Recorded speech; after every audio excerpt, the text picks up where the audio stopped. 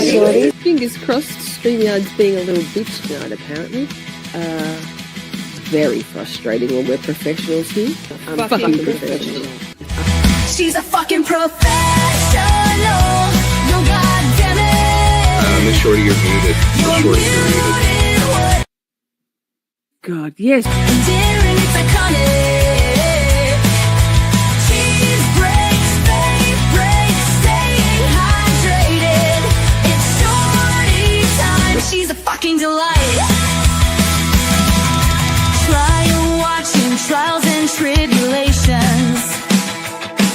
It's Camp Shorty calling all nations. What are you drinking? Shall we skip this part? Left or right-handed? Shit, she slid it to the start. She's a fucking professional. Yo, goddammit. You're muted, what? And daring, it's iconic. Cheese breaks, fade breaks, staying hydrated. It's Shorty time. She's a fucking delight. Psychology corner. Let's learn about stuff. New Miss Shorty music. Calling their bluff. Best chat, best community. We've got the best minds. A safe, supportive sanctuary full of fun and love. Rock out with your cats out. Curse all you want. And here at Camp Shorty, we even say kind. She's a fucking professional. You goddamn it. You're muted, what? And daring, it's iconic. Cheese breaks, fade breaks, staying hydrated. It's Shorty time. She's a fucking delight. Hey, Shorties, what's doing, y'all? Get in here, Shorties. Let's fucking go. Camp Shorty. Camp Shorty. Camp Shorty. Camp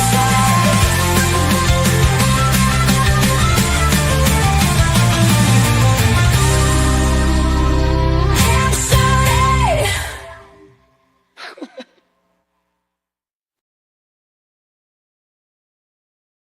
Hey, Shorties. Hello, hello. Buster says hi. Poppy says, I need a cuddly toy to cope with the excitement. Oh, my goodness. Oh, my goodness. Hi. Hi. Happy Saturday for you guys. Happy 10 to 7 on a Sunday morning for me. The things I do for you, Shorties. You know what we got to do. And then I'll say a proper hello. Pigs is for these friends. These beautiful friends. They're such good cuddlers. A big one for Buster because he's a big boy. And a lady size ear for Poppy. Perfect. How are you? I almost started on time. Colors, let me say hi. Hi, Colors. Hi, Simmy. Hi, Shelley. Pammy's here. Ms. What the fuck? Ms. What the fuck? I don't know why I'm stumbling over your name lately. It's not like I don't talk to you all the time. Hi, Madeline. Good to see you. Amber, sup? Wow, so good to see you. Well, let me scroll backwards. I feel like I saw someone saying hi to Forrest. There's Forrest. Hello, hello. Hi, Pammy. Official hello. Hello. Hi, hi, hi. Boy, have we got a jam-packed show for you tonight. So exciting. It's so exciting. I love this. I love this so much. I hope you like it. The best place to find all of your highlights from around the world of all the things. Best bumpers on YouTube. Ms. What the fuck? How talented are you? We work together. I have big ideas and she puts them together. I do some of it. Okay. Kathy, hi. I've been seeing you in oh my God, here I'm going to do it again. True Crime and Wine. That great channel. In that chat. Laura, the song is so beautiful, Lisa. I forget which one I had as the trailer. Which one was it? But hi. The dogs are crunching. It's a happy place. We're happy here in Melbourne. bloody freezing. Let me keep scrolling the other way. Hey, have you hit the like? Hey. Laura, what are you doing up already? This is very early for you. I'm impressed, girl. Oh my God. Destined to be. Hi, good to see you. Okay. I'm at the bottom of the chat. I probably should put glasses on. I got my, okay. I can't take my earring. I've got my, can you see that? My shorty cap, trucker cap, pretty cool. I've got these earrings, pink hearts and red hearts. Part of my 50 earrings from Ms. Shundwan. She's definitely still asleep. I've got my glasses. Apparently they're clean-ish. Fantastic. Let me put them on because I got important shit to do. Hey, I think it's I have questions. Yes, that is a good one. Thank you. Yes, I always have questions. Oh, these aren't clean. I'll clean them in a second. It's been a hellacious week, right? Right. I did almost 100,000 steps at work. So I love that for us. I'm still in bed, says Laura. It's 0 degrees. That's 32 degrees for you all over there in the wild land that uses a totally different measurement system to the rest of the world. But okay. Hey, what are we going to talk about first? That Simi, you read my mind. Replay crew, hi. Thank you for being here on the replay. If you'd like to watch the live chat replay while you're watching the show on your handheld device, your iPhone, iPad, Android, tablet, it's easy. All you do is go to the comment tab and swipe left. It will give you the option. There's a couple of little dots there. Give you the option to watch the live chat replay. I was going to say instead, but I'm going to say as well as leaving a comment. Tell me what you thought about 1, 2, 3, all of the stories we're going to cover tonight. Tell me what you think about, I don't know, we've got plenty of, we've changed it from eye bleach because ow to brain bubbles, things to cleanse the palate, plenty of them. It's like, it's a variety show like Hank Brennan could never even hope to achieve. We've got way better clips than just I hit him. Did I hit him? Could I have hit him?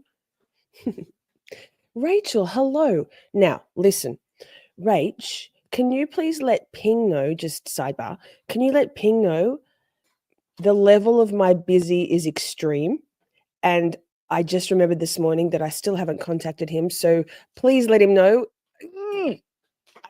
I'll get there because Australian creators should absolutely stick together. All creators, rising seas lift all ships. What else? After this, we've got Psychology Corner. Who knows how long this is going to go? I think probably Ms. What the Fuck knows. But we're saying 5 hours. What's a 5-hour news show? Of course. And after this Psychology Corner, the second part of the ABCs of narcissism. It's been a couple of weeks, but we're going to finish off that Dr. Ramani, fantastic interview with Dr. Ramani and Dr. Nipples. No, he's called Chatterjee, Dr. Chatterjee. So we're doing that. You gotta be kidding me, 22. Well, hello, good to see you. Thank you for joining. I don't know if you're a new journey. I am. I don't know if you're a new viewer or you've changed your handle, but stop.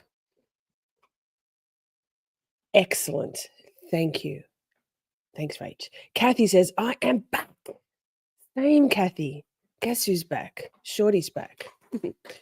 Hey, so I couldn't do this without my beautiful best friend, producer, moderator, and co-host. I couldn't. She's got a beautiful voice. She's mysterious behind Lily the screaming cat. She's the one, she's the only. Miss what the fuck? I just wait, I haven't got in. It's always smooth sailing. Hello, how are you? I'm doing well. How are you? Excellent. You had a big week also. I did. But I'm glad that it's the weekend now, and we have several things lined up today, including some new bumpers. And if we could start out with the first bumper just to start the week that was. Let's do that. Okay.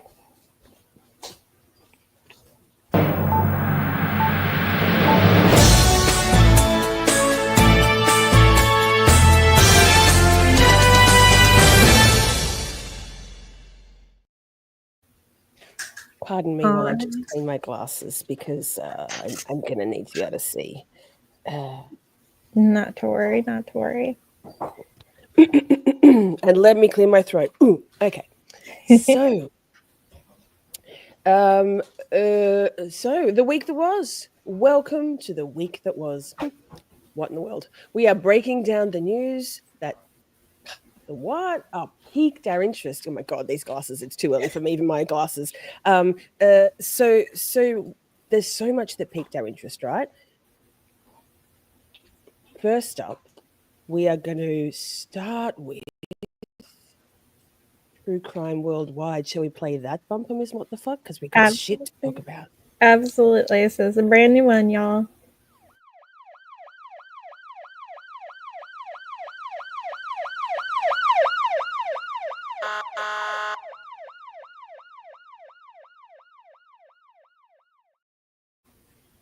How very Dedham of you. Dedham Superior Courthouse. I love it. Great bumper. So, True Crime Worldwide. Shorties are international and crime does not stop at borders. In this segment, we look at the biggest stories making news in the realm of court and crime from around the globe. First up, we have Alivia Gonclaves and her interview with Brian Entin. Alivia shares how she wants people to remember her sister Kaylee and how she plans to move on with her life after the emotional sentencing. And this particular part, Ms. What the Fuck, grabbed me all in my feels. It's kind of relevant. I think it's relatable for everybody here, right? Yeah, it's definitely one that when you sent it over, I just it hit me hard. We'll play that one. Something like this. So I think that he absolutely knew who, at least one of them were, either through, face-to-face surveillance, being out the home, or, some sort of online inference into their social media, or, a mixture of the two. You're in this weird moment where you have the attention of like the world. The case does, your sister does. I know it's weird, but people are very invested in this. Yeah, they've changed a lot of lives. Yeah. And you've made the point, which is such a good point, of like, we should just move on from talking about him. And obviously, it's the day after the sentencing. Mm-hmm. You still kind of have to a little, but like, what do you think Kaylee would want in this moment? Like, what would she want people to do with this energy that has been created and this interest? Like, how can people remember her? You know what I mean? Yeah, that's a really good question. And it might be too soon to really know, but yeah, I reserve my right to evolve. Yeah. But right now, I think Kaylee would be really happy and really proud of everyone who takes this as an opportunity to, gain confidence and to, maybe find their voice a little bit, or, and I don't even mean in the court systems, it could be something as simple as, standing up to your bully, and I know that seems small comparative to murder and violence like this, but it's not. That's such like a life-changing situation for so many people. And I think that she would be really proud and really happy to know that her life made a difference in empowering people to be a stronger or more confident version of themselves. And I know that Maddie would feel the same way in regards to, being kind, being empathetic, and showing up authentically every day, because who you are is so specific to you. It has, you are the only you. And I know that's so cheesy, but it truly is how I feel about the girls, is they were so authentically them. They were so kind, they were so bright, and they were so confident. So for their story to be able to change lives, to be, to pick an attribute of them, to, channel a little bit, I know it'd make them so proud. Yeah, I think that's how it's going to make a difference too. Yeah, just because here's the thing. I know that we all want to prevent crimes like this in the future, I want it more than anyone else, right? But what could have been different? You know, I've asked myself so many times, what could have saved them? You know? And the answer isn't a blanket statement. We can't say, well, don't drink and drive. You know, we can't say, well, we need stricter laws on the purchase of K-bars. We can't, it's not simple like that. So as much as I want to prevent this, I think the best way, or, you know, maybe just the takeaway from this isn't so focused around that, but it's more about, seriously, like, live your life to the absolute fullest and be a good friend, you know, be a good sister, a good wife, a good, you know, girl, not that they were wives, but be you as authentically as possible, because life is way too short to have regrets at the end. And unfortunately, you don't know when that end is going to hit you. Yeah. And just my last thing, I mean, do you go back to California? I mean, kind of based on what you just said, like, I don't know, do you go back different after this? I mean, do you go back, you got kids, is this sort of a new chapter now, or? Yeah, I definitely felt a levity after yesterday. Like, as soon as I was able to sit back down, and I didn't anticipate this either, but I felt so much better. I felt like 1,000 pounds lighter. And for me, this next chapter is more so about accepting what has happened, getting as full of a story as I can understand with all of the evidence that's, you know, going to come out, and then opening up that capacity that's been so taken by this to do more things in my life for my husband, for my kids, and for Kaylee and Maddie, and even Xana and Ethan. I feel like every single day I've worked so hard at this in some capacity. Sometimes I was fighting myself. Sometimes I was, you know, supporting my dad or fighting, you know, and to be able to know that that's not what tomorrow looks like, or the next day, or the next day, and that there is an end to this chapter is something that, you know, it's strange to say I look forward to, but I do look forward to having that capacity for other things in my life that can be more forward focused and can be more positive, and will never, ever, ever not include honoring and remembering every single day Kaylee, Maddie, Xana, and Ethan. Great. Thank you so much. Thanks. Yeah, thank you. That was really powerful. That was really powerful. I think we all felt that light, some levity, feeling the releasing of the families of the beautiful four: Xana, Maddie, Ethan, and Kaylee. It was a powerful time, and it was inspired. I was inspired. I was inspired in my own personal life. So, Jerry Harris, hi, good to see you. Wait, there you are. Very inspirational. What a great sister. Just an all around. I reckon she's an honorary shorty. I don't think she knows it, but I think we could say that she embodies the spirit of Camp Shorty. So, thank you, Alivia, so much for giving me some strength this past week or so. Hi, Buster. Buster says, I've got all the strength. Now, next up, we have yikes. Oh, no, wait. First, no yikes. How about we do something to just cleanse the palate, Ms. What the fuck? Poppy, yuck.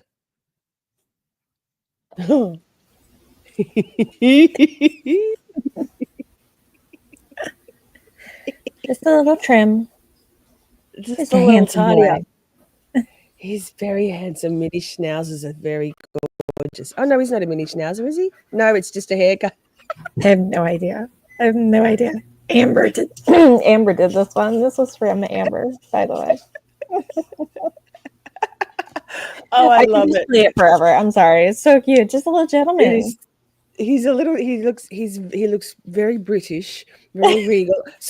We summons the wait, what did I just do? Nick! We summons Nicholas Tickles. We've missed you so much. We love you so much. I hope you're all tanned and rested and bronzed. It's early for Nick too. Good morning, good evening. Sorry, good afternoon and good evening, everyone. Nick, Oh my we've been goodness. channeling a Nick. Been channeling a Nick. Oh. Pammy says, I had a silver mini schnauzer. He looks like that just a different haircut. Yeah, schnauzers are great. I love mini schnauzers. They're very full of personality. Nick is back. Colors is going to be very, very, very happy about that. Sitting there like an old man, right? Destined to be. Akansha.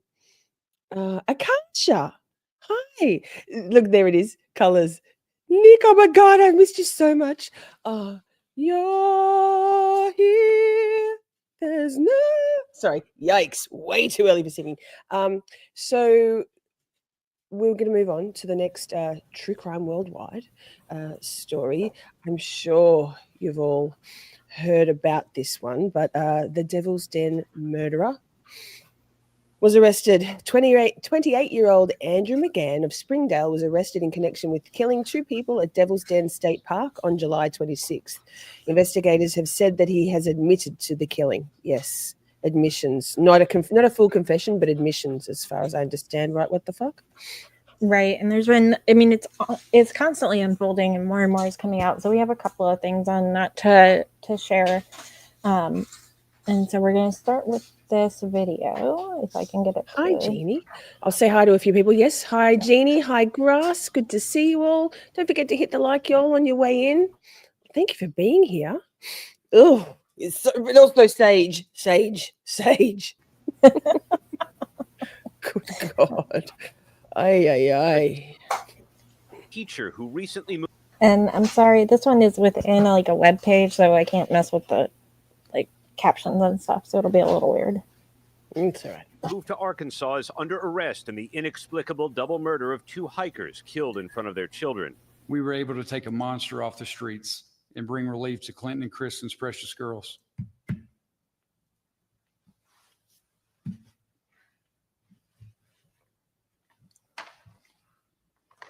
And to the rest of citizens of Arkansas. Arkansas State Police charged 28-year-old James Andrew McGann with murdering Clinton and Kristen Brink while they were hiking with their 2 young daughters at Devil's Den State Park. The girls, ages 7 and 9, were uninjured. Police said McGann did not know the couple he's accused of killing. We're still exploring and determining exactly what that motive was. So it'd be a little premature for us to speak on that tonight. He just moved to the area and was hired as a teacher at a local school. The horror happened this past Saturday. Police said they found the couple dead on the hiking trail, spurring a days-long manhunt. Witnesses describing the suspect as a white man with a medium build. Be on the lookout for a white male suspect wearing black gloves, sunglasses. Authorities releasing this police sketch and later this photo of a person of interest with clothes that match the description. They say he was seen driving a black sedan with a license plate covered by electrical or duct tape. Friends remembering the Brinks as kind and genuine. I'm really struggling to understand why or how this could happen to such sweet people. The couple's 2 daughters are now with family members who released a statement saying in part Clinton and Kristen died heroes protecting their little girls and they deserve justice. They will forever live on in all of our hearts. The alleged killer was arrested while he was getting a haircut. The Brinks had recently moved to Northwest Arkansas. The governor of the state said the murder left all of Arkansas absolutely heartbroken. Michael. Okay. They just moved their colors. Have you not heard this story? I guess there's stories that I don't hear, but yes, colors seems rather shocked. I don't think she's saying hi to you, Ms. What the fuck there. I have a feeling that's an expletive.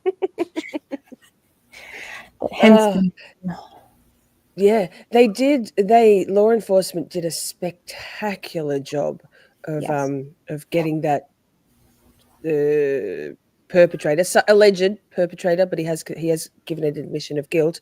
The press conferences in full were so yeah, wow. Did I say hi to Shelley? Hi, Shelley. If I didn't, hi. What a pointless piece of shit thing to do, says Nick. Right, Nick? And there's I watched the Grizzly True Crime did. You know what she does when she pulls all, like sort of like we do, but on one subject, and she pulled all lots of clips together. And apparently he's very much a nomad, moving to many states. No shade there, same. But posting on school notice boards of where he was living and or Facebook groups asking for good hiking trails around the place. Yikes. Yeah. And we do have another video on this one. Yep. Ruthie, hi. And did I say hi to Life Artist? No, I didn't. We're missing people. Hi, everyone. Thank you for being here.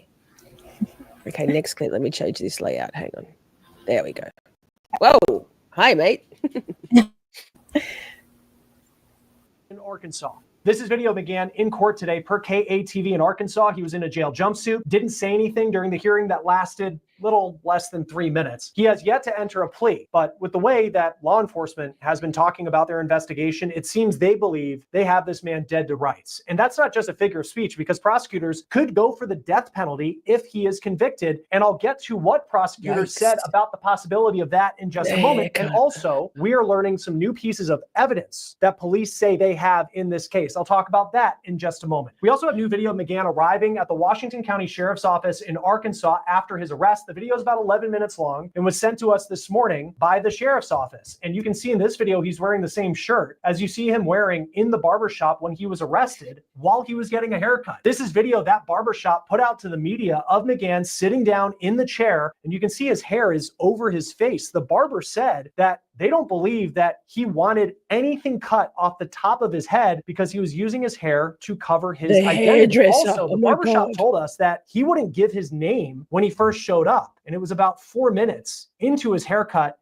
that detectives entered. Those at the barbershop say they heard detectives ask McGann if the car he parked outside was his, and he said yes. Here's video of McGann walking into the barbershop. That dark car matches the description of the vehicle that police say he allegedly fled Devil's Den State Park in after murdering Kristen and Clinton Brink. The barber who was cutting McGann's hair when he was arrested went on News Nation last night. This is what she said when she was asked about what stood out to her.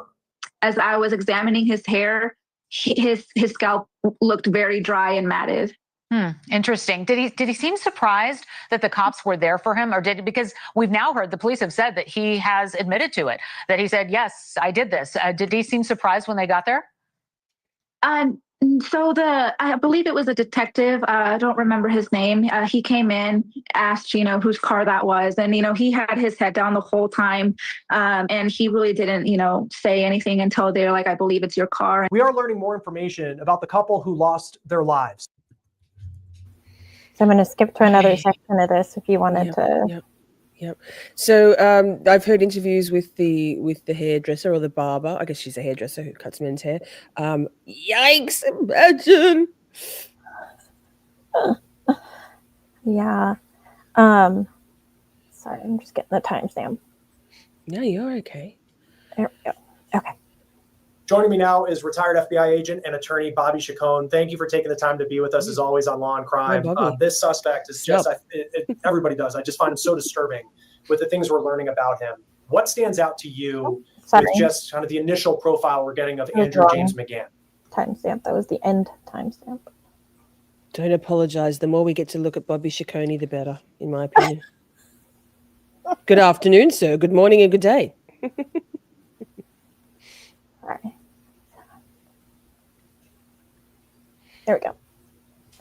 The court system. There are some major questions when it comes to McGann's professional life. He was a public elementary school teacher, and we have found since 2022, McGann appears to have been employed by 5 different school districts in 3 different states. School was going to start in Arkansas next week, and that is where McGann was going to work in the Springdale public school system as an elementary school teacher. Here's a picture of a post that was deleted from the school's Facebook page that shows McGann as a new teacher. The Springdale School District told me that McGann never had contact with students or families because this was going to be his first year with them. Last year, McGann was reportedly a teacher in the Sand Springs, Oklahoma school district near Tulsa. That district released a statement to the media saying McGann resigned to move out of state. We found, though, that Sand Springs was apparently the second school district he worked in just last year, because we found this picture on the Plano, Texas Independent School District Facebook page from August 2024, and it is a post that is welcoming back staff. And when you zoom in on the picture, there in the red polo shirt is Andrew James McGann. Now, it's unclear what the circumstances. Tell me that wasn't the creepiest thing you've ever seen, that zoomed in picture? I mean, I don't really have any words about this. Like, Just you know that had to be a bunch of kids and like staff and stuff, and just knowing that he's just right there. Sorry, it freaks me out. yeah. Trust your gut. Trust your gut instinct. When you see when somebody comes into your presence, whether it's your physical presence, your direct communication presence, electronic communications, or in this kind of arena, we're built in since the beginning of humankind to have a gut instinct. That's what's kept humankind surviving and continuing on. If we ignore our gut instinct, trust your gut. I can't stress it enough. It's an art being lost. Yes, I know. I saw that too. Like, wait, what? Sure. Drop me. Nobody else can see that though, Lisa. We're the only ones that see that. Oh, that reminds me, by the way, we're streaming on X right now. So if you have a couple of devices and you want to experience the X stream, go for it. But we prefer you to stay here. And you could also be checking out what we're giggling about. Okay, well, we must have made it. Okay. Yeah. School district Facebook page from August 2024. Grass says, no way this was his first crime of this nature. I mean, it wasn't particularly sophisticated, though, was it? It's not like fucking Maxwell Anderson. Right. Audacious and brutal and savage, but I don't know how sophisticated. I hope it was his first. Good Lord, but he's been such a wandering gypsy kind of a fellow. Who knows? Goodness me.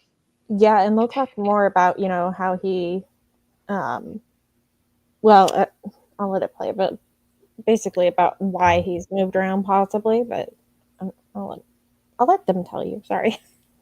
And it is a post that is welcoming back staff. And when you zoom in on the picture, there in the red polo shirt is Andrew James McGann. Now, it's unclear what the circumstances are surrounding his employment in Plano and why he left in potentially the middle or beginning of the school year to move to Oklahoma. I have reached out to both the Sand Springs and Plano school districts for comment, and at the time of this recording, I have not heard back. The year prior, McGann worked in the Broken Arrow, Oklahoma school system, which is also outside Tulsa, and he resigned after 1 year in that system to move out of state. This is the statement that the school district sent me. Then you have the school that McGann worked in 2022, and this would be the 5th school district that McGann worked in. This one was based in Flowery Branch, Texas, outside of Dallas, and this is another welcome to the team post by an elementary school that has since been taken down, introducing McGann, where he talks about his interests and tries to paint himself as that warm figure you would want teaching children. But this parent says he was the opposite. She says that McGann acted inappropriately to girls in the class, and he was allowed to resign without punishment. We've reached out to this school district. We have also not heard back from them for their side of that story. Arkansas authorities say more will be done to look through McGann's past since he moved so often in the past couple of years. He is now facing 2 counts of capital murder. Arkansas is a death penalty state, and this is what the prosecuting attorney for Washington County, Arkansas said about the possibility of the death penalty if McGann is convicted. This case certainly has the aggravators that exist where a jury should get to decide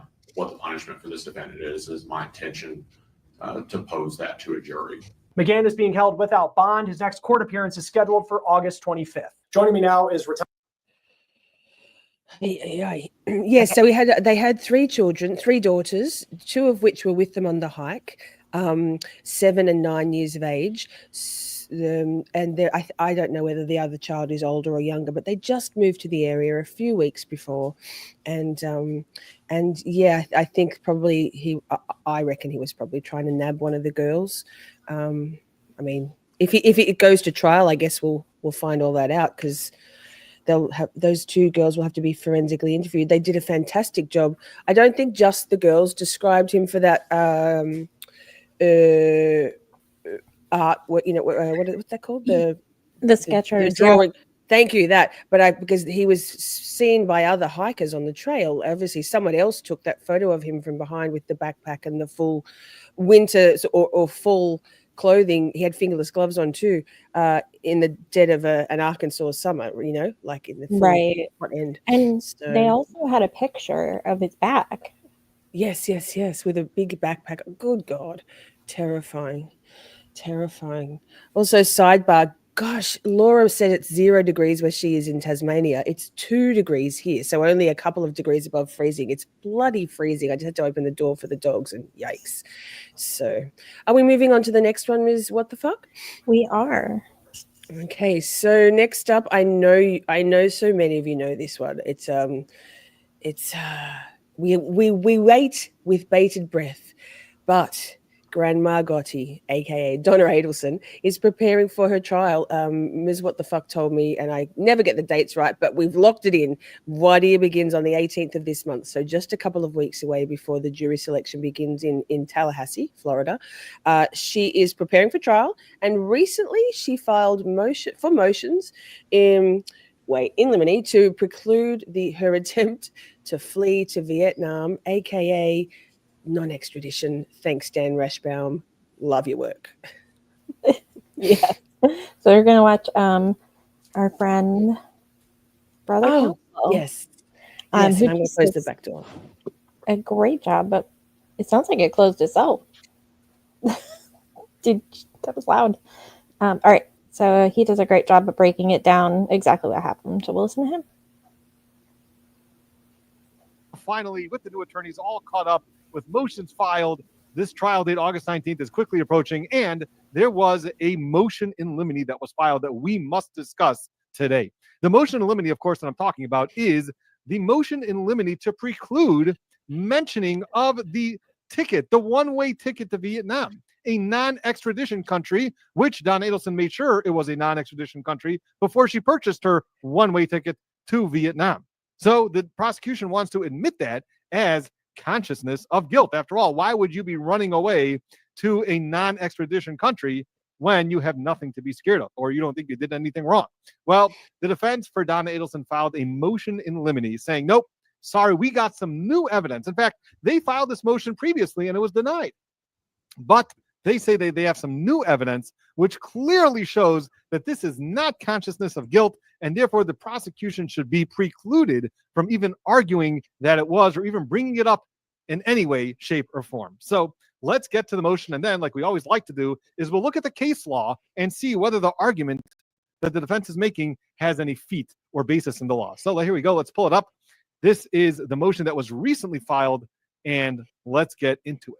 Defendant Donna Adelson, by and through her undersigned counsel, renews her August 12th, 2024 motion to preclude evidence of Donna Adelson's travel as consciousness of guilt, and in support thereof states as follows. So this was a previous motion that was filed August 12th, 2024.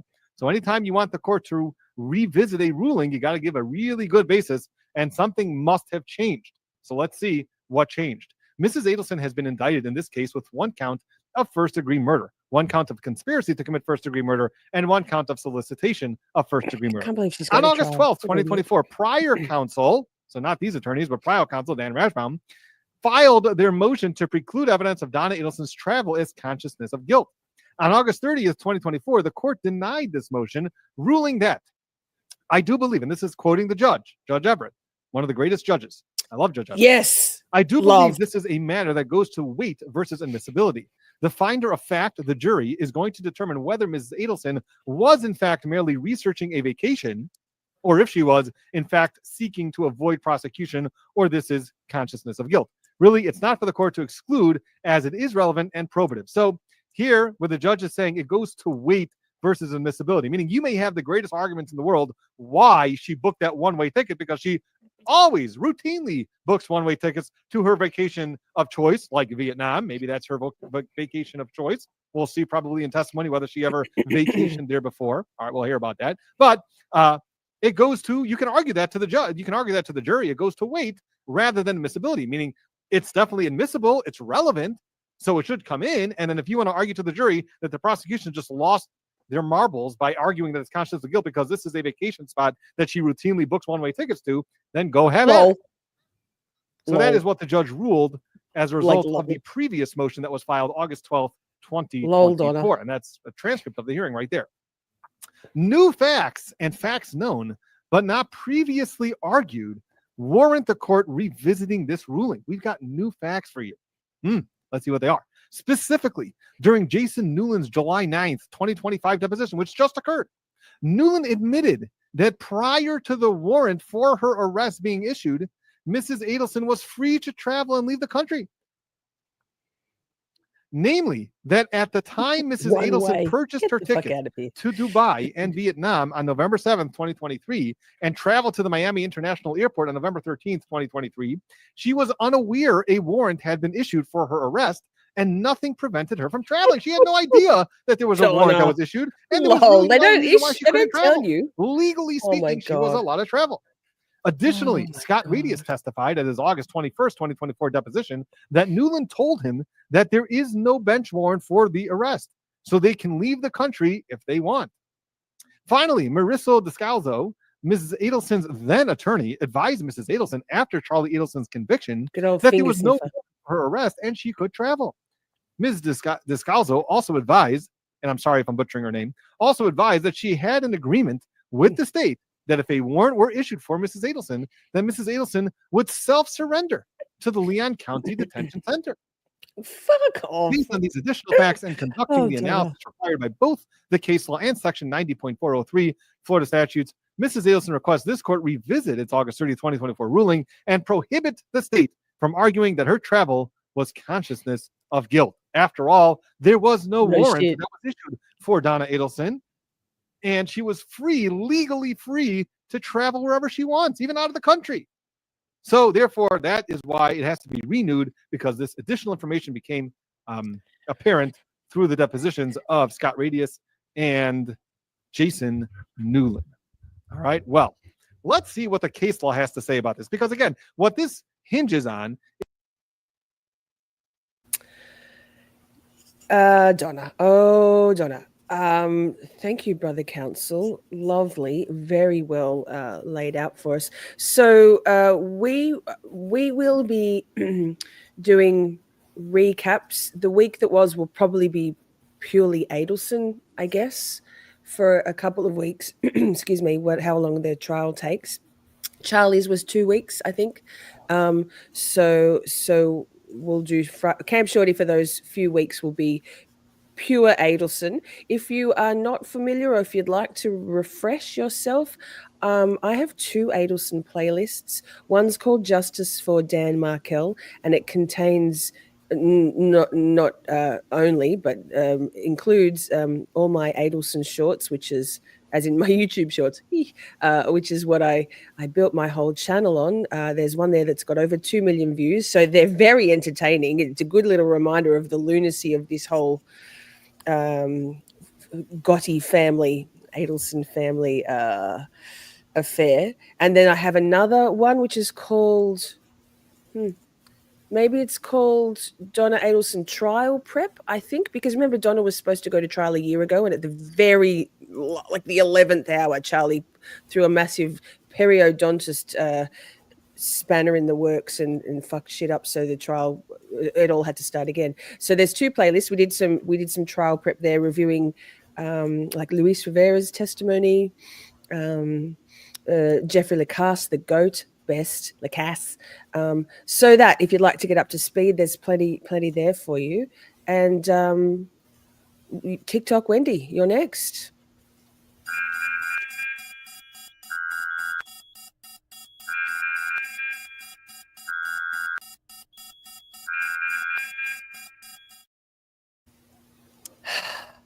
A trigger warning bumper for this next story.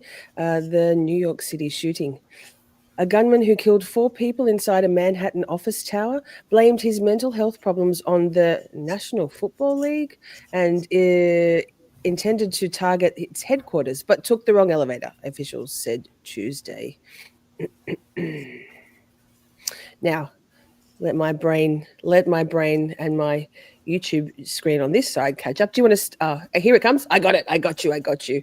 So the mayor says New York City gunman who killed 4 was targeting NFL headquarters, according to AP News, Associated Press. New York. A gunman who killed 4 people inside a Manhattan office tower blamed his mental health problems on the NFL and intended to target its headquarters, but took the wrong elevator, officials said Tuesday. Shane Tamura, a Las Vegas casino security worker, was carrying a handwritten note in his wallet that claimed he had, chronic traumatic CTE. Thank you for that one. Investigators said he accused the league of hiding the dangers of brain injuries linked to contact sports. I'm going to pause for a minute there and say CTE is a very serious issue. People, I don't think this is actually something to be scoffed at. I mean, even the fact that he got off at the wrong floor, like CTE destroys the brain from the inside out due to traumatic brain injuries, often from head hits in contact sports. Australia has a huge problem with CTE. So I don't think, like, people with CTE do wild things, not least of all like taking their own lives, because it so heavily affects the mental health of sufferers of this thing. And he's not wrong. He's not wrong. Football, like in Australia, it's huge. And the leagues, all the different football leagues, are trying their hardest to assuage responsibility and say no. And maybe they didn't know then, but we know now. So boxing, football, hockey, ice hockey, Anyway, thanks for coming to my TED Talk. I don't think we should scoff at this at all. The attackers' grievances with the NFL emerged as police worked to piece together his background and motivations as loved ones began to mourn the dead. And I'm going to go back there again and say, even his decision to take this course of action can be, I guarantee you, will be directly linked back to the way CTE changes your perception and your cognitive abilities and your mental health. Like, this isn't wild. This should be, I think this is an important case, and it probably will be a landmark case, honestly. Not to take away from the victims. Yeah. Lisa, before you keep going, you skipped the... I skipped a paragraph, of course I did. So Tamura, 27, sprayed the skyscraper's lobby with bullets, then shot another person in a 33rd floor office on Monday before he killed himself. Authorities said among the dead was a police officer. Oh no, were a police officer, a security guard, and 2 people who worked at companies in the building. An NFL employee was badly wounded but survived. Okay, so the attacker's grievances with the NFL emerged as police worked to piece together his background and motivations as loved ones began to mourn the death. It's unclear whether Tamura, showed symptoms of CTE, which can be diagnosed only by examining a brain after death, which I guess they'll do. Unless he shot himself in the head. Do we know? Trigger warning. He shot himself in the chest so that they could examine. Okay. See, even that. Tamura, who played high school football in California a decade ago, but never played in the NFL. However, again, here's me editorializing. Young men, and to a lesser degree women, but young men aspiring to be NFL players may never have or any, like Australian AFL, Australian Football League, all those sports. They're aspiring to something and will do hard hits to emulate their heroes. It's a really serious problem. He had never played in the NFL, had a history of mental illness, police said without giving details. It's a pretty complex motivation if it's not true. Anyway, I'll be happy to be proven wrong. I bet you the NFL makes sure they prove him wrong. Wouldn't you say? Fuck. In the 3-page note found on his body, he accused the NFL of concealing the dangers to players' brains for profit. A fucking man. The degenerative brain disease has been linked to concussions and other repeated head trauma common in contact sports such as football. Absolutely.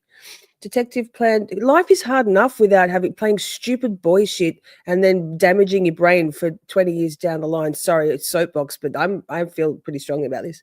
Detectives plan to question a man who supplied gun parts for the AR-15 style rifle used in the attack, including the weapon's lower receiver, whatever that is. Where's Tony when we need him? Police Commissioner Jessica Tisch said in a video statement. She and members of the force also paid tribute to Officer Officer Didarul Islam, who was guarding the building on a paid security job when he was killed. His flag-draped remains arrived late Thursday afternoon at the Bronx Mosque, preparing for his funeral. Okay. It's a really long article. I was thinking we could stop there because it just. Should we link that in the description box, Miss Yeah. Wonderfuck, in case people would like to read more? Because yeah, I think that's a good idea. So I do feel very strongly about that. Even helmets, because anyway, don't get me started. I've already started. Fuck. Simi says doing a show on this would be good. Yes, I agree. That means the gun had customized parts. Thank you, Madeline. I love learning stuff. We don't have any gun culture really in Australia, so it's all learning for me. Now, we have something to just cleanse the palate and provide some light bubbles for our brain, right, Ms. What the Fuck? We do. Get that going. When we switch in between the fancy Chrome reader, I have to switch back to my not so fancy. preferred browser. I know. Oh my goodness. This was from last week. You sent me last week. We didn't get to show it. A little bear in a little outfit. Don't feed the bears, but if you were to feed a bear, make sure it's wearing a little outfit. I didn't say that, just for the record.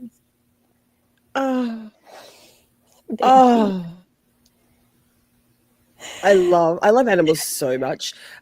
Just back to that last story before we move on. Nick just had a good comment here. No helmets at all in rugby league, rugby union, or AFL, which is all of them are far more contact sports than NFL. Like I've in the past quite flippantly called, and you're gonna pile on me now, but American football, like a bunch of pussies compared to Australian footballers across the board. I'm sorry.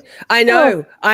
But when you've grown up in the watching, and I'm not saying none of it's admirable. I don't think any of it's a good idea. I have a feeling that in say 50 years, perhaps there will be no more contact sports because the cost to society is too great. It's anyway, we'll see. So that you bunch of pussies. Stop! You're killing me right now. I said what I said. Okay, so we're moving on. Speaking of a pussy, James Craig. I gotta mute myself. Great segue. James Craig was found not funny. James Craig was found guilty for the poisoning murder of his wife Angela this week. While we weren't able to watch the trial, many of us watched on the edge of our seats as attorney lawyer Lee gave us our daily breakdown. So good. Today we'll watch the verdict, read, and watch some of the press briefing after. Can I also say I happened upon Hidden True Crime. She because I saw the verdict was in, but lawyer Lee wasn't live, right? So I went and watched Hidden True Crime, and she basically before the verdict. How do I know this? What am I saying? She basically took down the entire closing arguments, almost word for word. Yeah, I know. Took down the entire. I know she's quite a. Not everybody likes Hidden True Crime, but credit where credit's due. She basically almost verbatim had the closing arguments for both sides in the James Craig trial. It was so good. It was like being there. It wasn't just a sort of a summary. It was almost verbatim. So that. Okay. Now we have a clip of Craig. Speaking of James Craig, let's do that. Suck it, you bastard. Verdict form, count 1, murder in the first degree. We, the jury, unanimously and beyond a reasonable doubt, find the defendant, James Craig, guilty of murder in the first degree. We, the jury, unanimously and beyond a reasonable doubt, find the defendant, James Craig, guilty of solicitation to commit tampering with physical evidence. Verdict form, count 3, solicitation to commit tampering with physical evidence, Casey Bohannon. We, the jury, unanimously and beyond a reasonable doubt, find the defendant, James Craig, guilty of solicitation to commit tampering with physical evidence. Verdict form, count 4, solicitation to commit perjury in the first degree, William Walden. We, the jury, unanimously and beyond a reasonable doubt, find the defendant, James Craig, guilty of solicitation to commit perjury in the first degree. Verdict form, count 5, solicitation to commit murder in the first degree, Nathaniel Harris. We, the jury, unanimously and beyond a reasonable doubt, find the defendant, James Craig, guilty of solicitation to commit murder in the first degree. Verdict form, count 6, solicitation to commit perjury in the first degree as to Cassiani Constantinidis. We, the jury, unanimously and beyond a reasonable doubt, find the defendant, James Craig, guilty of solicitation to commit perjury in the first degree. As to verdict form, count 7, manslaughter, cause or aid suicide, we, the jury, find the defendant, James Craig, not guilty of manslaughter, cause or aid suicide. And we then turn to the foreperson and ask, is this the verdict of the jury? Do all of you agree with this verdict? Yes. At this point in time, you can be seated. So he was found not guilty on the final count because he was found guilty of first-degree murder. So the assisted suicide is null and void because obviously she didn't do that to herself, you fuck. Sorry, I love it when you say that.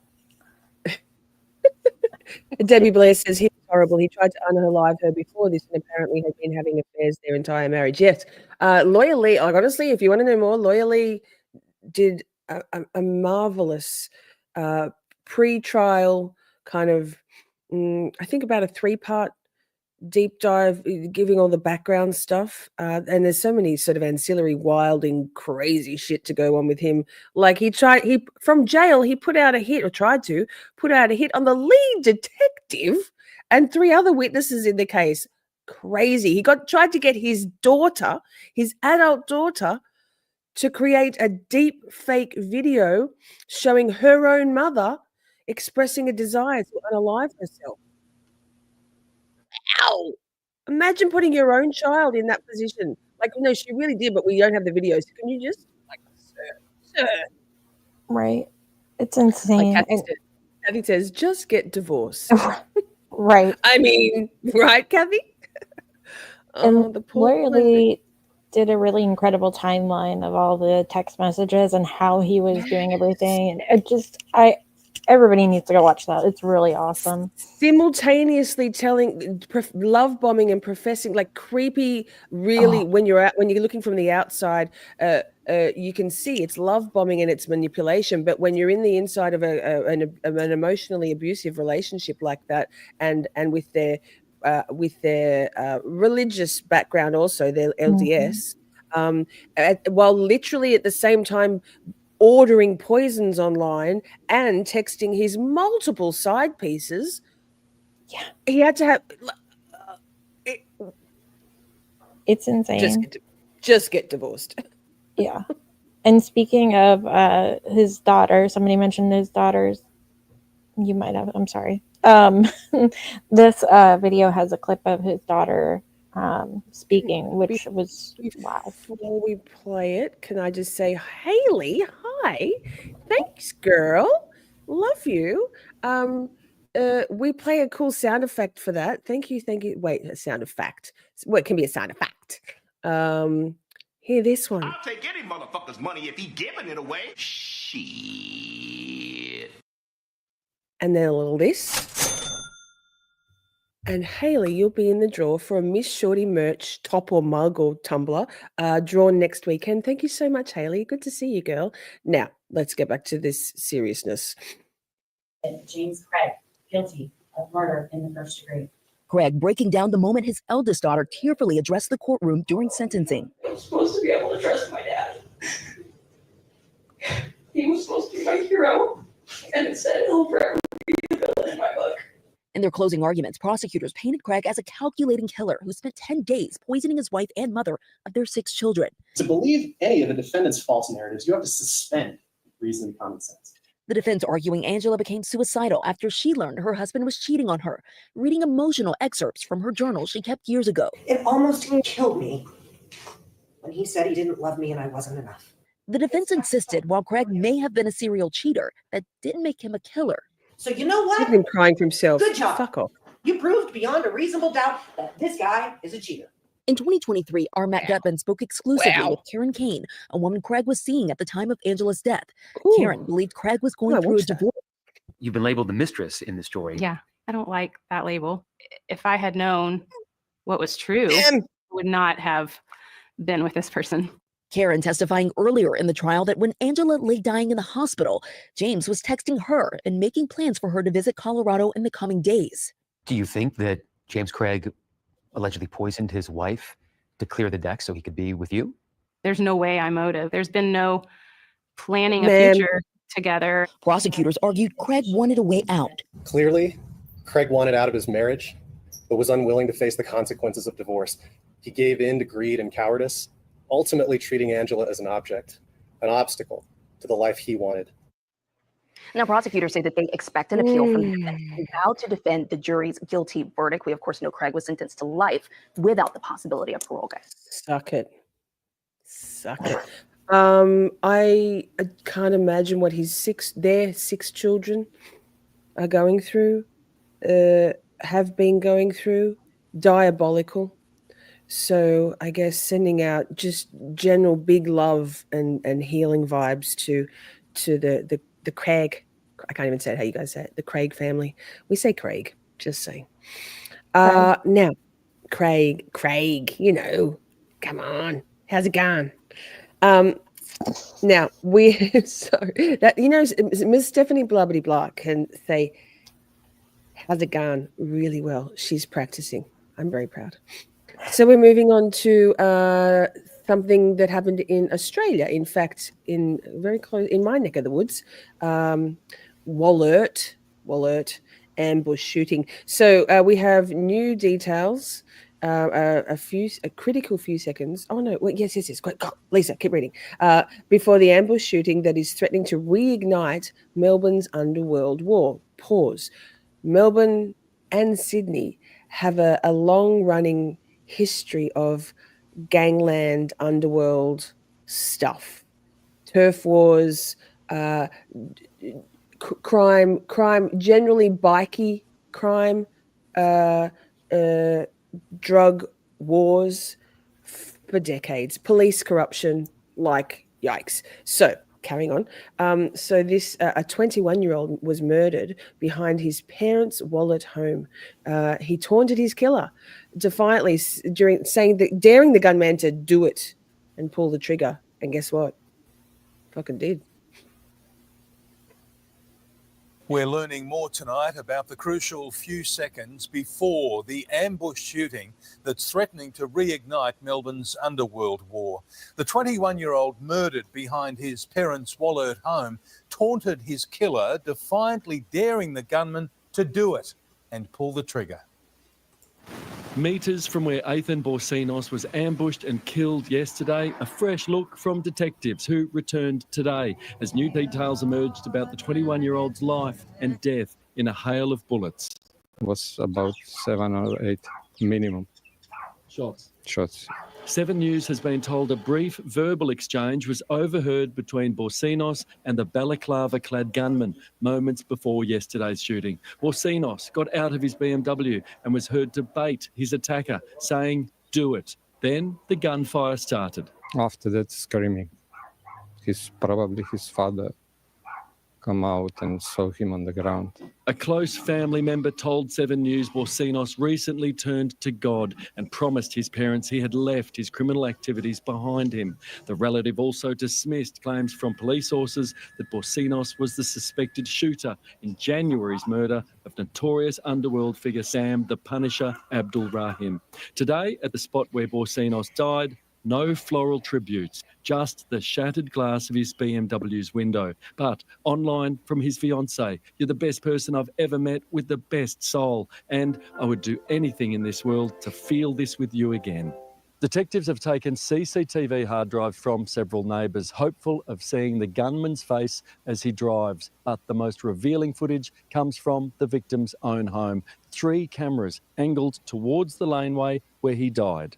More details too about the getaway car torched in a reservoir half an hour later. It was just really loud and it vibrated the whole house. Residents revealed at least 2 men ran from the fire in black hoodies, swapping to a black Volkswagen. Paul Dowsley, 7 News. Oh, Kev, I was going to warn you. Remember the loud ending every time. Hey, for context, Wallert is about 13 kilometers from where I am, which is what, 8 miles, 9 miles. Like Melbourne is a beautiful place. Yeah, wow. Melbourne is a beautiful place. I love living in Melbourne, but scratch away the surface and it's dark here, man. Like dark. There's some bad, heavy, evil shit, like juju vibes, and vibes that carry through to behavior. Like shit. Sidebar, in my former life, I've spent quite a lot of time with some pretty heavy dudes for as a transactional thing. Yeah, wow. Dark place. So we have another video on this, and it's a lot of the same stuff, but it does cover a little bit more in depth of like previous life and connections. And so I thought it was interesting. So. Yeah, thanks. Play it. I'll try and catch it this time. There's always such a loud. It just comes out of nowhere, and they it really does. It's assault on your ears. Friday in Melbourne, where a gunman is on the run this morning after the daylight execution-style shooting of a 21-year-old man. Let's go live to Today Melbourne reporter Christina Hearn. Chris, there are fears of retaliation attacks now. Yeah, real fear, Sarah, because the victim, 21-year-old Entin was an associate of tobacco kingpin Kazem Hamed. He was also a suspect in the execution-style murder of Sam the Punisher Abdul Rahim, who was gunned down in very similar circumstances in January this year. This shooting brought terror to a suburban street in Woolert. It was 9 a.m. when Borsanos was heading to court to appear on drugs and weapons charges when he was murdered in a hail of bullets in his BMW. Family members rushed to the scene, including his fiancée, who was inconsolable, and his father, who is a retired Victorian police officer. A nearby childcare centre had to be placed into lockdown. There was a burnt-out four-wheel drive found in nearby reservoir. Police are now examining whether that is connected, a possible getaway car, with, of course, fears this gangland war is escalating. Sarah. Chris, thank you. Iconic. Reservoir, you're a good work. Reservoir is literally the next suburb from me. Like it's spelt reservoir, but Melbourneites call it fucking reservoir like idiots. It's reservoir, but okay, fine. I'm sure Haley will hate that because Haley can speak French. Reservoir, but here's like, excuse me. So there you go, lurkers. It's literally the next suburb where that car was found burnt out. Yikes. I think that the craziest thing about that is that his dad is a. Trust me, that's not crazy, man. Okay. That's not Melbourne, the underworld of the link, the provable links between I don't know about now so much, but between the long running for decades, Victorian police and the underworld. Crazy. Oh man. Yeah, wow. So let's have something to cleanse our palate, shall we? Yes. Brain bubble, if you will. This one is really great because you and I both had it saved, and so I thought that was funny. And I'm not playing it, the sound on it, but it's got music. Look at these kittens. He went to adopt one, and they wouldn't uncuddle with the brothers. So isn't that cute? It's like they're magnetized. Oh. And I have a story about. Wait, after this, you do. I do, and it's tragic. It's up there with Blossom. Oh. Fuck. Oh. Look, well, no, should it's we not leave tragic. this on while you tell your story so that we have a heart? Okay. Yes, no, it's only tragic for me. It's all about me, poor me. So it's been a busy week at my workplace, and there's this walk and talk chat. There's this enormous charity Goodwill place that's called Helping Hands. It's an endless stream of cars, hundreds of cars every hour, in and out, going to buy. Anyway, it's a whole thing. Big car park, and I was right up the one end, and there was crazy traffic jams and shit while we were trying to. Anyway, and at the end of the day, my offsider Anthony, my good friend, said to me, "Did you hear I told you that a lady had a kitten in her car and they couldn't find it?" I'm like, "What do you mean? Like, what do you mean?" He goes, "Yeah, we could hear a kitten mewling, crying, and she doesn't have a cat or kittens, and she couldn't work it out." I'm like, "Why didn't you tell me? That's my dream. I would have found the kitten, and I would have had a kitten to take home and care for." And he goes, "No, she just drove off." I was like, "What? What?" So number one, again, I've got cat food in my bag in my work bag in case I've come across a kitten, right, or a cat. This is my life. This is life goals. There's a kitten stranded in an engine less than like what 100 yards from where I'm standing, and nobody tells the cat lady. How dare you? That is how dare. And what happened to the kitten? Yeah, my kitten. It was going to be Blossom, boy or girl Blossom. You know this. Anyway, well, that they're all Blossom now. They're all Blossom. I was going to call my brand new work vehicle Blossom. I'm like, no, it's not a name for a work vehicle. It's a name for my next pet. The cat Haley, right? The cat distribution system is very important. I got duped. It was Friday afternoon. I was tired. I'd done 100,000 steps almost for the week, and I'm stomping around, packing up my shit, going, "That's fucking ridiculous. Are you fucking kidding me? That was the universe." Anyway, you got cat blocked.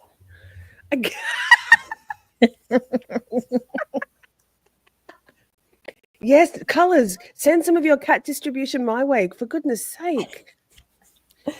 Now, so we're on to brain cleansed, brain bubbles, and I think we're almost to the end of our true crime segment. Shall we play a bumper for this one, Ms. What the Fuck? Yes, we can do that for sure. I'll do this one.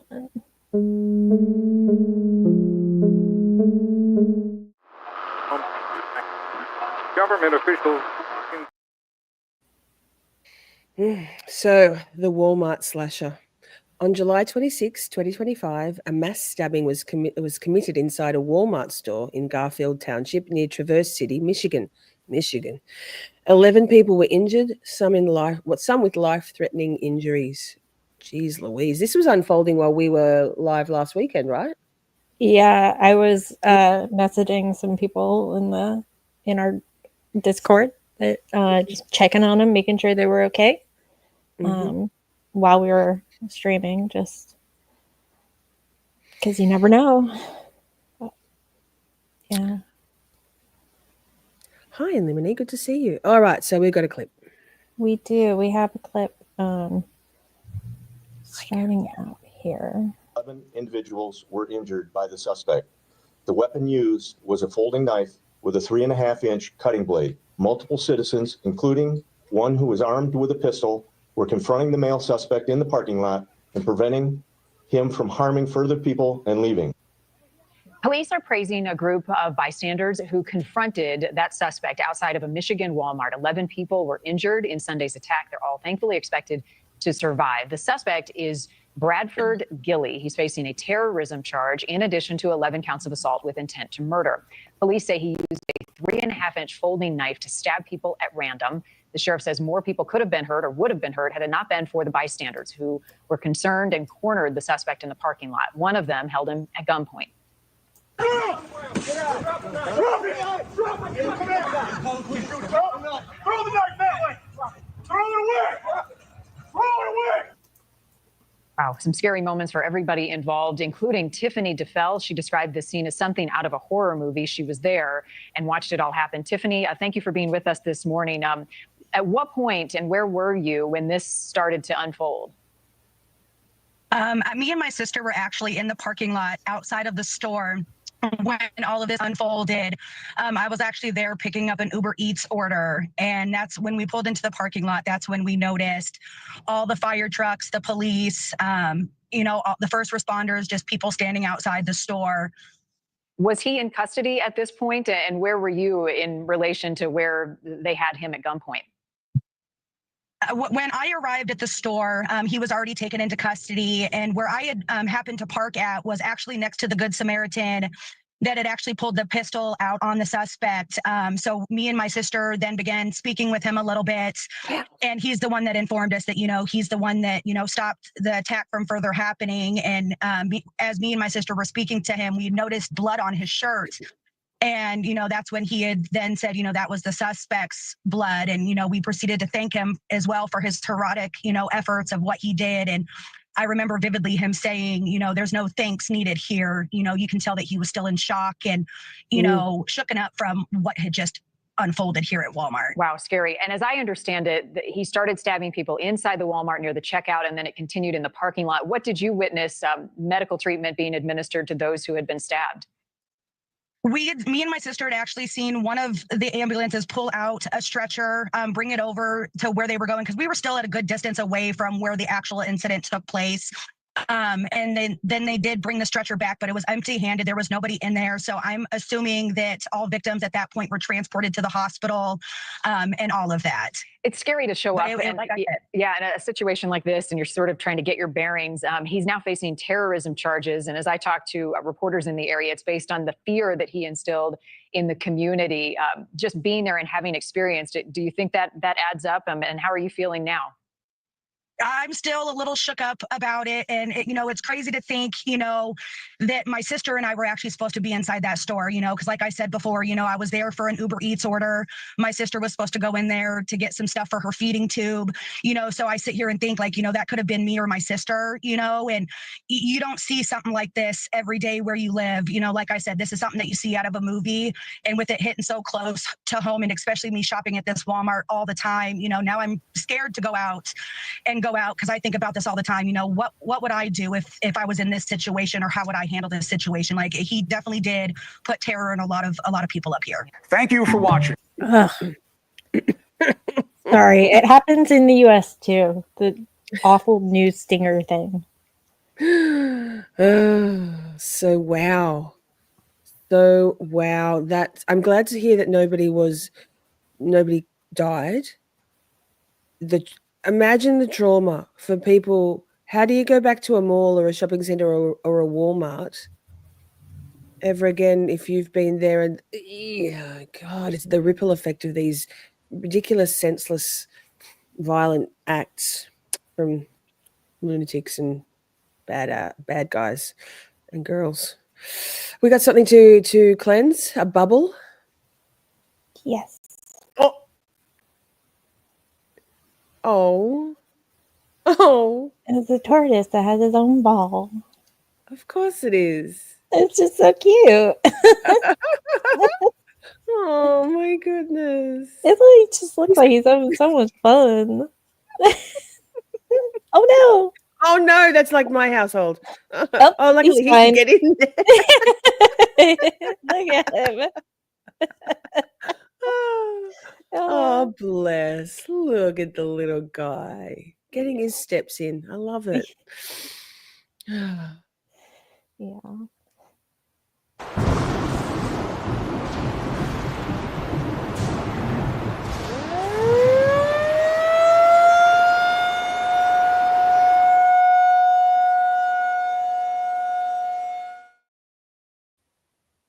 So in this segment, we look at weather around the globe that makes us ask, what the fuck weather? Why are you like this?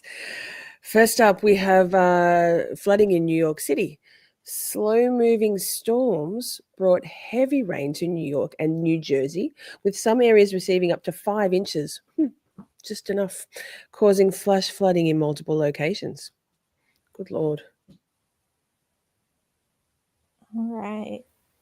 So we have a couple of things. This is just a kind of an overview of where it's at right now. This video kind of updates every now and then because it's on like a main page for it. So we'll see a little bit of it. Luckily, the water's receded, but the damage, it's already done after torrential rain fell across the tri-state, triggering road closures, forcing water rescues, and causing commuter chaos. We have our team strategically placed in the areas hardest hit. We start with Melissa, Colorado, live in Bayside, Queens, where that storm dumped 3 inches of rain. Melissa. And Natalie, you remember what these tracks look like at 6 o'clock and 7 p.m. And I mean, it almost looked like a river. Major progress since then. And it's all thanks to those crews right behind me. You can see they've been here all night long with multiple pumps pumping all of that water out. But this storm just pummeled Bayside, the LIRR tracks, the Clearview Expressway, as well as people's basements, all flooded. And right now, the goal here is to get the Bayside station reopened for the morning commute. This I've never seen like that at all, ever. The Long Island Railroad tracks in Bayside looked like a lazy river. Trains to Port Washington and Penn Station canceled. A train packed with passengers headed to Penn Station early this afternoon grinded to a halt after floodwaters almost reached the platform. We were stuck for about 2.5 hours. Workers brought in a diesel train to safely evacuate the passengers. I'm now getting hot. I'm getting sweaty. I'm claustrophobic. I have double vision. So when they said we had to climb down, I was like having a panic attack. Commuters forced to find a different way to get back home to Bayside. I just did like an Uber just to see like what the price was going to be. It was like $300 to get home from Penn. During rush hour. Clearview Expressway near 207th Street also submerged. Cars as well as a tractor trailer stranded in feet of water. One driver sought refuge on the hood of his car. Emergency crews managed to get all the drivers out safely. I was on my phone for not even 2 minutes. I looked up and the garbage pails were floating away. On 41st Avenue, several feet of water leaked into Maria Maiolo's basement. It was literally up to this knob right here. Water and debris also rushed into her next door neighbor's garage, destroying belongings and damaging the garage door. Nearby Northern Boulevard also flooded. Water leaching into the Bayside Library. Now, though, it seems with like any rain, like if there's a storm, it's like a rain event. So you have to be like so cautious. Just a busy day here in Bayside, Queens. Now, the MTA says that service on the Port Washington line will resume once the tracks are cleared and they pass a safety inspection. But a person on scene with the LIRR tells us the goal here is to get the station reopened by 5 a.m. tomorrow. That's latest here in Bayside, Queens. I'm Melissa, Colorado, News 4 New York. Okay, Melissa, thank you for the. Okay, and then I have another thing that Shelly sent in. Let me hop over to that one. Yes, a lot of our clips are provided by various Shorty community members and mods, so who are also members of the community. Thank you, everybody, for your submissions. Yeah. Oh wow! So this is like right in the thick of it. Don't get your pants wet, mate. Oh wow! Oh my God! I guess you don't really know what's in the water, do you? Yeah. Well, I imagine it's got to be like all the runoff of like the roads and just the pollution in general. Yeah, gross. That's part of the problem with flood waters is the gross shit that's in the waters. Yikes. Just crazy. Okay, I wanted to show that one too. Yeah, wow. Shelley said rats as big as small dogs. Pammy said toxic sludge. Amber said nasty. Strongly agree. All's y'all. Jeannie, I love that. Thank you so much. Lisa, you are freaking hilarious. 5 inches, just enough. I can't help myself. I'm actually mentally 12. Emotionally, I'm very mature, but mentally, not so sure. Thank you. How about this? Shit. You're in the draw, Miss Jeannie. Now, okay, so we are moving on to the next what the fuck weather, right? Yes, plenty of stuff always going around. We had to have a whole segment for this and a bumper because What the fuck? So we're doing a follow-up now on the US wildfires. The largest wildfire in the continental United States in 2025 has achieved mega fire status, officials said 1st of August. Arizona's Dragon Bravo fire, ignited by lightning around 4th of July, great date, has now surpassed 100,000 acres in size, meaning it's considered a mega fire. Yikes. Yes, and as we play this, if mods could, if they haven't already started, drop that link to the fire website so that people can check the area around them. I'd super appreciate that. And Shelley said this fire is massive, and you know what I'm going to say to that, Shelley. That's what she said. That's what she said. I was waiting. I was like, oh, I think I know what you're going to say. All right. What to any question, the answer is that's what she said. Exactly. Jeannie, that's you in the drawer, by the way. Thank you. You know what? I'm going to take myself off so that you can read this. Okay. So a massive fire cloud was seen forming as the Dragon Wow. Goodness gracious, the amount of fuel. A massive fire cloud was seen forming as the Dragon Bravo fire rages in Arizona. That's a lot of burning shit. Right, Simi? Goodness me. Goodness me. Huh. The fire located along the Grand Canyon's north, wait, I'm in the way also, rim, has burned over 94,000 acres, according to the reports. Good Lord. That sounds big. The Life Artist says she's getting a lot of smoke today in Vegas.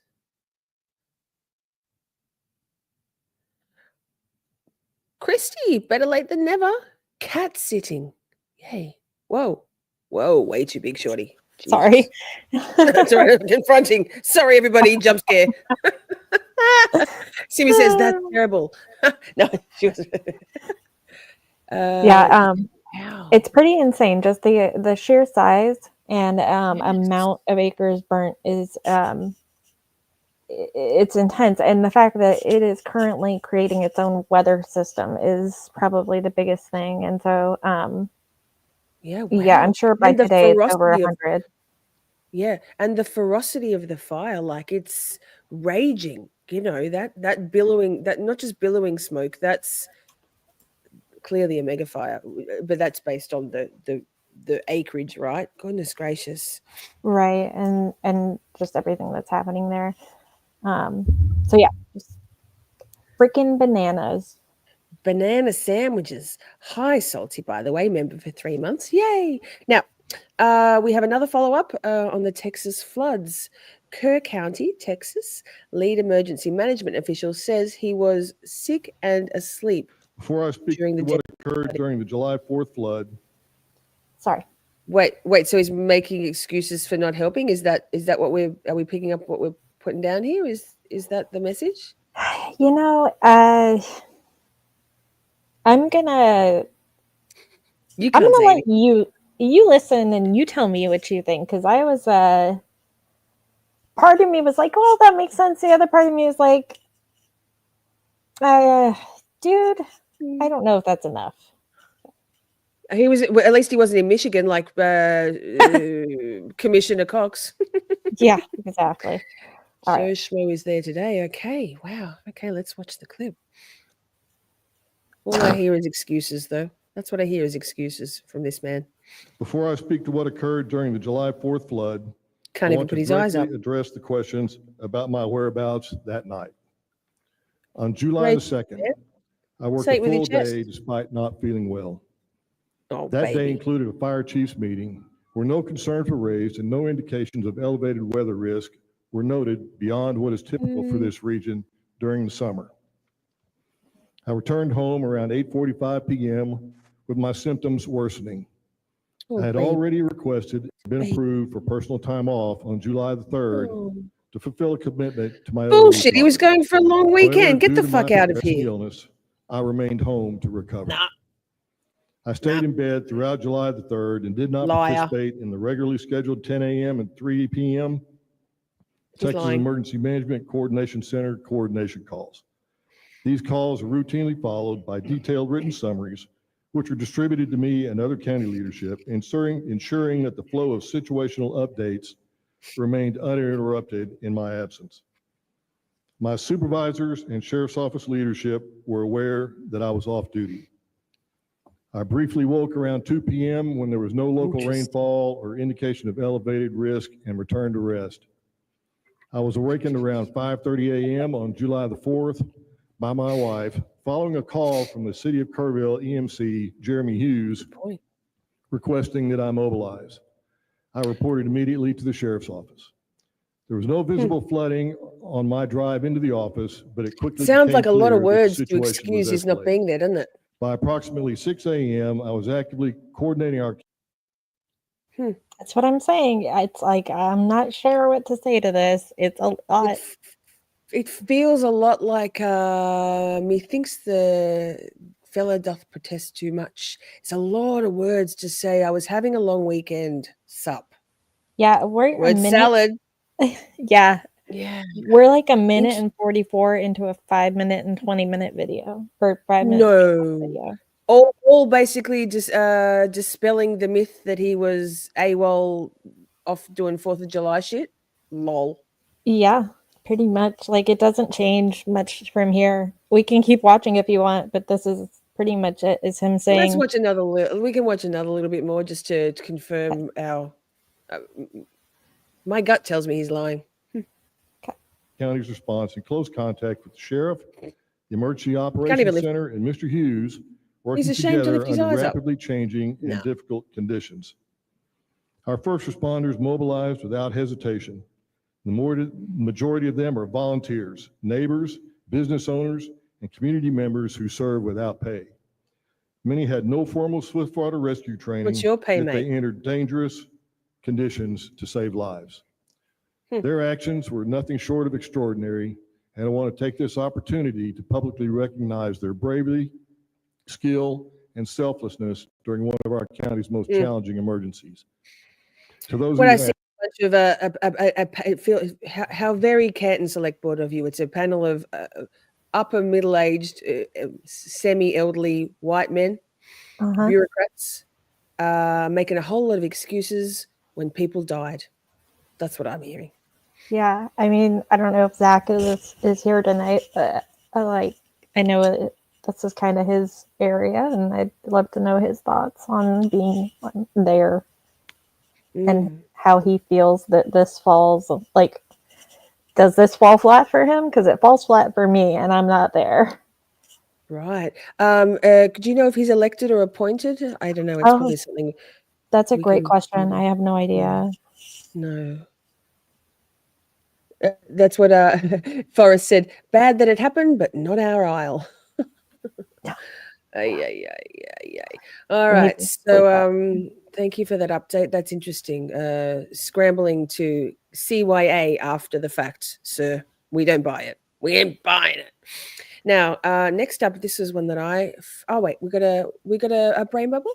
Yeah, let's do it. Oh good. I love ducks. Oh, their sound. Uh-oh, music. And sound that.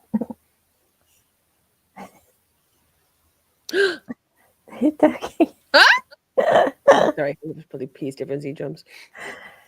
Please tell me Colors has ducks. I just imagine Colors has ducks too. I think she's got her hands full with 100,000 kittens. Yeah, but I imagine she's got ducks also. She's. Why Colors says, "Why are we mad at him?" I missed it. You'll have to go back, Colors. He's lying. Stop lying. Look at all the doggies. They poo everywhere, man. But geez, they're beautiful. Same as chickens. Oh, banana for the duck. Oh, Jeez, too bad if it is. anyone's got a bird phobia. Like it's not seagulls. Colors would lose her mind. Oh yeah, I forgot about that. Look at this. This is so sweet.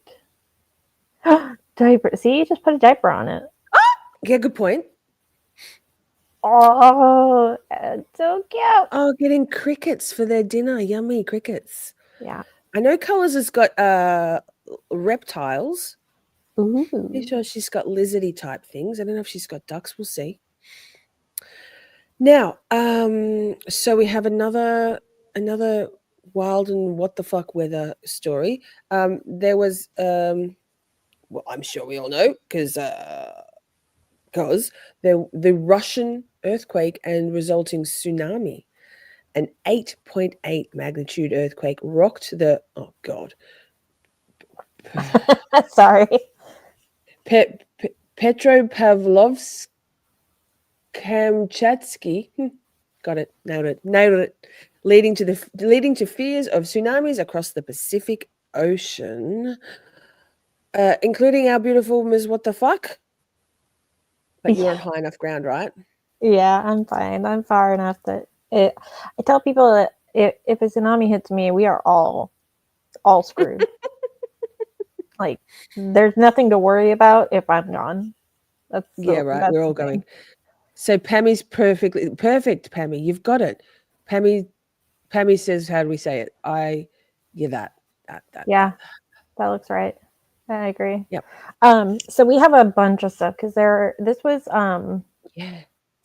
big and there was a lot of footage, and I know a lot of us watched it kind of live as it was happening, as the quake happened, and then the aftershocks, and then the as waters rose and waves started coming in. A lot of people were watching it live, which was really cool to do in the Discord, and then it was really interesting. So, but also there's a lot of footage now that has come through, so we're gonna watch some of that. Excuse me. A bunch of it's on X, and actually, now that I'm looking at it, I think it's all on X. So really cool to, these days you can find, everybody is filming, everybody has security cameras, so we get to watch some of that. So we're going to start with this one. I'm going to make sure it's muted because God knows what's on there. Because I never listen to stuff with sound. Oh, yes, it was an interesting night. So here's the first one. You can kind of see where the clock ticks over to when it happens. It's so crazy when earthquakes hit. I know you get them all the time, but Oh, even when you get them all the time, it's still, when it's a big one, like that was a big one. Stop. I can't deal with What's those words in wrong? the sentence. What's wrong? You have trouble when they're big ones? No, it's my specialty, but sorry, I can't. So it's disconcerting because suddenly the earth is literally moving and you're like, excuse me, Right. wait, what? Exactly. Oh, this one. Yeah, that's okay. Volume's all right. There's no music. It's mostly just the terror. Okay. I don't know what they're saying, obviously, and they're screaming, so I'm going to keep it a little low. They're saying, Jesus, fuck. Yeah.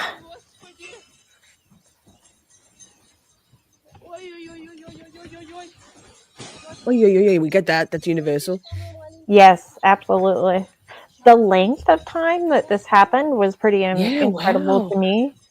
The two earthquakes I've been that I know of, three actually, but one was very brief. One was a couple of seconds, and one was about 10 seconds. This is much longer. Good God.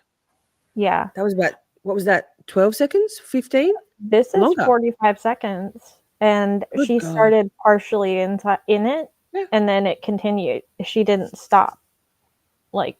It stopped before the actual earthquake stopped. So wow, it's pretty amazing to see that kind of power.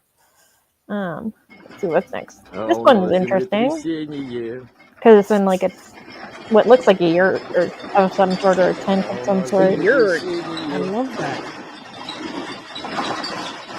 Not the bottle collection. I know. It's kind of sad what goes down. Wow. I've got a cool story between this clip and the next one. Okay.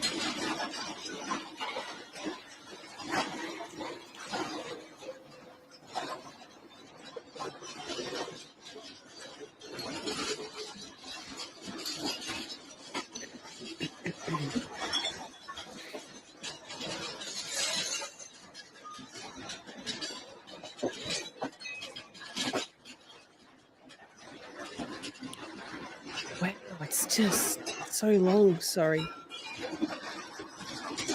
Yes, it's very Good long. God. It is taking very hard.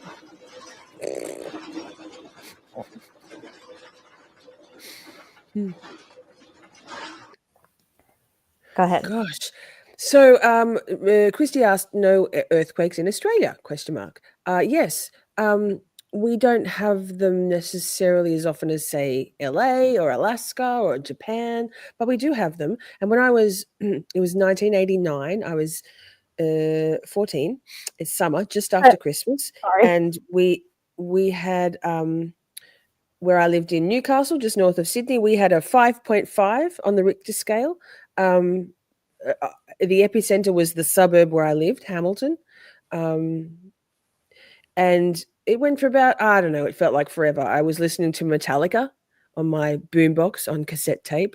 And I was suddenly, I was getting ready. We were supposed to be going to Sydney for the day to see family. I think it was, I can't remember the date, a couple of days after Christmas. I should know. Someone will know. Some Australian will know. And anyway, so I was just there with my mother. My father was down the street. He was in the actual epicenter where people died and helped a few people. He's a medical person. He just happened to be down there. Anyway, so the shaking, right? Like earthquakes do. And my mum is losing her mind going, ah! My delightful mother, who we all know and love, delightful creature. So we ran outside. Things had fallen down, crashed everywhere. There's two parts to this story. One of them is about my mother. And I think I might have told it before. Anyway, we get out there. It was blazing summer at that time of the year in Australia, blazing hot summer. And my mother's just going, oh my God, we could have died. We could have died. Lisa, oh my God. Oh, like just hysterical. And then she stood for a moment and she goes, oh.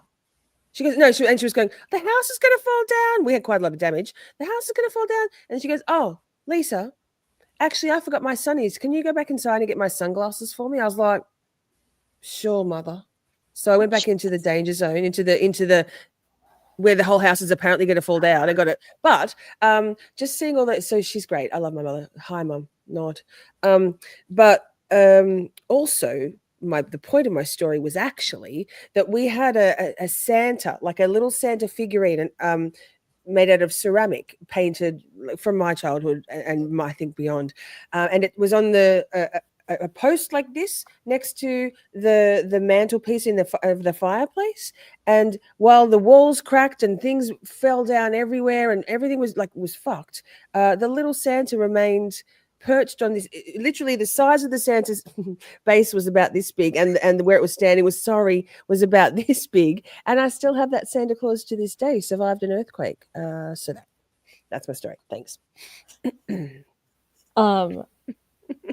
I laughed when you said, I'm sorry, I apologize. I need to explain. I laughed when you said 89 and you were 14 because I was 2. And so it hit me all of a sudden real quick, and it blew my mind. Anyways, but Pammy, very girthy. Pammy, very girthy. In 2018, we had a 7.1, I think it was, up here. And it's very reminiscent of what you're seeing here, except it was so fast, so fast. And it, I saw somebody in the chat that said that they remember one from when it imprinted on them when they were a kid, that they had one. Yeah. And that was Madeline. Yeah. 6.8's massive. Ours was 5.5. What did you say? The one from 7.1. Yeah, wow. And but the thing that happened, so I was an adult by then. It was too long ago. Oh gosh, I guess it was a while ago. Stop. Okay. Anyways, I was an adult. And it definitely impacted me. The bottom line of that story is that Shorty, you're old, and no. The bottom line is my kiddo was very young. And it traumatized the hell out of my kiddo because it was, I had just dropped her off at school, and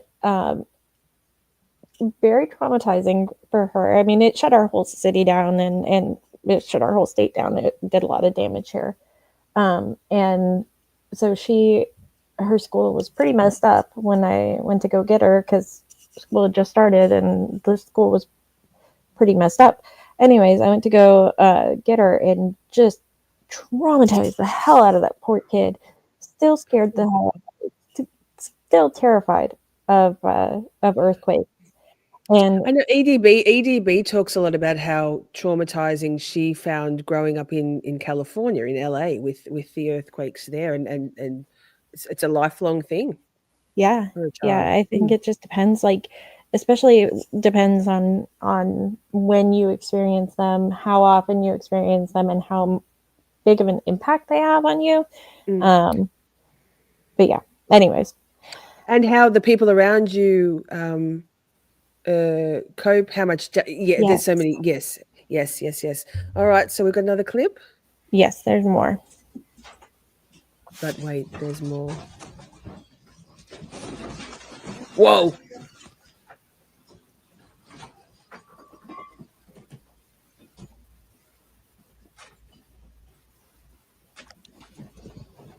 Christy, I'm in Alaska.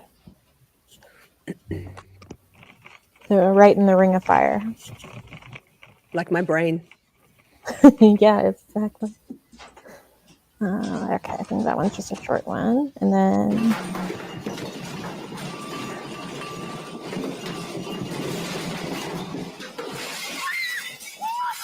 whoa. Yeah, wow.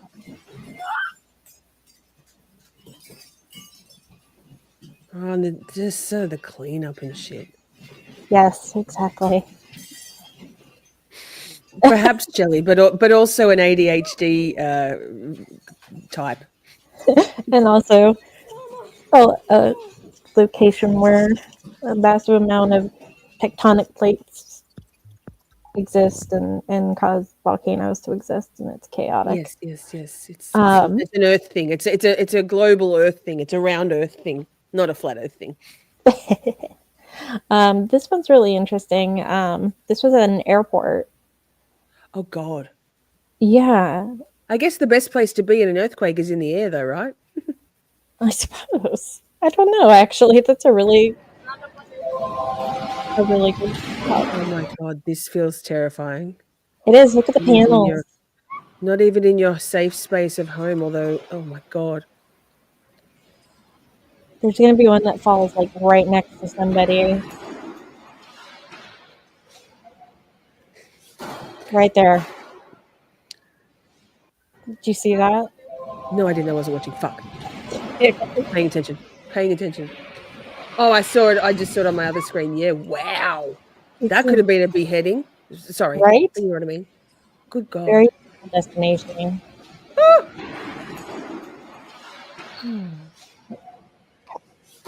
Oh. Yes, Christy, I wasn't going to say fuck Oprah, but fuck Oprah. I read a little bit about that. I don't know enough to say anything on it though.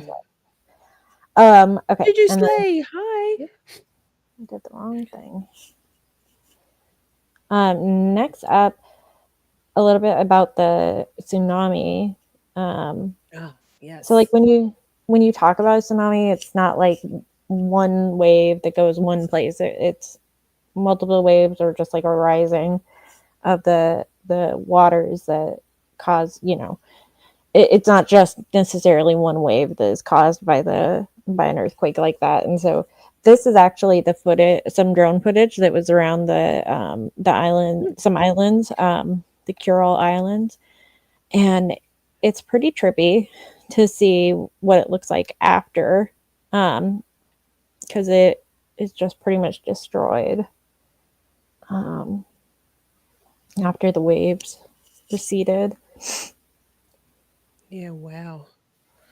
Did you say the waves? It depends on where the waves were. I think the highest waves got to 3 to 4 feet, but it was the amount of water that came in, and even a small, how do you say? A very short wave, a very small wave. It's the strength of the water rushing in. Because it's the mass of water, but the volume of the bank of water in one coming at one time. Yes, exactly. So Yes. it can be, 1 foot or 2 foot, and it's still intensely powerful. This is a good group of pictures of the port that was completely damaged right there. Yes, exactly, Forrest. You cannot outrun it. This port was damaged severely by the flooding or by the water that came through. This is the port before.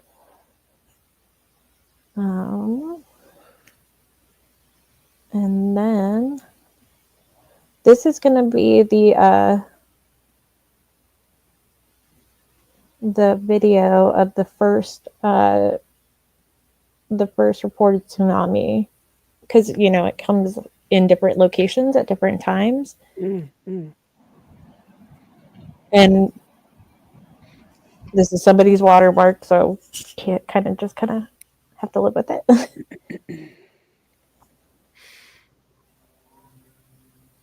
And you can see the water is not super high, but it's just rushing in and taking stuff with it and powering through because it's so strong. It brings a building away.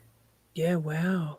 Similar to the floodwaters, but just a greater volume, as in the floodwaters from Texas and stuff, a greater volume all in one go because it's being pushed by that movement of the earth. Exactly. And See? so I then know stuff. you do.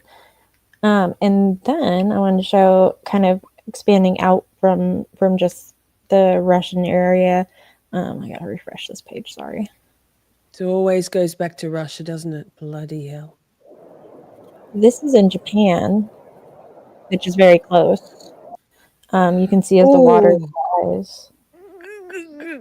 And then eventually this is the highest they got. But you can see how it started pretty low and then it got way high. Obviously just tides change anyways, but when it changes this rapidly, it's pretty crazy. And it goes back, it recedes first, right? Yikes, you're in fucking trouble. Yeah, if you see it receding, and you need to run. So that is Japan, and then we have the gridlock of Honolulu when the sirens are going off, which was just bizarre and just so sad.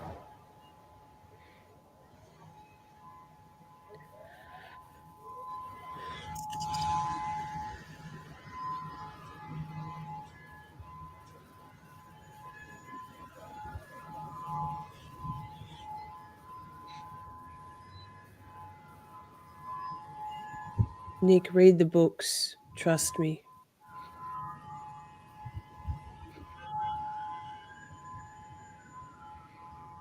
Graham Hancock's books are the fucking best. Yeah, gridlock is frustrating, but when you're trying to flee for your life, for the love of God. Right. It's a little more than frustrating.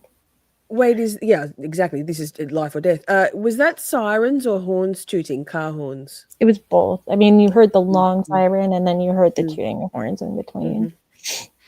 And then this is the last one I wanted to show, which is this is when it hit it hit U.S. land. This is in San Diego Harbor, Pillar Point Harbor in San Diego. And so you see the way that it raises the boats in the harbor. So it's not dramatic or anything, but just it's fascinating to watch. I don't know if there's sound. I'm just going to mute it just in case.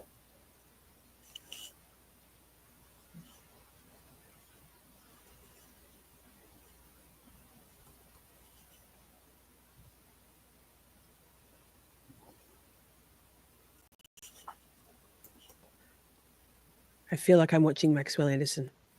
Right? What are we watching?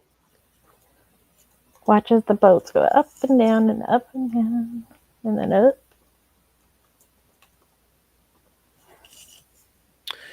Do you know that one I sent you? Is that for another segment? Do you have that one?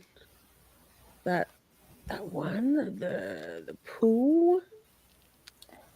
I sent you a message on that one. I don't know about that. I don't didn't see it. Okay, pretend I said nothing. Okay. Now, okay, good. Okay. Carry on. And so that, let's see, let's go on. Oh no, we finished that one. Okay. Yep. And so that is it for this segment. So there's a ton of stuff out there, and I just wanted to kind of cover a small segment of what's out there. That's it. Yes. Right. Okay. Well, like there was plenty of crazy shit going on. The Ring of Fire, the volcanoes, like Nick said. Also in Russia. And I can read that for you. I had my kid tell me how to say that. Do it. I'd love you to.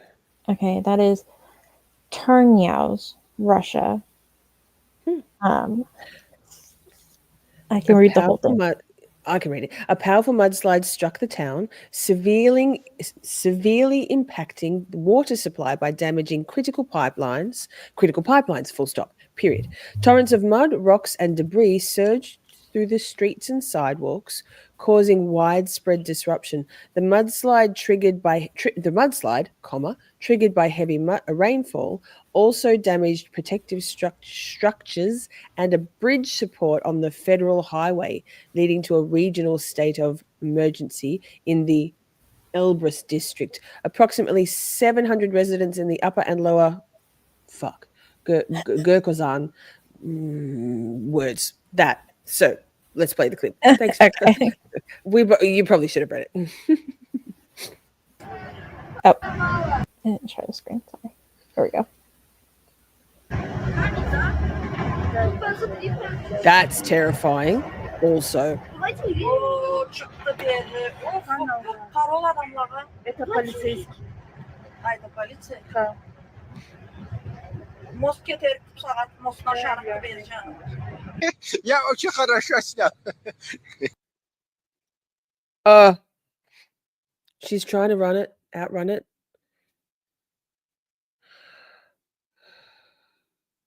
Here, maybe I'll move myself. Wish, but then I'm in the way anyway. I'll make myself smaller. That's better. Oh, look, people just casually walking down the street. Why? I guess.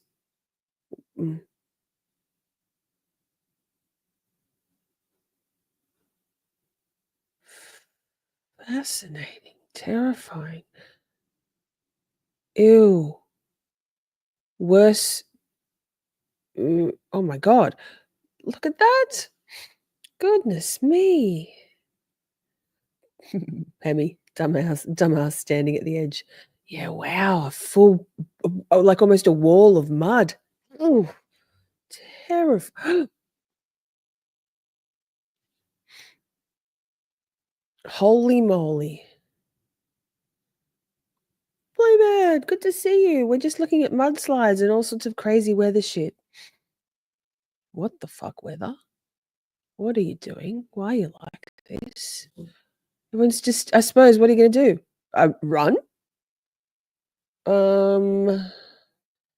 I feel like this would be a good point to say. Well. What are they doing? Just standing there. No casualties. Well, good. The motherland. Oh my God. Look at those people just standing there. I guess may as well just take some good footage. Mud flood. Good for colors. Oh my God. Oh, it's that person running along the side on the sidewalk for me. Oh, Lordy Dordy. Oh, I suppose it's just going down the street.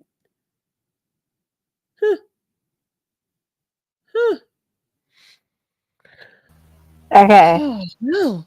Isn't that crazy? Well. Crazy. What in the world is the weather doing? Why are you like this?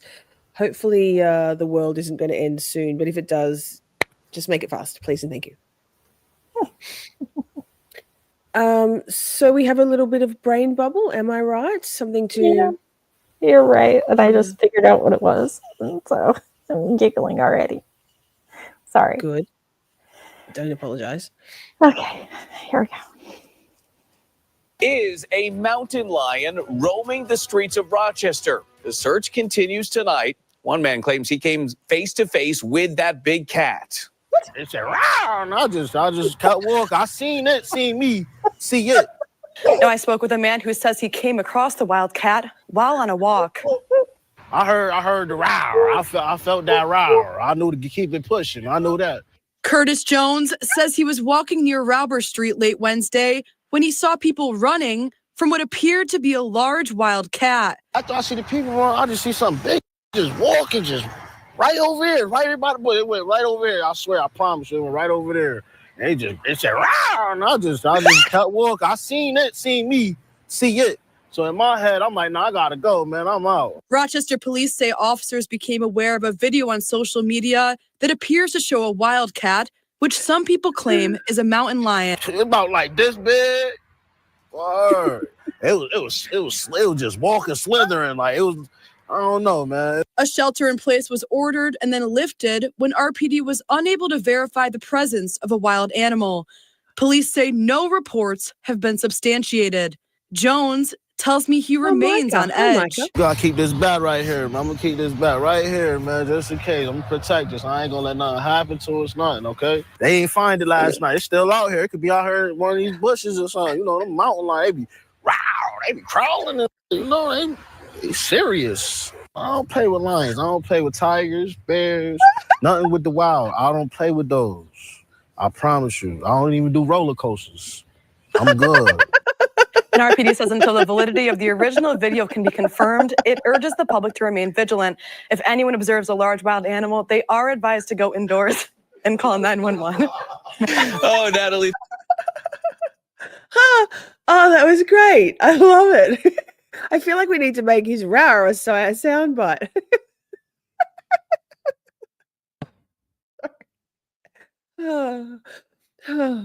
I got literal tears in my eyes, like coming down my face. Did you find that one, Miss What the Fuck? Who found that one? Yeah. I watched it like 5 times too. I was like, this is amazing.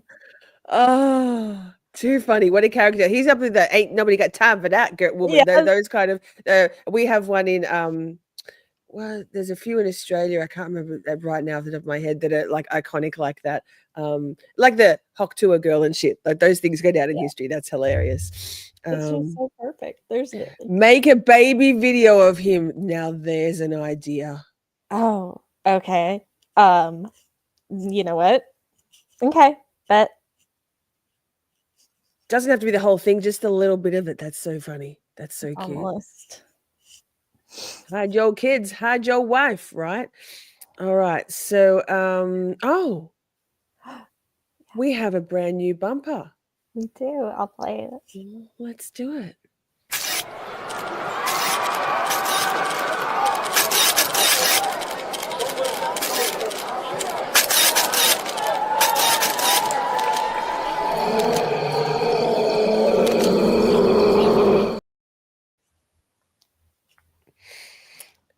Big time collab from Miss What the Fuck and Ms. Shorty on that one. Miss Shorty and Ms. What the Fuck. Love it. So good. So celebrities have their own special brand of craziness. It seems in this segment, we are going to join in and go wilding with the stars. And first up, I couldn't love this more. Pamela Anderson and Liam Neeson are dating. And it is adorable. Oh my God. I love this so much. I love this so much. I love this so much. Yes, it's so awesome. And so we have a bunch of pictures and then we'll look at some other stuff. So well, it's mostly pictures. So okay. How sweet is this? So he's 73, she's 56. Am I right? That's the age. Something like that. Yes, it is. Liam Neeson is fantastic. He was in a movie called, oh God, my brain. A million of them. Satisfaction. It's a very underrated, and we might watch it in Kick one time movie. It has got Julia Roberts and Justine Bateman and Liam Neeson. So good. I'm probably saying I probably conflated it, but anyway, look at them. Look at them. Yeah, taken. Okay, this is news, says Lainey. Strongly agree. He's the naked gun guy. Yes. I love my favorite thing about this whole thing is this whole era of Pamela Anderson with the no makeup, or maybe she's wearing a little bit of makeup, but just she's wearing a little bit, but yeah, nude, very nude. I love it. She is so real. Yeah, I've been frothing over Pamela Anderson and her I don't give a fuck about that shit. Look how elegant she is. Look, that photo, I sent you that one. Look. Yeah. Oh, 10-10. Absolutely. 14-10. She's stunning. She's glorious. She's not all real because there are some parts of her which aren't so real, but same girl, so we don't care about that. Yes. Also the hair. Love that hairstyle on her. Glorious. It makes me want to get the scissors out again. You know me. God, girl. I will look like a little page boy if I did that because, yes, things are not great underneath this hairpiece. Yeah. I love them. I love them. It's precious. I did read, and I don't want to pull up the article right now because it's a lot, but the article that I pulled up was like they're in the spring of their love and they're, he's sending her flowers all the time. And it's like, oh my goodness. So his wife, Natasha, who? Passed away, I think, in 2009, and by all accounts, he hasn't really been coupled since then. She passed away, I think, from cancer. I'm sure chat will set me straight. So the fact that after 15, 16 years, his skiing accident. Thank you, Shelley. Cancer, skiing, a little bit different. Natasha. Something escaping me. Someone in chat will refresh my memory. But if you haven't ever watched Satisfaction, fuck, that's a good movie. And Richardson, thank you, Nicholas Ticholas, legend. I love our chat, beautiful community, always with the answers. Lainey says yes. Natasha Richardson, British acting royalty. Her and her family. Jokey. Is that a typo? Richardson is her sister. One of the Redgraves is her aunt or mother. Yes, she's in that. Was Natasha Nielsen? No. Neeson. Jolie. Yes, Jolie. Bloody typos. Fuck. That one fucked you hard, lady. Yeah, bless. We'll keep an eye on that. I don't want it. Maybe we shouldn't keep an eye on that. Let them just live their love together without. Yeah. Let's just let it go. Hollywood wilding. Yeah. Let it be happiness as it is. Exactly. Now, we have something a little less adorable.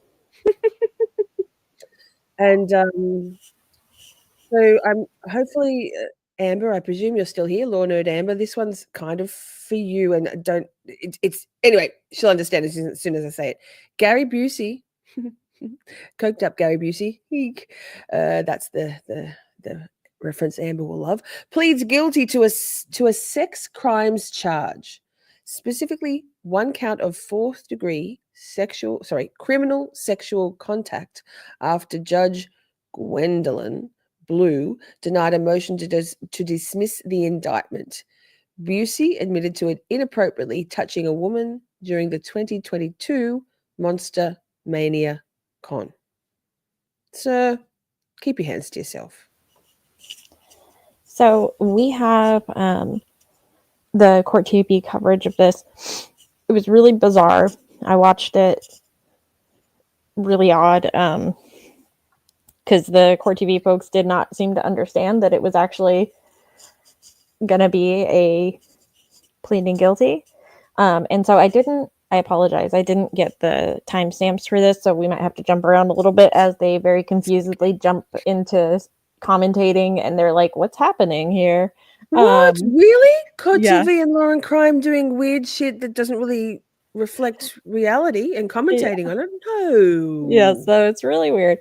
But I have to say, I don't love the title, the sex crimes charge. I don't love that title. And I told you that, Lisa. I was like, this title is clickbaity as fuck, right? It really is, because the way it's described as he puts a hand on this lady's butt while they're in a thing, which is not okay. But sex crimes charge makes it sound a lot worse. Yes. It sounds like yes, far more egregious. What could be more egregious? Well, actually plenty more things than touching someone's butt. Not that it's okay, but it's not, it doesn't feel like sex crimes is the proper proportionate descriptor, right? Yes. But we're definitely going to watch it because it's very interesting legally, the way that he is very confused about what's going on. And it looks like the judge is going to pull back on allowing the plea because he doesn't seem to understand what's happening. So it's very fascinating, very cool. So we're going to watch it. And I might skip around. Okay, I'm going to nip to the bathroom very quickly, but I'll be BRB. Do it. Welcome back to Court TV Live. I'm Ashley Wilcott. Thank you so much for being with us. Now let's turn to New Jersey, where actor Gary Busey is back in court today. He is accused of inappropriately touching 3 women during the... It would have been so good if I had put it on the screen when I started playing it. So apologies, y'all. Annual Monster Mania convention. The women claim he touched them during photo shoots. Busey does deny those allegations. There he is. There's a picture of him. We want to go back into court now for the very start of that hearing. And how many counts was in that indictment, Mr. It was a 5-count indictment, Your Honor. So he's pleading guilty to count 1, so the remaining counts 2 through 5 are being dismissed, right? Those will be dismissed at sentencing, yes, Your Honor. Okay, so it's a term of probation, fines, no contact with, what are the initials for that person in count 1? Your Honor, the victim, hold on one second, Judge. The anticipated conditions are really that the defendant have no contact with any of the victims. If any of the named... Correct, Your Honor. Any of the named victims in the indictment. If Your Honor wants, I can put the initials on the record. Can you do that, please? Sure. I think that would be better. Yes, Judge. Count 1, victim being AD. Okay. Count 2 is JE. Count 3 is MH. Count 4 is BB. And count 5, victim's initials are MS. The defendant would agree to have no contact with any of those named victims as part of the plea agreement. Okay. Counsel, those terms as stated, Mr. Zwillman, is that correct? Judge, we agree to the no contact, but I disagree with most respectfully for identifying the individuals in counts 2 through 5 as victims, since those cases are being dismissed. But it's just a technical matter. I don't think they remain victims if they're being dismissed. Well, that's not unusual when there's resolutions and there's more than one named in an indictment. That's not unusual that the state is asking for the terms to be conditions, and I can't control the conditions, that there's no contact with anyone named in any counts. So what do you want to do with that? We agree to that, Judge. I just don't want the record to reveal that he's pled guilty to anything other than count 1. It's not going to, why would it do that? Why would it? Well, It would. because the term victim is still being used for counts 2 through 5. No, not a problem, Judge. Now, Mr. Busey, we're in a courtroom. Although we are Zoom, you can't eat or drink in my courtroom, although we are on Zoom. You're before a judge. And when you're before a judge, you act accordingly. No eating and no drinking in my presence. You understand, sir? Yes, ma'am. Thank you, Judge. Okay. Now, Mr. Zwillman, those terms are stated by the prosecutor. He ain't playing. It sounds like you are reserving your right to make what's called the Warren argument regarding the probationary agreement that's going to be entered. Is that correct? Yes, Judge. Okay. Now, the other terms as stated by the prosecutor, are they correct regarding this colloquy, this guilty plea? Yes, Judge. Okay, Mr. Busey, please state your name and raise your right hand for me. State your name. State your name. State your name, sir. My name is William Gary Busey, B-U-S-E-Y. Okay, do you, sir, swear or affirm any testimony you give the court shall be the truth? What? I'm sorry? Do you swear or affirm that any testimony you give the court shall be the truth? Yes, ma'am, I do. I confirm that. Okay. Now, it is my understanding you wish to plead guilty to a fourth-degree sexual contact, criminal sexual contact. Is that correct? Am I pleading guilty? Yes. No. Yes. Okay. I am? No. Okay. No, that's not how it works. Listen to me, Mr. Busey. Huh? Did you talk to your attorney about how you... So just pause for a second. Am I pleading guilty? No. And then in the background, yes. Yes. Oh, yes. Oh. So, like, that's a big deal in a court. And obviously, you'll see how the judge plays it, but like, whoa, that was the first thing that grabbed me. Besides the way he looked. I mean, he's old. I mean, sorry. He's not. This is not just age. This is coke, heavy coke. If you're interested, I have a song called "The Dark Triad." It was actually on the options for yesterday in as one of our songs to play. And there's a line in it that says "Nothing but a coked up Gary Busey," which is it's a callback to the start of the year, which is why I said to Amber, "Hey, your friend Gary Busey, she's not coked up. It's just a whole thing." I mean, maybe she is. Lucky. Can you share? Enough for the class? Jokes. God, stop, Lisa, stop, zip. Okay, go. Play. I want to handle your case today. Yes. But I don't want you to say yes, and I don't want anyone to tell you what to say. You need to say it on your own, sir. Yes. Oh, man, okay, now, do you wear some type of hearing assistance, Yes. Mr. Busey? Okay, do you have it on now? Okay, do you have it up loud enough so you can hear? I have it up as loud as it'll go. Okay. Good Lord. Now, this is my question. Do you wish to plead guilty to a criminal sexual contact today? Yeah. Now, God, breathe. I wonder if there's something else that we could do that allow Mr. Busey to hear a little better. He needs a. Are you having a hard time Rack hearing it up. altogether, Mr. Busey? Are you hearing me some? Rack it Yes, up. I have hearing aids and they are working, but they only go so high. I understand. And are you still having some trouble hearing me? No. Even with your hearing aid on? No, I don't. I hear you fine. Okay. So my question is again is, do you wish to plead guilty to a fourth-degree charge of criminal sexual contact? Yes or no? Yes. Now, before you decided to plead guilty to that charge, did you review that charge with your attorney? Yes. Did you have a chance to read the police reports with your attorney? Yes. Has your attorney answered all questions that you've had? Yes. Are you satisfied with the advice he has given you? Yes. Have you had enough time to meet with your attorney? Yes. Now, this is my understanding of the plea agreement. It is my understanding you will be pleading guilty to count 1 of the indictment. Count 1 charges you with. I told you he was old. Yeah, fair. I retract. Criminal sexual contact. On your sentence date, the state is recommending I sent you to a term of probation. Could you hear all of that? Yes, ma'am. Okay, do Yes, you right. understand? Okay, you understand? Yeah. Okay, Inside now voices. probation will be anywhere between 1 to 5 years. The length of probation and condition of probation will be set by me and my discretion. Do you understand that? Yes, ma'am. Thank you. Your fines will be... Well, we had understood this would be a pretrial hearing. It's now turning into a guilty plea. No more Grabassing, Gary. You know. So law and crime, confusathon. Court TV is this one, but yeah. Oh, Court TV. Oh, really? Usually law and crime have got all that ridiculous shit on the screen.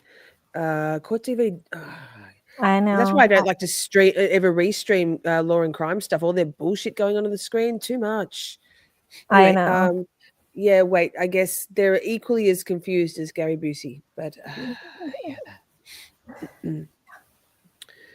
you can have no dirty old contact man. with anybody named in those police reports. Do you understand that? Yes. Now, your attorney is going to make an argument to ask the court to give you fines only. That's an argument that's an argument that he has a right to make. It'll be my decision if I grant that argument. Do you understand? Yes, ma'am, I do. Thank you. Now, all of the other counts in that indictment, it was 5 counts you were charged with in that complaint. It's 5 counts. You're pleading guilty to the 1 count, and all the rest are being dismissed. Is that your understanding of the plea agreement? Yes, ma'am. Yes, Judge. Okay, now by pleading guilty to that charge, you have to tell me the facts to make you guilty of that charge. Can you do that?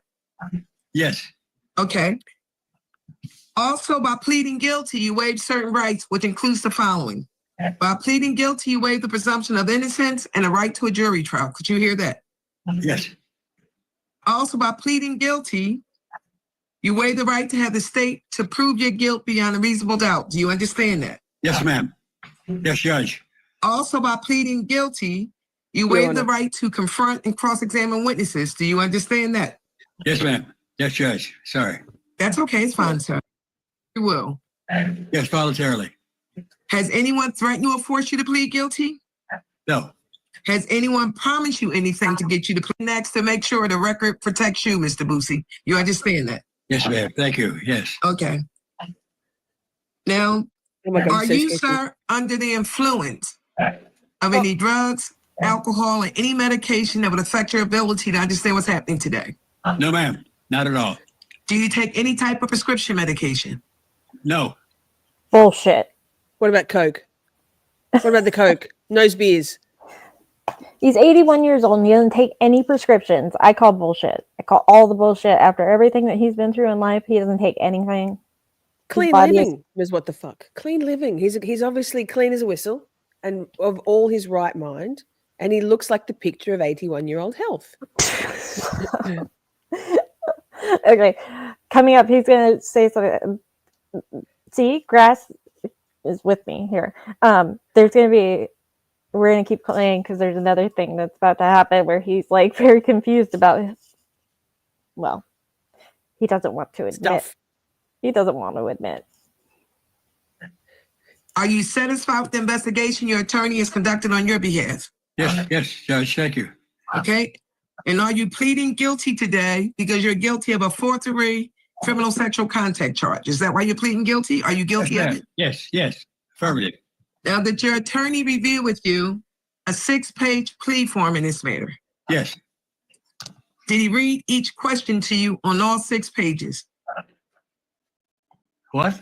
Did he read that plea form to you, all 6 pages? No, I read it myself, but he sent it to me. Okay, but did your attorney review it with you? Besides you reading it, did he review it with you? Yes. Okay. Now, did you provide him an answer to each of those questions on that plea form? Yes, yes. If I was to take that same plea form and read each question to you, would all of your answers be the same that you gave your attorney? Yes. After your attorney reviewed that document with you, did you write your own initials at the bottom of all 6 pages? Yes, ma'am. And I wrote my full name signature at the end of the 6th page. Okay, thank you. And that was my next question. Did you sign it? And you did sign that document, correct? Yes, ma'am. Now, are you currently on any type of probation or parole? No, not at all. Are you a citizen of the United States? Yes, ma'am. For 81 years, I've been a citizen of the United States. Proud of it. And can you read and understand the English language? So far, yeah. Okay. Tell me how far you went to school, sir. What is your education? All the way through college. Senior year at Oklahoma State University in Stillwater, Oklahoma. Okay. Now, in reference to questions, do you have any questions for me, sir, right now? No. Okay. Let's do a factual basis, counsel. What was that? Your attorney's going to Mr. your attorneys. Hold on for a moment, Mrs. Willman. Your attorney's going to ask you some questions for a factual basis for the charge you're pleading guilty to, okay? Yes, I'm ready. Okay. Still with us, criminal defense attorney Ryan Brown. He was laughing. Busey seems okay with this whole. Sorry. It's kind of exhausting. That's that judge has got very, very high patience levels, but also she needs some of those glass wipe cleaners for her specs. Yes. Okay. Now, here we go. 13th, 2022. Okay? Yeah? All right. Were you in Cherry Hill, New Jersey on that date? Yes. Affirmative, yes. And were you attending something that's been identified as a Monster Mania convention or function? Yes, sir. Yeah. Was there a photo shoot set up where fans of William Gary Busey, could have a photograph taken with you? Yes. Yes. And during that session, you agree, do you not? You do agree that you inappropriately touched the buttocks of an adult female over her clothing. Is that correct? Yes. And you understand now, and you knew then, that that was not appropriate. It was wrong, correct? Yes, very much so. And you want Judge Blue to accept your acknowledgement of this particular incident. Is that right? Yes, sir. It is the truth. I have nothing else, Judge. Is it satisfactory to the state? Just that we identified the female victim by the initials AD. Would it be fair to say that you later learned that that victim had those initials? Mr. Busey, the victim is identified with the initials of AD that you said you touched the buttocks of. Do you agree with that, sir? Yes. Okay. Nothing further, thank you. Keith, I don't have the indictment in front of me. There's no gratification or anything. This is a touching, right? Well, Looking at the indictment. I think that no gratification. That is under the statute part of the purpose of the touching. So, counsel could address that specifically. That would be helpful as well. Mrs. Willman, you need to fill in the record more as to what his purpose was when he touched her buttocks. That's what I thought. I don't have the indictment in front of me, but there's something missing from the factual. All right, I just wanted to indicate also, Judge, that the actual victim's name is in the indictment. We're not using that for this purpose today. No, we use the initials. That's what we use, the initials. Mr. Busey, I just want to ask you that you understand that it's only a violation of the law that you could plead guilty to if you intended to gratify yourself by committing that act. I've told you that, correct? Correct what? The touching of the buttocks was done for your gratification. No, I was looking, my eyes were on the camera lens. I moved my hands up and grazed her buttocks without man. And without man. That's not a factual basis. That's not a guilty plea. What? Mr. Busey, what? I've advised you, and we agreed earlier, that in order to plead guilty, you have to truthfully acknowledge. I truthfully acknowledge that you did this for your own gratification as opposed to any request by AD. Is that correct? Yes. Okay. Thank you, Judge. So this was not an accidental touching. You purposely touched her. Is that correct, sir? You were grabassing. Okay, and you did it for your own self-gratification. Is that correct, sir? Yes. Okay. Any other questions from the state? No, Your Honor. Thank you. Good God. Mr. Busey, do you understand that by pleading guilty, you're going to have a criminal record? Yes. Do you also? Okay. The rest of it is just, other stuff. But I thought that was really interesting because she almost got the whole thing yanked out from under him. Yeah, wow. Hey, we're going to give everyone a bathroom break. I mentioned that a song of mine contains the lyric, "Nothing but a coked up Gary Busey." It's also one of the ones that we were maybe going to play last night. So with all that, if you would like to go and, I don't know, Shelley, have a dab, roll a joint, pour a wine, go to the loo, go and have a ciggy outside, or just listen to the song, we're going to do that. So we'll be right back. Of course, we've missed Nick, and we've been getting by with these kind of snippets in the meantime. Now some music. The Supreme Leader decrees it. And of course, my scrolling abilities are horrendous. Here you go. Enjoy. Couple of minutes. BRB. Nefarious, precarious, and bold in trilogy. Triptych, switch, rage, soliloquy. It's a stool, it's a tripod, Machiavellian, but you're not God. Orchestration, triangulation, evil emanating, dark triad. Big mad, the dark triad.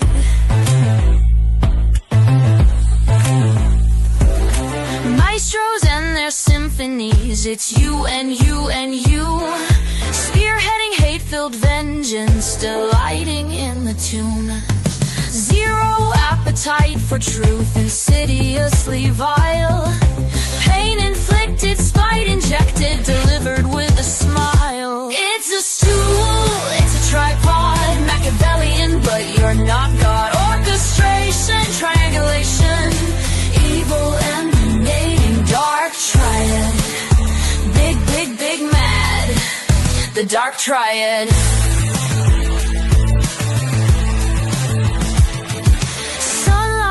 True disinfectant, drawn into the bright light. Warrior, yo kamikaze, nothing but a coked up Gary Busey. Damn egregious, drawing three, synergy of evil. Exponential, perceived power, madness reigns supreme. It's a stool, it's a tripod, Machiavellian, but you're not God. Orchestration, triangulation, evil emanating, dark triad. Big, big, big mad, the dark triad.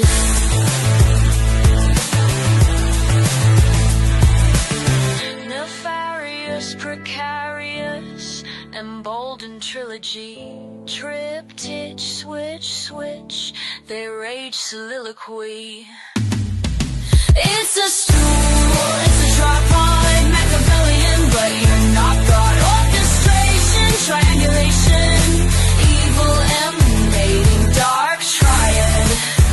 Big, big, big mad, the dark triad. The dark triad, it needs three.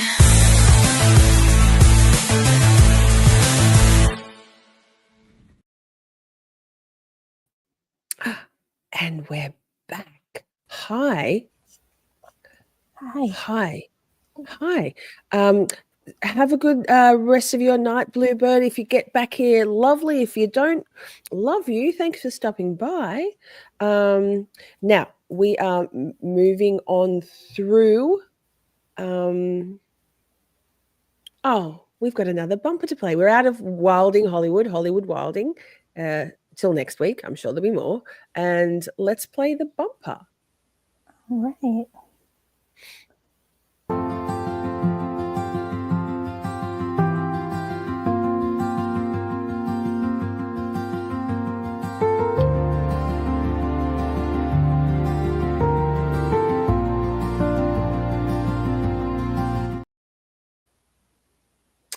So, today is August the 2nd in the States. In the future here, it's the 3rd. But in much of the world and for the rest of us, it was just yesterday. There is always a special significance to a day. And with this segment, we not only celebrate that significance, we also check in on stories that relate to it.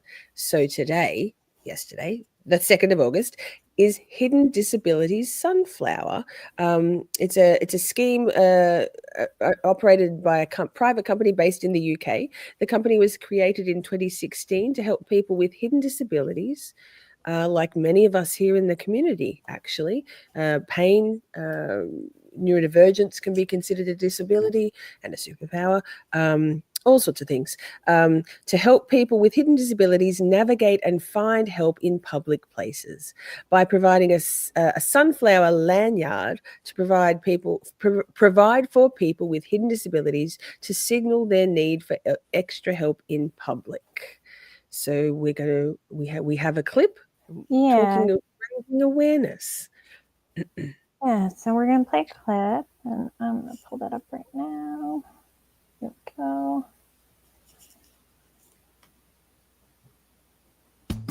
Some disabilities are hidden and not immediately obvious, so you may not recognise that someone has a hidden disability, nor understand the challenges that they can face in their daily life. The Hidden Disability Sunflower helps by discreetly indicating that the wearer has a hidden disability and may need additional support, help, understanding, or just a little more time. So if you spot someone who has chosen to wear the sunflower, please be patient and ask if you can help. And don't forget to always be kind and show respect. The Hidden Disability Sunflower Scheme, making the invisible visible. So that's beautiful. If only, I guess, more people knew about it, which is why we spread awareness, I guess. A bit like the domestic violence hand symbol, this one, this. If you see somebody doing that, or if you're in a situation, not necessarily domestic violence, but any situation where you need help and you're out in public and you're unable to get help, if we know this symbol and we share it around, then more people might be able to be helped. But also, when it's less of an urgent crisis situation, but also out and about in public can be pretty tough for people. So hence the sunflower lanyard. Beautiful. And I actually thought when I was looking into this a little bit more, there's airports all over the world that have adopted the program, which is really cool. And so I was seeing that, and I didn't want to pull a ton of videos to show it, but I thought this was a good first story to kind of hone in where, since it happens to be this day. I love that. I love that. The 2nd of August. We are. What is it? What even is time? I have questions. So we're moving on to our next segment. Shall we play the bumper, Ms. What the Fuck?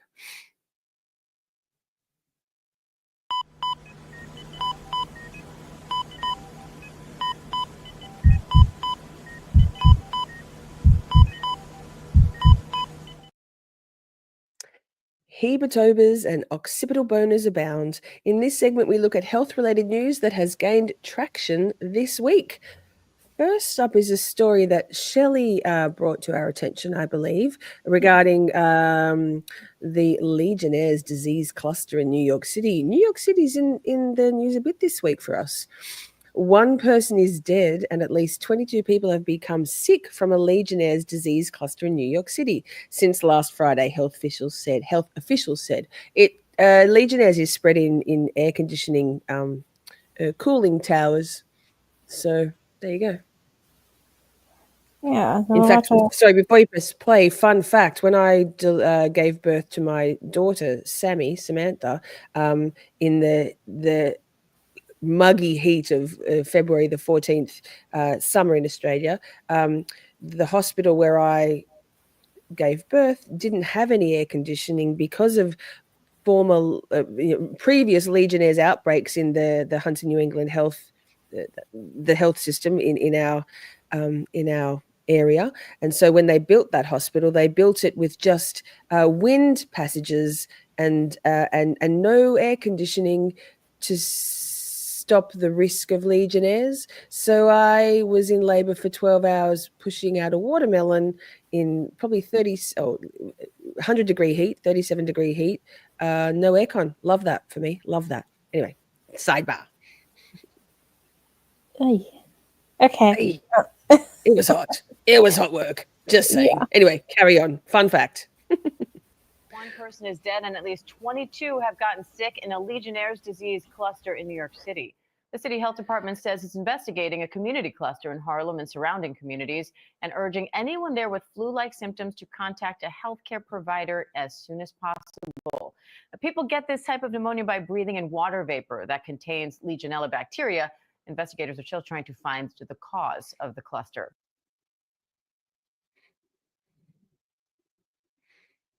I'll tell you the cause.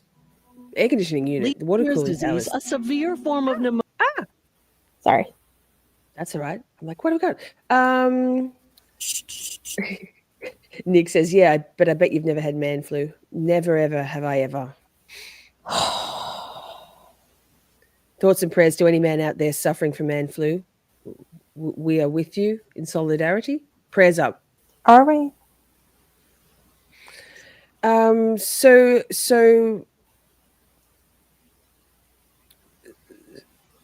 there's no answers yet. That's the most recent. Sorry, yes, that was the most recent. I apologize. I got so distracted.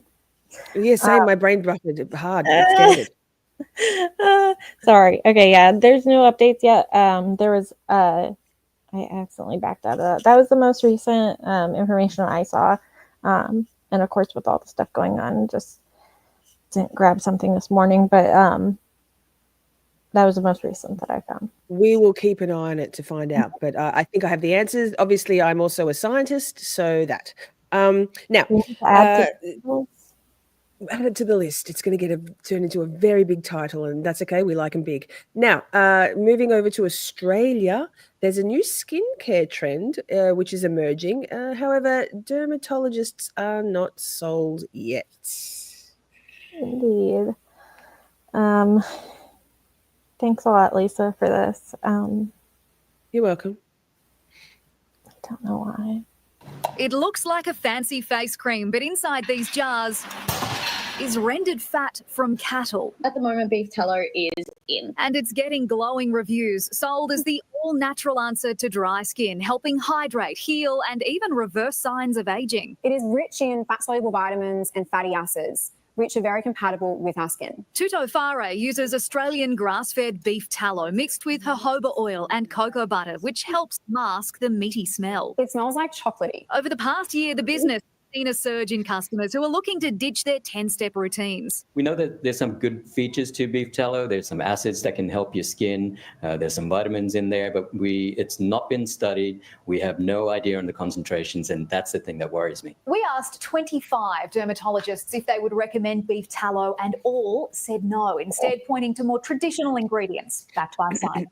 Hyaluronic acids, glycerins, niacinamide, and ceramides. These are all nourishing skincare molecules, very well formulated, very well tested. Modern science is still catching up to what customers are experiencing themselves from using these products. Georgia Holland, 7 News.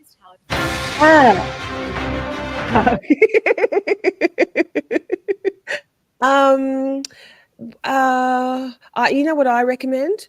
Hydration, sleep, and minimal sugar. I don't know about rubbing beef fat on your face, but I mean, I have a range of skincare products that's made from hemp oil. It's called Hey Bud. Very good face masks. It's my pimple cream for my zits. Is that it's very good. So I don't know about beef. Not lotion. Colors, but cooking, yes. Tallow for cooking. Rub it on your face. My skin is very sensitive to topical things. I feel like probably that would be clogging my pores like a motherfucker. Akasha says, I process beef tallow and use it for seasoning my cast iron pans, and I am planning on using it for soap. Akasha, could you please put it on your face and tell us if you look much younger? Thanks. I have a feeling Akasha looks very, very young, just in general.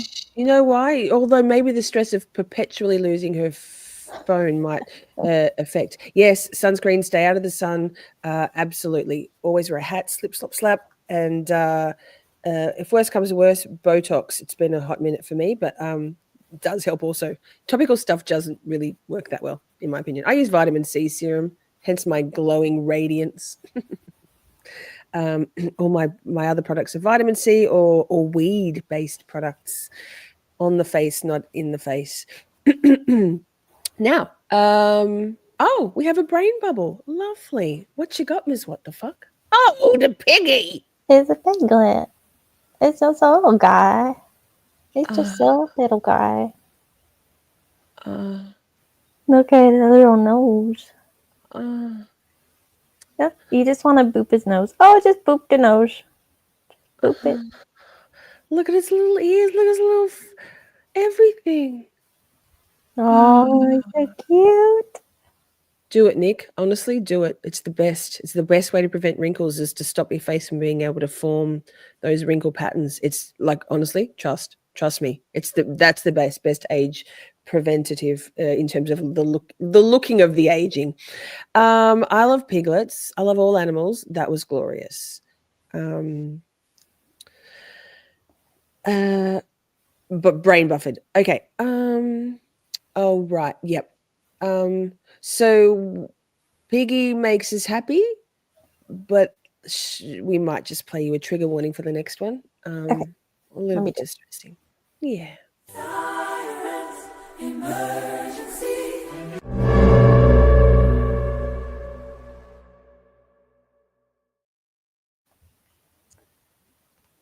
So, maternity mortality. Women's reproductive health has long been fodder for people to decide what is best. Particularly in the States, this is not the case here in Australia at all, at all. Reproductive healthcare is a basic human right, yeah, and women are dying without it. So particularly in the States, so this is definitely a trigger warning, very distressing. We have a story.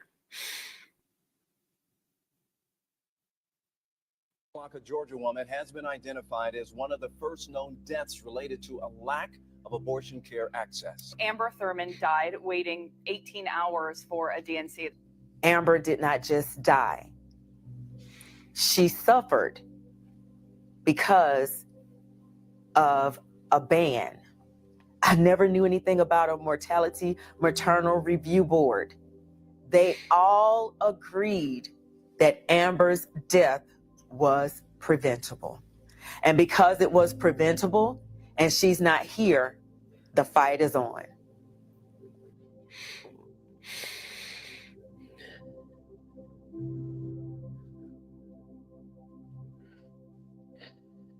My husband and I were really overjoyed to find out that I was pregnant with what would be our second. I miscarried in our kitchen 3 days later. I eventually got really sick and needed to go to the emergency room for care. What happened then ended up being the scariest 5 weeks of our lives. And at the end of it, we didn't know if I was going to survive. I went to the hospital the first time and they told me to come back in a couple of days and that they would tell me if I was still pregnant. I continued to deteriorate until my husband carried me into the emergency room the last time. And we cried and begged and pleaded for somebody to treat me. I later found out that I lost one of 2 twins and I had been diagnosed with vanishing twin syndrome. I can guarantee you that if I was in a different state, that I would have been treated differently.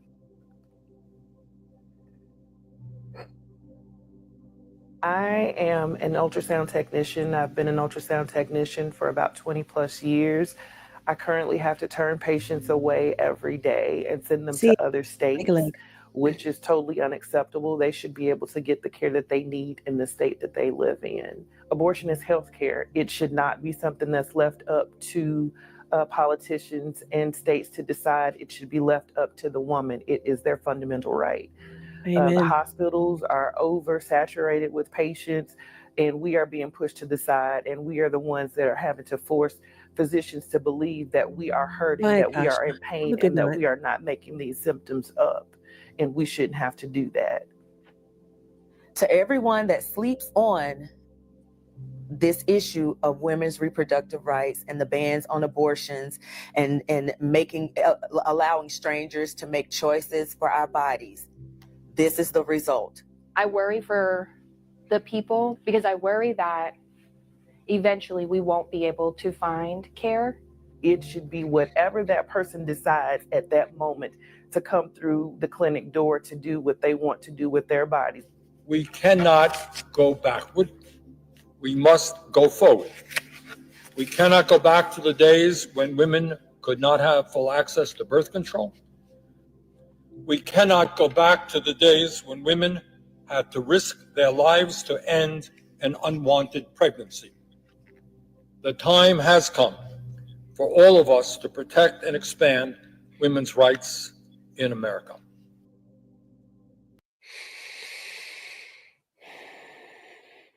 So I've got a few things to say about that. In Australia, you can get a free, you can terminate a pregnancy for free. It's just Medicare, like part of our free healthcare system in Australia. I've had an abortion through Medicare, thank God. It would not have been right for anybody. That unborn child, I'm sure I'll cop some hate for this, and you know what? I don't give a fuck. Wouldn't have been okay for my existing children. Financially, I was just not possible. It's horrific to me to think that in some particular states in your country, this is not just for everything, for every woman. And I'm going to go a little bit further, and like, we don't know for sure, but you all remember Taryn, right?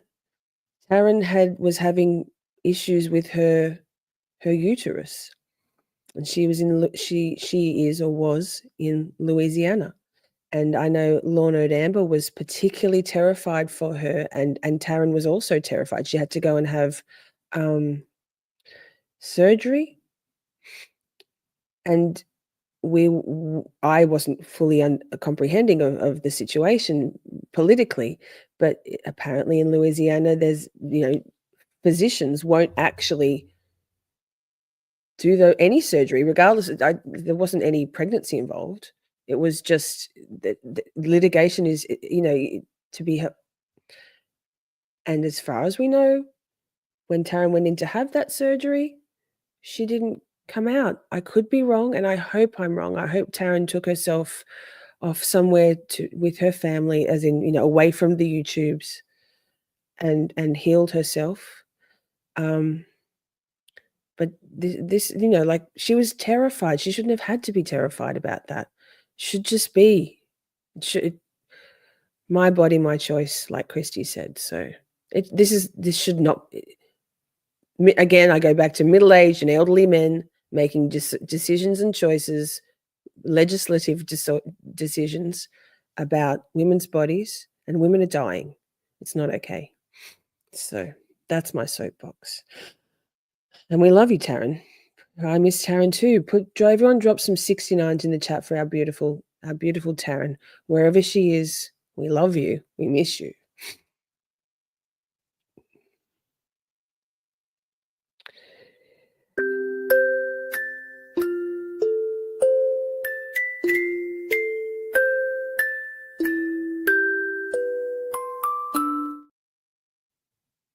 Thanks, everybody. It is absolutely horrendous.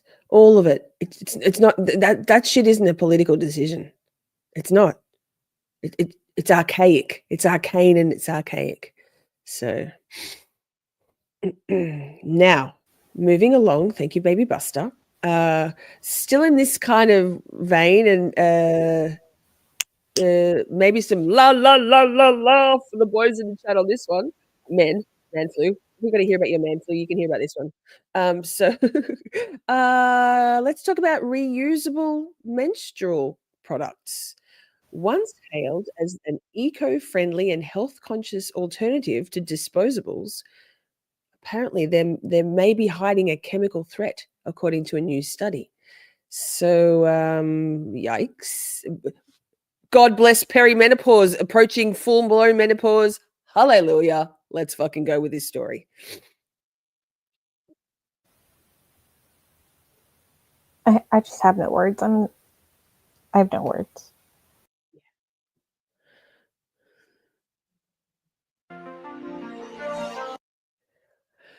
Oh, bloody music. According to tampon makers, the shortage is caused by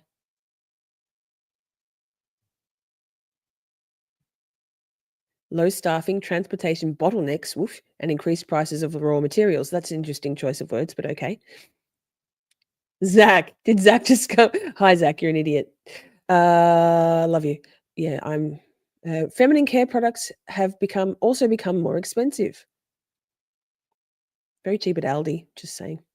Not that I need them. Rising in price by 10.8% over the last year. Yeah, that's quite a lot for something that, every woman kind of needs. Although the shortage has been discussed on social media for 6 months, like eggs. Eggs have been scarce also. Tampons and eggs. Yikes. Only in recent weeks have several big chain stores tried to combat the shortage.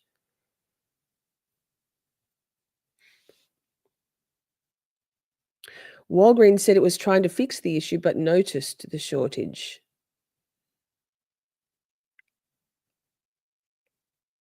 Only applied to brand-specific tampon shortages in certain geographies. Wait, this isn't about... Anyway, keep going. I want to hear about those body pants that aren't good. People who menstruate are now turning to alternatives. Okay, here we go. During the tampon shortage, wait, I'm moving myself out of the way a bit. There we go. Tampon shortage. How many times can I say tampon? Excellent. This was my story too, including menstrual pads, menstrual cups, and period underwear. Menstrual cups? What? That sounds messy. There is this. Firstly, I didn't understand that there was menstrual cups. That feels gross. But okay.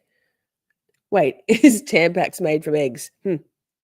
Not sure. Could be soon. Far more natural than whatever's in them. I don't know. Okay, what do we got here? Let me see if I'm up to speed. No, I'm too busy soapboxing on my screen. Okay. We're getting there. We're getting there. Menstrual cups is on my screen. Red Solo cups, right, Simi? Literal. I'm not going to. Lisa, don't go there. It's just getting there. It's scrolling. Okay, here we are. So reusable menstrual products, once hailed as eco-friendly and can you scroll down a tiny bit, please? Oh, menstrual cups. Yeah, wow, that's gross. Researchers from Indiana University and the University of Notre Dame have discovered evidence of per and polyfluoroalkyl substances, PFAS, I like that, commonly known as forever chemicals, in a wide range of reusable feminine hygiene products. The study involved the testing of 59 products from North America. Hang on, I'm just going to get this comment off the screen if I can. Where's my mouse? Pause. Lol, mouse. See what I did there? The study involved the testing of 59 products from North America and South America and Europe. These included period underwear, reusable pads, and menstrual cups. I was years old. Today I learned. And reusable incontinence underwear. Reusable pads, Christy says? What the actual fuck? Yeah, I guess like in the olden days, your rags. That's what they used to call the rags. You'd just put them in there and wash them off. Cute. So last year, researchers led from the Harvard T.H. Chan School of Public Health in Boston analyzed menstrual hygiene habits using data from the Apple Women's Health Study, which tracked 11,455 US participants between November 2019 and January 2024. Despite rising awareness about arsenic and toxic materials, regular tampons remain the most commonly used menstrual product, used by 48% of subjects. Pads were used by 47% and panty liners by 43%. That's just a difference in absorbency between a pad and a panty liner. Among reusable options, period underwear was chosen by 20% and menstrual cups by 18% of responders. What? 18% of these 11,000. How many people is that? What's 18% of 11,455? Menstrual cups? Mind blown. Focus. Recently, the researchers found PFAS were detected in nearly 30% of the samples, at levels suggesting they were intentionally added? This marks the first official confirmation of these potentially harmful chemicals in reusable menstrual products. Since reusable products are on the rise due to their increased sustainability compared to single-use products, it's important to ensure that these products are safe. This is crucial, especially for adolescents and young women who are more vulnerable to potential negative health effects, said paper author and chemist Professor Marta Venier of Indiana University in a statement. Feminine hygiene products stay in contact with the skin for extended periods of time, and the risks from the dermal absorption of PFAS, especially neutral PFAS, neutral arsenic, are not well understood. What are PFAS and why are they concerning? PFAS are synthetic chemicals used for their water, stain, and heat-resistant properties. However, they are known to accumulate in the body over time and have been linked to serious health conditions, including hormone disruption, cancer, and immune system dysfunction. Quote, one of the most important PFAS abundant PFAS detected in products from the North American market is a ratio of 8 to 2 FTOH. Fuck the a chemical that was I'm making up 8 to 2 FTOH, a chemical that was voluntarily phased out in food packaging by manufacturers in accordance with the FDA due to persistence in the body after dietary exposure, explains Sydney Brady, a PhD student in Vigniere's lab. Notably, 8 to 2 FTOH can be transformed into more toxic PFOA once inside the body. Oh, Christy, so you're saying that out of that sample, 2,061.9 people used the cups? We're burying the lead here. Menstrual cups? Simi says menopause, 25 years of age. So, yeah, well, you're safe from this shit, Simi. 50 for me. Booyakasha. Bring that shit on. Been counting down for decades. Newsweek reached out to Dr. Alivia, a former NHS doctor based in the UK, who described the idea of chemicals and microplastics entering a woman's body as unsettling. Yeah, no shit. No shit. It's, quote, it's a serious concern that demands urgent attention from everyone involved, from the companies making these products to the regulators overseeing them, she said. Sorry, I thought it said it says Arn, founder of the sustainable femcare brand Flus, Flus, which developed the world's first certified flushable microplastics and glue-free sanitary pad made from non-woven natural materials. That's a mouthful. Explained how these substances are absorbed through sensitive tissues. Yeah, the pink bits are very sensitive. She said, quote, the vaginal, here we go, great. This was my story, fuck. She said, quote, the vaginal tissue isn't like the skin on your arm. No shit. It's incredibly delicate and acts like a fast track directly to your bloodstream. It's highly absorbent, meaning chemicals can quickly get into your system without being filtered by your liver or digestive system in the usual way.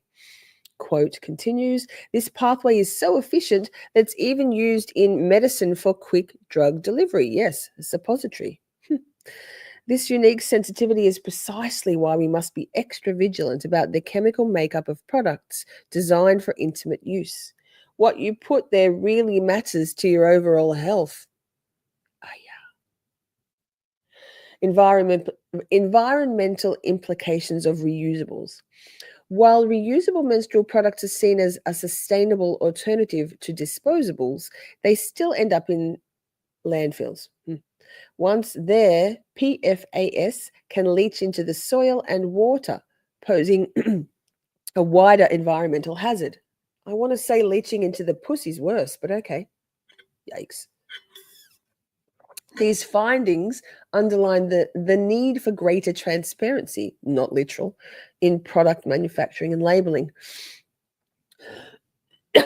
Sorry, getting all worked up over here. Consumers should know that not everything that is in a product is listed on the package. Vigniere added. Can you read, please, Miss What the Fuck? Yes, increased transparency from manufacturers would help consumers make informed decisions about what they're purchasing for themselves and their families. And that's it. And so this is really intense and really serious. I had no words when Lisa sent this to me. I had no words on the last one either, but I had no words when she sent this one to me. I was kind of like in shock. A little bit unhappy. A little bit unhappy is right. Oh. I often think about the random toxic things in so many products we subject ourselves to. Food, there's things that it's very concerning. But if we're putting arsenic around there, I don't think that's a good idea, etc.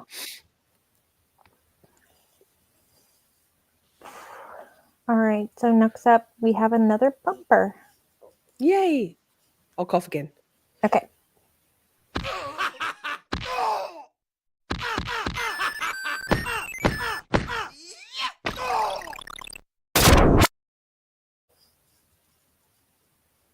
I was still muted. Okay. Now, politics are a scary place. We are entering into the fray in the Miss Shorty way. Play nice in chat or find the nearest exit. So we don't need to talk about political affiliations or anything. It's that.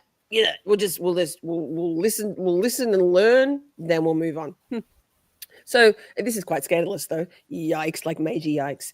The Trump administration announced Thursday that a 90,000 square foot ballroom with a capacity for 650 people will be constructed in the White House's East Wing.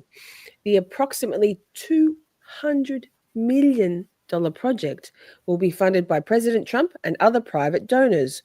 White House spokesperson Carolina, how do you say that? Leavitt said, spoiler alert, gold-plated fucking ballroom. What?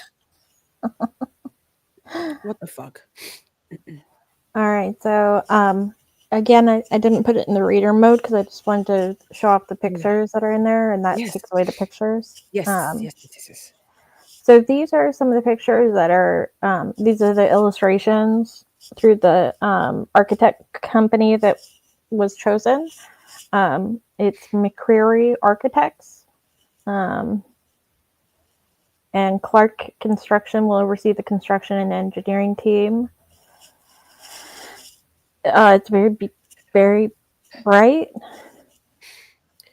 I mean, it feels a little excessive and ostentatious and unnecessary. Yeah, like Madeline says, 200 mil will become 600 mil and be years late, and will end up being all taxpayers' money. Meanwhile, you guys. So the site of the new ballroom will be where the small, heavily changed and reconstructed East Wing currently sits. The East Wing was constructed in 1902 and has been renovated and changed many times, with a second story added in 1942. This is the exterior illustration.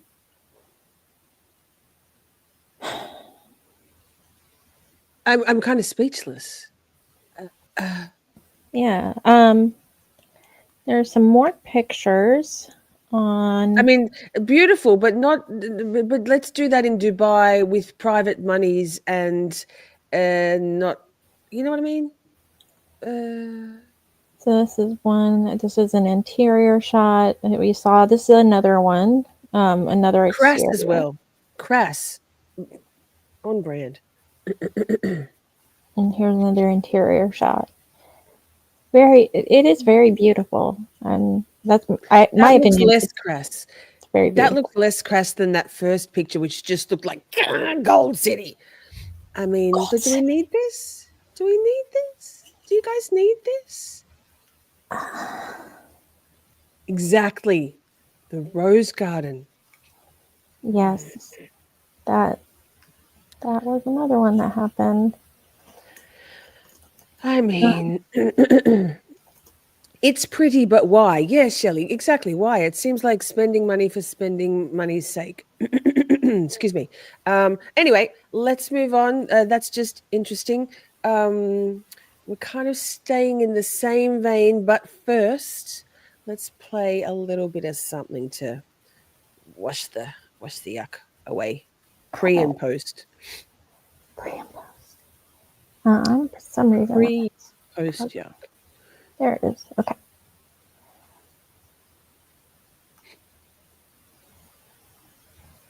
Sorry, it had to.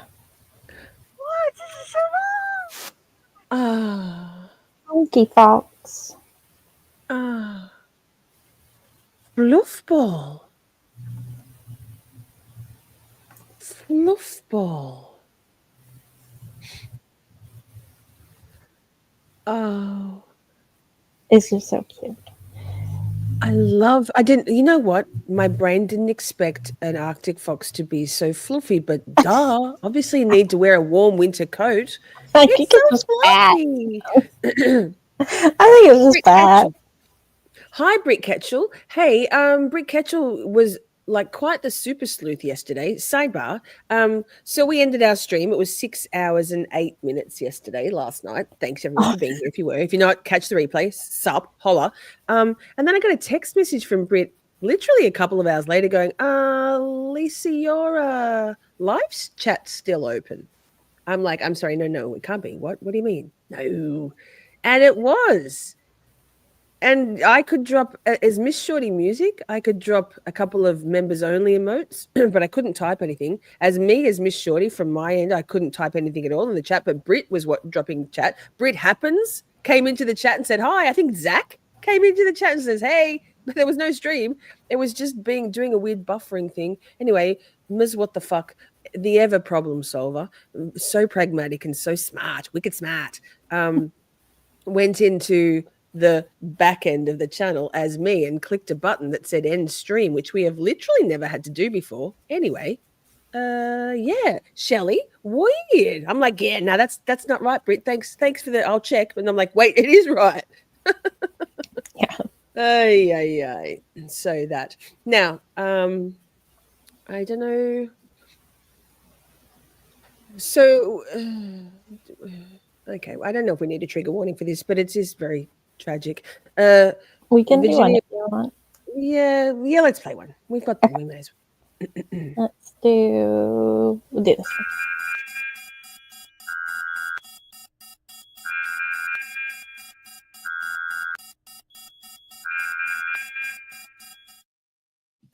Now, thank you. Another fantastic bumper by Miss What the Fuck. My earbuds falling out. Here we go. Virginia Giuffre, who survived years of Jeffrey Epstein's abuse and died by suicide this year. And I didn't realize she was in Australia. Her siblings sat down for an interview in light of recent discussions of the Epstein files and the possible pardoning of Ghislaine Maxwell.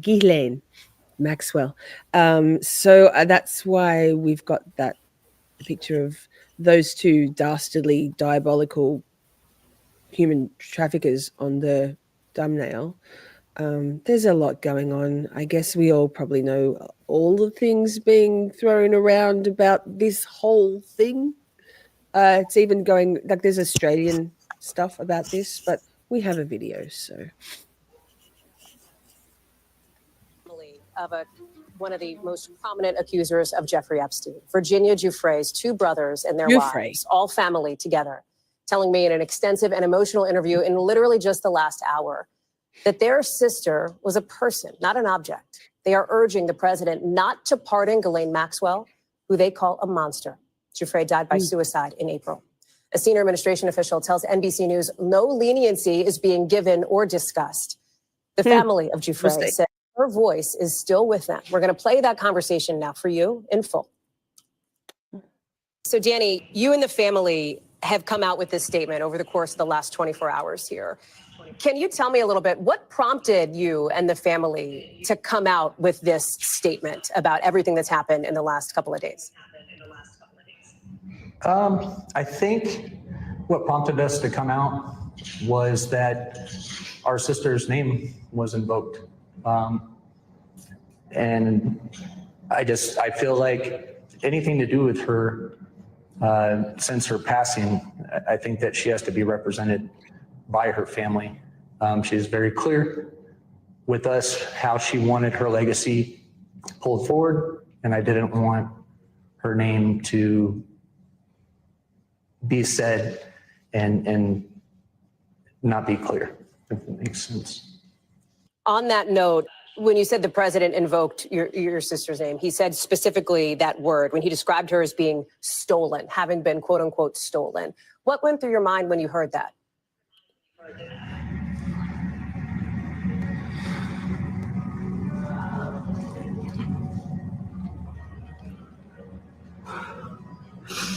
I think we were shocked by it. Especially to use the term stolen. Because she's not an object. She's a person. She's a mom. She's a sister.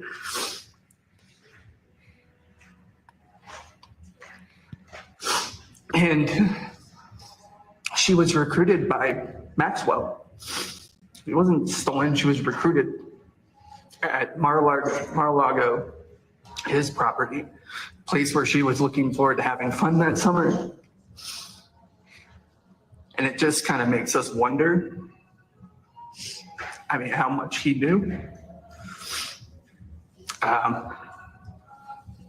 You know, especially, and it's in our statement a couple of years later, you know, he made a statement on Epstein and, you know, how he liked young girls. And so, yeah, it does make us question how much did he know?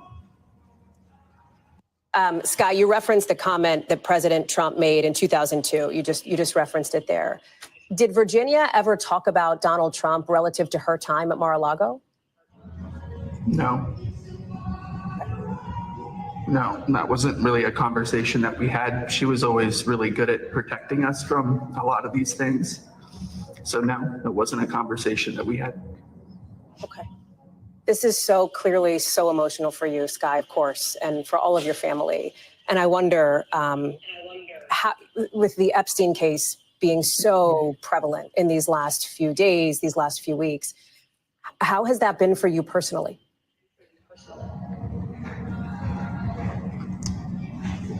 I think I can answer that.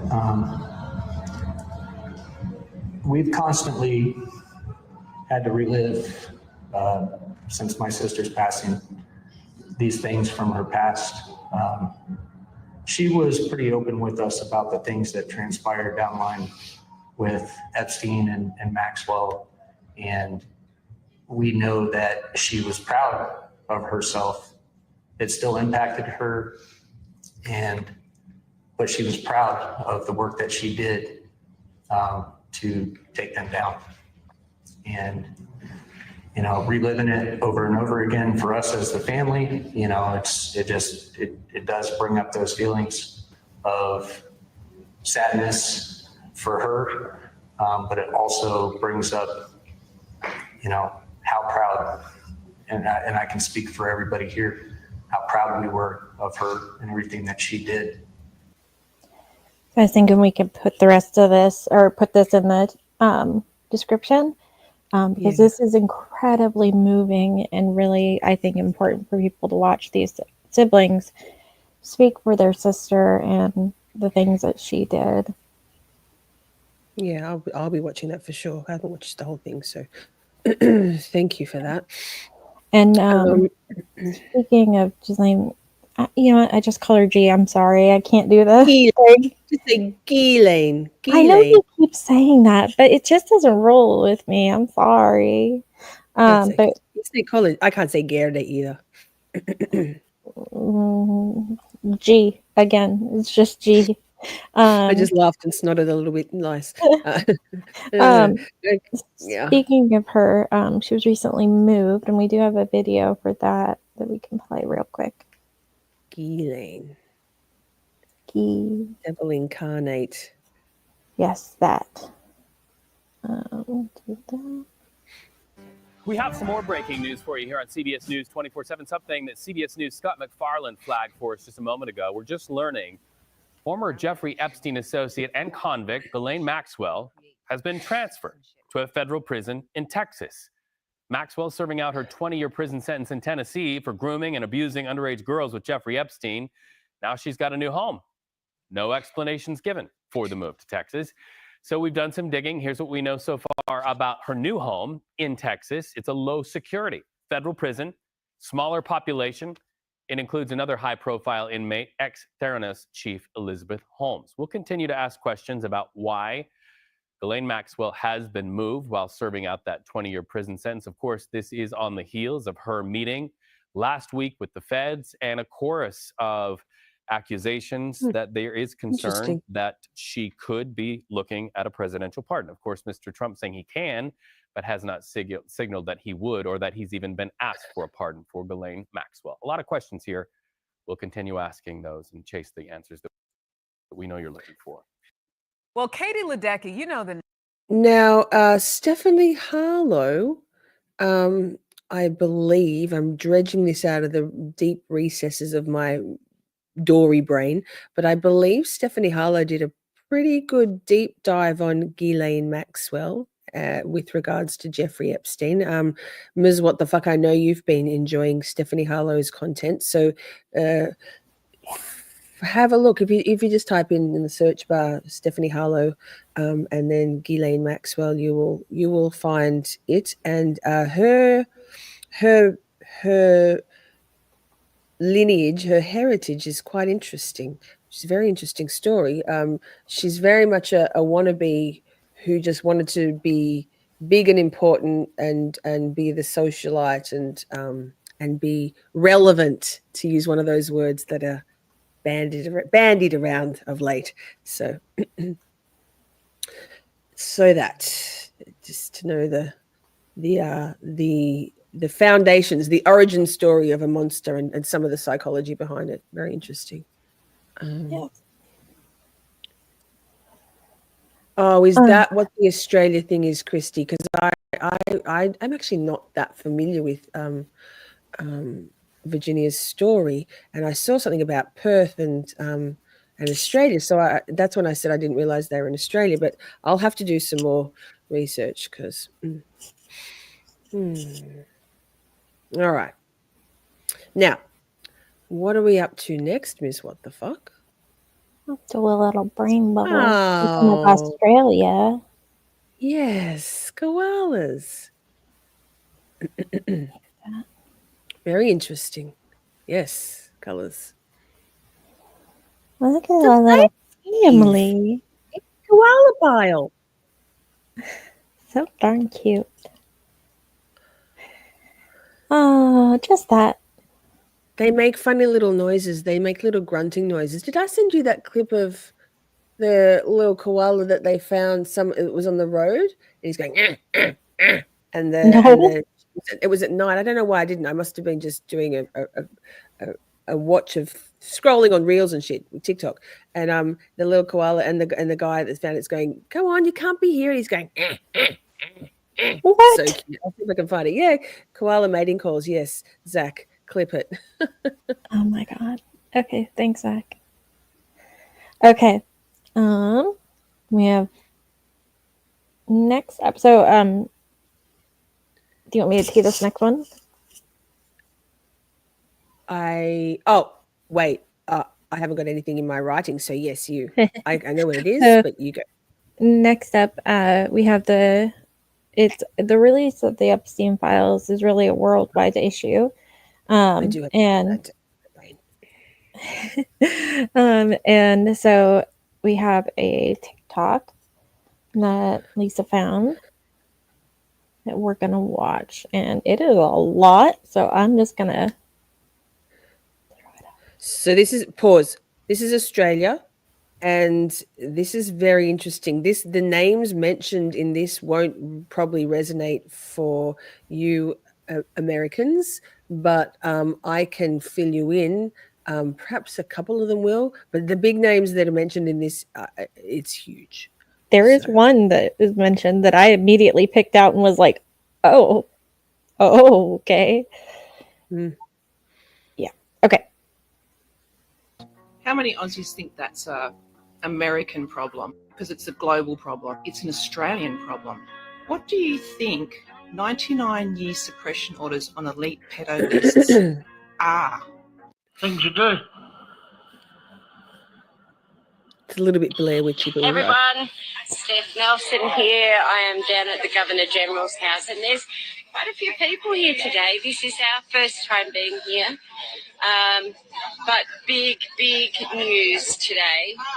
We are actually, because the government won't release the names of the 28 pedophiles, and they don't particularly care about our children, we've decided that we are going to release the names of the 28 pedos. So let me turn this around. Here's our glorious Sarah. So, all right, we're going to sit and read through this pretty carefully. We've got Scott Morrison, our illustrious leader. Come over here. We have Paul Keating. Kimberly Beasley Sr. Thank you. Bob Hall. No, you Kimberly boys. Beasley Jr. Alan Jones, Woof, John he's loud. Singleton, John Laws, Kerry Packer, Gordon Moyes, George Pell, Rupert Murdoch, Ray Hadley. Rupert Murdoch, the one who controls all our media. New South Wales Police Commissioner, John Avery, Oh. Neville Davis, Richie Bernard, Frank Kennett, Bruce Spence, Rosalind Crasher, John Ginder, Paul Wilson, Dr. Linus Petrogaza, Tony Bevan, Dr. Anthony Kidman, Justice David Yeldham, Roger Klimpspun, Molly Meldrum. Oh, Molly. Houston. Didn't he get his back broken as well? Probably. Yeah. Houston. Yeah. Hillsong. Yeah. Don Talbot, Scott Vulcan, Rolf Harris, Alexander Downer, Ron Woodham, Clarence Osborne, Kevin Lynch, Goff Whitlam, Neville Ryan, John Kerr, Robert Hughes, Michael Kirby, Roger Rogerson, John Bell, Don Bosch, Don Burke, Graham Kennedy, Bert Newton, Don Lane, Lionel Merv, Stuart Wagster, Marcus Enfield, John Marsden, Robert Menzies. Good old ScoMo. Can't forget him. He tops the list. Very brave women. And they're the only ones that we've actually been able to prove that they've hurt our kids, yeah. Well, they say that you can't prove anything. Well, let's have the trial. Yes, shall we? Bring on the trial. So They have not been done for defamation, by the way. And this was 2-3 years ago. Very brave ladies. So that's very interesting. There are probably 20% of those names were former, maybe not quite, maybe 15% of those names were former prime ministers of Australia. You heard Rupert Murdoch, Rolf Harris, may he rest in peace. Have not been. Christy says, wait, go back and pause that list. And so that was a few years ago. So defamation, it's not defamatory or slanderous if it's true, right? And these are people with a lot of money. Most of them still alive, not all of them. Robert Menzies is not alive anymore. Bob Hawke not alive. So the problem with defamation suits is if you're not prepared for the discovery to come out, because once you file a suit, it's all bets are off. So none of these women have not been sued. No litigation for calling out these names. So interesting. What do you want to know about the list, Christy? Yeah, sorry, I tried to pause it where you can see it the most, but it's really hard to read the list. It's just that's one side and then there's another side, but you can't really see with the text over it. So it's kind of just, you have to listen to it. There was a police commissioner in there. Rupert Murdoch is obviously a giant media mogul. That's the one that I recognized out of all of them. Scott Morrison was our prime minister a few years ago. I can't remember, during COVID, I think. God, my brain, politics, I'm not sure.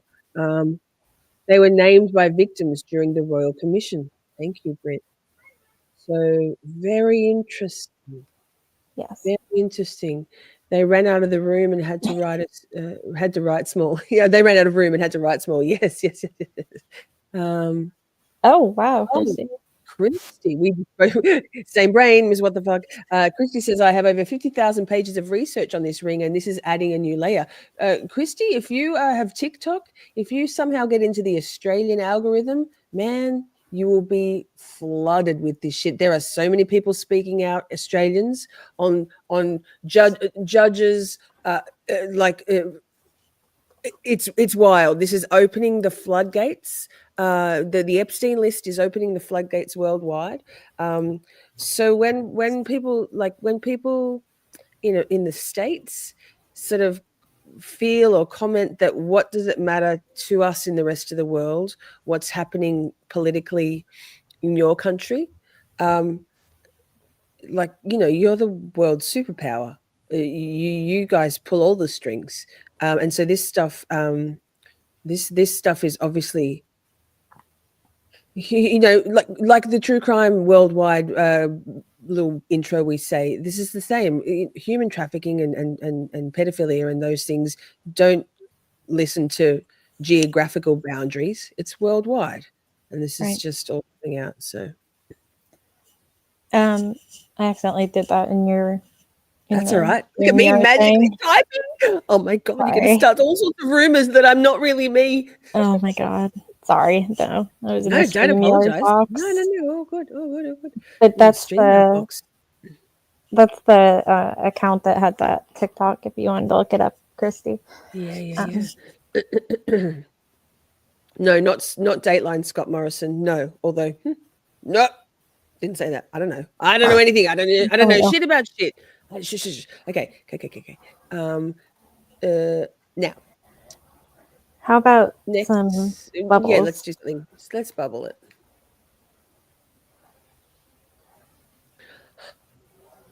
Hey, comment. What's he doing? Either I can't remember what I titled this. I think I titled this let me look actually because it was funny. And Wombat Shenanigans. They're itchy. Wombats are so cool. They are so cool. They're just the cutest. They're like fuzzy pigs, is what they are. Let it play one more time, and can you pause on that one running across the plains? Yes. When he gets there, please. I think I've been there. Keep going a little bit more. Yeah, I think that's a place. I'm not kidding. I'm pretty sure that's a place called Iron Knob, Knob, Iron Knob. It's like an iron ore deposit. It's on the way toward just before the Nullarbor Plain when you're driving from Victoria to Perth. Very long pilgrimage. Yes, been there. Iron Knob. Folk, what? They have armor-plated butts. I don't know what to do with that information. Google it. No, I don't think I will.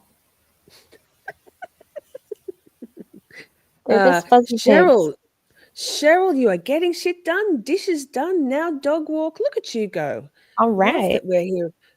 Body doubling for you alongside.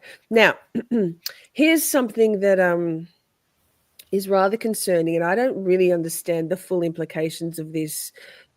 For us, it's an Australian thing, but you all should. It's interesting. I know Aussie Overlord has been quite vocal about this on the Twitter. So, the YouTube under 16 ban backflip. Victorian Libertarian MP, Member of Parliament, David Lindrich, has slammed the federal government for its YouTube under 16s ban backflip. Whew, mouthful. Telling Six News the restrictions are set to be a privacy nightmare that will impact all Australians. Okay, yes, it is 6 News, and also I didn't know that's what MP stood for, by the way. Member of Parliament. Yes, I didn't know that. There you go. I just learned something. Oh, 6 News in the States. No. We don't have 6 News here. Do we? I think this is... No, this is the... Girl, you sent this to me. I probably didn't watch it. Are you kidding? I mean, I watched it, but I don't know. Okay. MP for Southeast Metro joins us now. Really nice to have you back here. Pause for a second. Important clarification. Britt says they use their armor butts when digging their burrows. Thank you, Britt. Look at us go. That is very important. Yeah. Okay. I need to mute myself for this, I think. When the New Safety Commissioner flagged that she was recommending YouTube be included in the social media ban, the government has gone ahead and done that today. Any surprise about that decision for you? Well, no real surprises, but there might be surprises for people that believe the government's lie before the election that they said YouTube wouldn't be included and now it will be included, as everyone expected. How can you have a social media ban and exclude the largest platform out there? It's just ridiculous. So what they've done is not a surprise to me, but it's disappointing nonetheless because I think this is just an awful outcome. We've seen, obviously, the way this is going to be enforced kind of be debated. We're still not 100% clear on that. And there's been a few various methods that have been discussed there. I guess the main thing that we've heard is verification, whether that's a photo ID or a live facial recognition. What kind of concerns do you have about that if that was, had to be implemented on all these platforms that are under the ban? Well, we don't really have to speculate. We can just look at what's happening in the United Kingdom at the moment, and it's a total mess. It's a privacy nightmare. Platforms are being forced to collect information that they wouldn't otherwise be collecting. And then you've got all these problems further down the track with potential data security breaches and things like that. And sometimes people want to remain anonymous online. One of the things that people forget with this social media ban for kids, they think it's just going to affect kids. Well, they have to check everyone to make sure of your age, and everyone's going to be subjected to this. It's not just kids. We know that there have been concerns about that kind of harmful content online, which I think most people broadly agree can exist. There are corners of the internet where that's going to be found. I think every site is going to have that to some level or another. Are there any measures that you would want taken by, from I guess your libertarian perspective, the government on that kind of content, or should this be left to the platforms, which has been part of the kind of criticism about lack of enforcement? I don't think it should be just the platforms. I think parents have a real role to play in all of this. Parents are the ones that should be deciding what is and is not appropriate for their children to do online. The government, by coming in here, is sort of acting like the parent of children. And they do this in many, many different areas. And I think it's just wrong. Like, parents' rights need to be respected. Parents can decide when they think it's appropriate for their kids. All kids have different sort of developmental strengths and weaknesses, and some kids will be ready for certain things earlier than others. But I know that there's many teenagers, including my own sons, and I'm sure you're the same, Leo, who learn things online. They especially on YouTube. I know my kids are into science. They watch, Kurtzegard. I know lots of kids watch that. It's a really great way of communicating stuff. Lots of, some of these things they'll be able to access through the free, non-signed in access. But a lot of this stuff, when you log in, you get all the other stuff suggested to you. If you might be interested in science, you get other science things suggested to you. When you're not logged in, you're not going to get any of that. You're going to get no personalized content at all. I just think it's a terrible idea. Sure, like there should be pressure on the platforms to enable and empower users to make more better decisions. There should be tools to empower parents. And I know that Apple does a lot of good work in this space, with family accounts and this sort of thing. But like, just having the government have this blanket rule like this really, really crude tool, it's totally the wrong way to go about it. It's going to affect everyone, and it's going to have really negative consequences. Just finally, and let's assume it goes in. I know that you would expect probably Google's going to go to the High Court about it, and that could maybe delay things. But say it does go in effect on December 10, and you need, before you even, post a tweet, for instance, you've got to suddenly put in an age verification one way or another. Do you anticipate people are just going to start leaving social media altogether because of that, and maybe go to different sites, or do you think the initial thing will be to attempt to bypass it, which you mentioned the UK before, and it's certainly happening over there? Oh, VPN sales will go through the roof, of course. Like, people can bypass these. Kids aren't stupid. They know how to bypass it. They're already telling their parents. I've already had questions from my kids about when we're going to buy a VPN and which one we're going to use. I'm sure lots of other families are having the same discussion. We don't want to be subjected to the government's surveillance controls on the internet.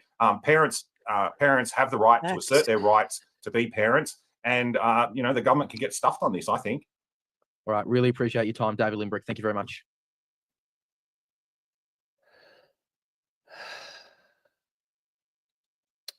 Yeah, I don't know. It seems like a shit show to me.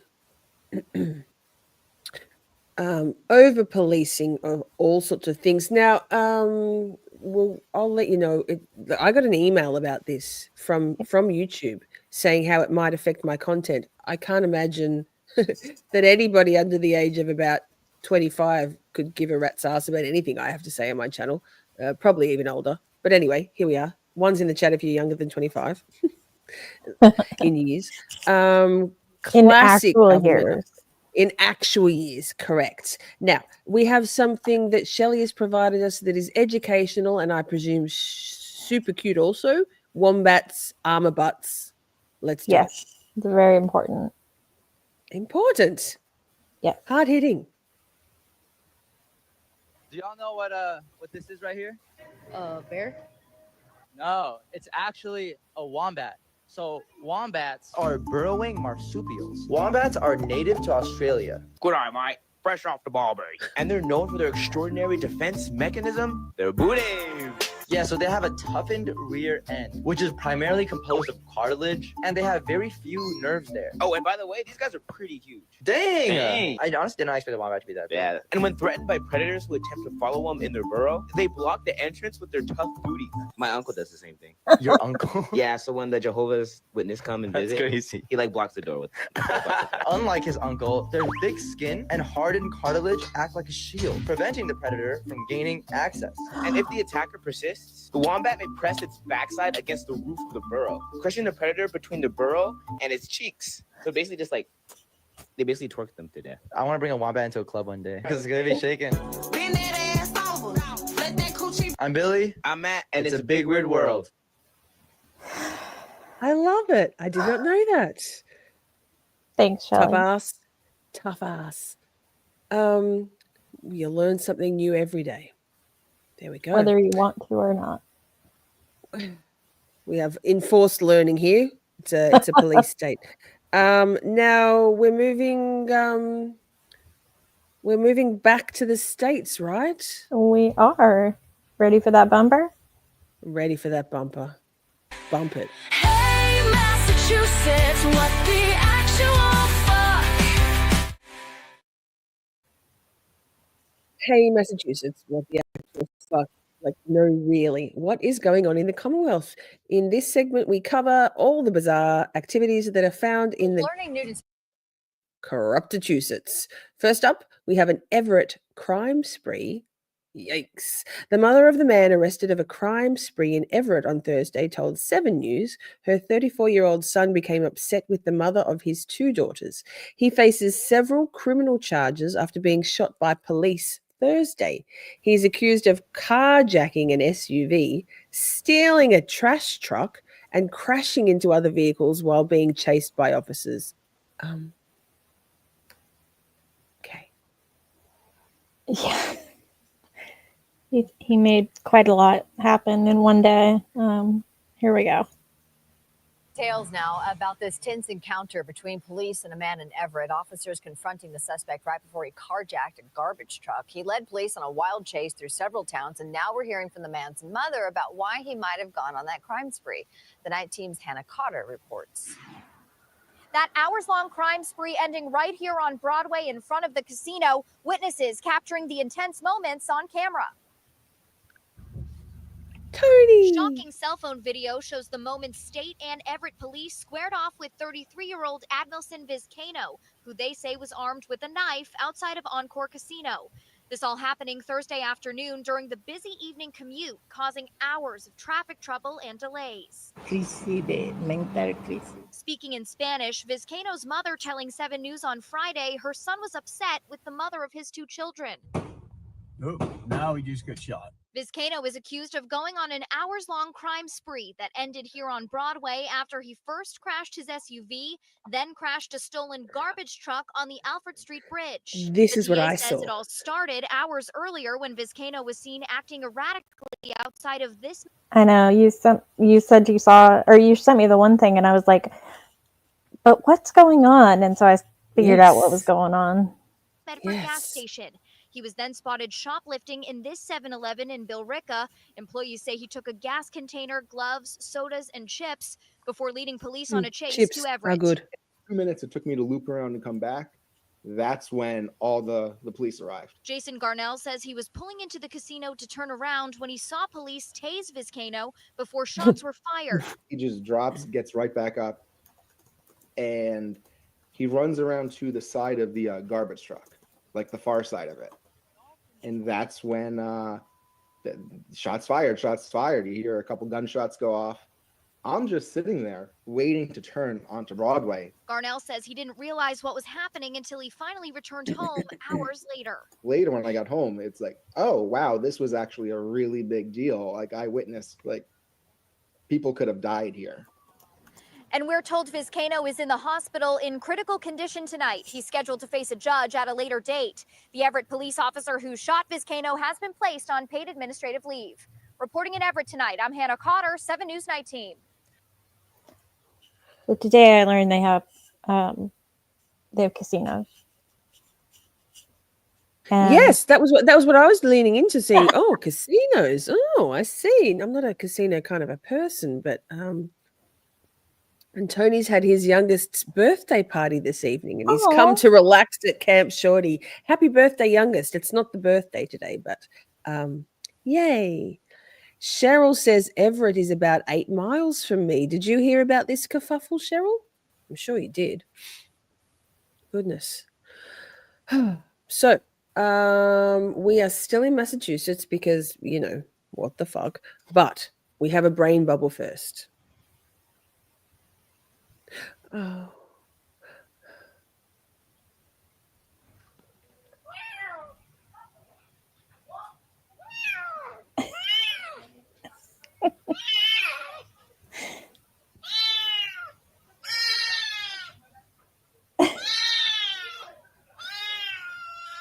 Oh, poor baby. Can't Baby, get just out. walk out the gate. Trapped. Trapped. Help me. Help me. It's assault. Oh, the kitten. Oh my goodness. Oh, the baby. Oh no. Oh, here we go. Wait. I have to go under this. Oh, I'm okay now. The woe is me kitten. The kitten. It's so perfect. Oh, kittens are the best. I love kittens so much. They're so much better than puppies. Kittens are just so smart. Puppies are just dingleberries for 9 months. Not smart, but a whole lot of wiping up piddle off the floor. Hello, you had a red dog, did you? Dogs are great. I love you, Mrs. Dog. All right, so we have a follow-up with Karen Reed. Yes, we haven't left her behind. She's still got plenty of tribulations. So Karen Reed has been filing many motions. We'll look at a couple of those and look at what Spanky and some of our more beloved lawyers have been up to this week. What you got, Miss Fuck? So we have a lot, so we'll just kind of run through it. We're not going to read all the motions necessarily, but we'll at least talk about what they are. And I probably don't even have all of them because it's been a lot. But there has been a motion that Karen and her folks have put in for return of her property, specifically her Lexus and her personal cell phone. So that is one of them. And then, I don't know if you heard that vehicle. That was awfully loud. Yes. I didn't know you. I just thought I've never heard anything from your place. I have my doors open because it's very warm here. And then they had to file a second motion for additional cell phones that they took from her. And let's see, I think this is just they haven't posted it yet. Or at least they hadn't lighted that. And then this one was motions to this is a motion for relief from the order to impound sidebar conferences. Basically what it is they're trying to get them to unimpound the sidebar conferences. And so this is for the 16th, and so that's what this is. There was an order on the 16th of April to impound the sidebar conferences, and that's it 2024. And then this is another one, which is the exact same thing, except it was for April 14th of 2024. So trying to get all the sidebar conferences unimpounded, which would be awesome to get and see what was really happening. Yes. I know I mentioned it last night, but very interesting in watching the now released trial footage of the Brooks Houck trial that the sidebars are audible. I don't think I've ever heard the goings on inside a sidebar, and I hope we at one point in the future get to be able to read the transcripts. Right. I know it's Karen. fast. So next up, I have the motion to withdraw from Spanky. From Brennan. From Brennan. It's not even like there's a lot of words on the paper. There's he fucked up like the first thing, withdraw. Like the main thing, to be honest. Yeah. Like really? I mean, and the withdrawing is normal because he fulfilled what he was there to do. He was there. The actual withdrawing is not a big deal. It's the fact that he spelled it wrong, or whoever made it for him spelled it wrong, because his paralegal or whoever writes this hates him. Also, I didn't grab it because there's so much, but Victoria George also withdrew. Yes. Because Wait. she was at the end of hers. Rewind. His paralegal hates him. I thought that she liked him very, very, very much. Maybe maybe he has two paralegals, honestly. Or maybe she's real dumb. Could be. I thought that maybe she quite liked to smoke his cigar, actually, if you know what I mean. That's very possible. It could just be that she's very dumb, and that's why he likes her. So perhaps. Next up, there's a great little profile of our dear Eliza Little. Eliza. I know, and this was on the Worksman Jackson and Quinn LLP Twitter. And it says Elizabeth Little, partner at Worksman Jackson and Quinn LLP, was a key member of the Karen Reed defense team, helping secure a not guilty verdict. A USC Gould grad and expert in high-profile criminal cases, her record speaks for itself. Learn more, and then you can go and click on there. But she looks so good. I'm just like proud of her. So it says Elizabeth has more than 8 years of experience representing clients in all aspects of criminal cases, including conducting significant pretrial investigations, trials, and appeals. Just so awesome to see that. See her getting her own little, her own recognition is awesome. She's amazing. She's amazing. Good. And good to see back again, middle-aged men giving women their props, because so often it doesn't necessarily happen. Yes. Oh, Mr. Alessi, sir. And then a tweet from Mr. Alessi saying that for the upcoming podcast with my brother, David Yannetti, we will be covering the law, of course, but we will also be covering a wide range of other topics. We welcome your suggestion in this regard. People are great. Just look for the greatness. And that's just a big, oh. I love him. What a lovely man. He is a lovely man. And that, I think, is possibly, just double check. That is it for Karen Reed. And so I did have a bubble set up for. Yeah, the bubble. I always got a bubble set up. We can do that while I prep the next one. Here we go. Wait. We can't see. There we go. All right. Thank you. I also had the sound on, so it's a good thing you couldn't see. I love the duck in the bed. Oh, that's so sweet. That's so sweet, little sleeping duck. My goodness. Oh, I need more ducks in my life. I know, right? Oh. We're moving on. Speaking of Twitter, X. X just sounds so dumb. Let's play the bumper. Okay. Wait 2 seconds. I've got sound in my ears. Yeah, it's disconcerting, isn't it? It really is. Does it play in your ears when it's playing in my ears?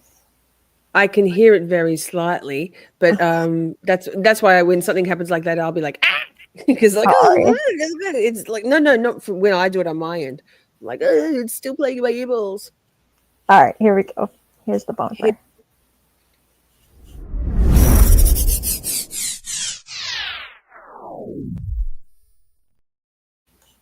Whoa, in this segment, we sort through the trash to bring you the treasures. Many don't have Twitter, although some of you are starting to get Twitter. So we've done the work to curate some of the best, worst, and funniest tweets this week. What we got? All right, so we are gonna start. We're actually gonna start on TikTok. So I'm gonna share this tab instead, and I'm gonna do this. And it says I don't have sound anymore, so let me pop off, and then I'll pop back on here. Good. We've got. Oh wait, that doesn't make sense right now. Share screen and. Hey, what are you doing? You got lovely eyelashes, puppy. Here we go. All right, and it's our good friend just. Hello, and Mel. welcome to all new and existing members of the We Do Not Care Club. I started this club for all women going through perimenopause and menopause. We are putting the world on notice that we simply just do not care much anymore. Let's go ahead and get started with today's announcements. We do not care if our boobs hang low and we can tie them in a bow. We do not care if the tag says hand wash. It's getting washed. How it's getting washed. It is in the Lord's hands now. We do not care if the family reunion is coming up. If it is still hot outside, FaceTime us so we can speak to everyone. We do not care if smiling makes us look friendly. We're not. We do not care if we pay for a monthly gym membership and we do not go. We do not care if our pedicures and manicures cost $111. We can no longer reach our toes and we can't see up close to paint our fingernails. We do not care if you are a gentle parent. Either make them kids sit down or y'all can go home. We do not care if we lose our phone 13 times a day and keep it on silent. Shut up and help us look for it. Nakasha. We do not care. Yes, she's not here now. Bathroom at our house. Yes, that is our bra behind the door. Please do not touch it as you open the door to exit. That concludes the announcements for today.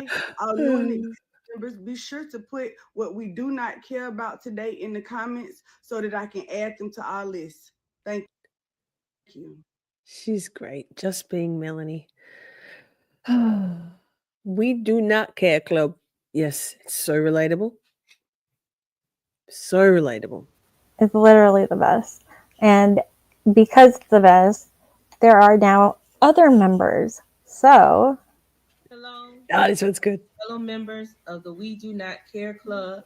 And this is for our president, Melanie Sanders. And this is our Girls Trip edition. We do not care if we forget to pack something.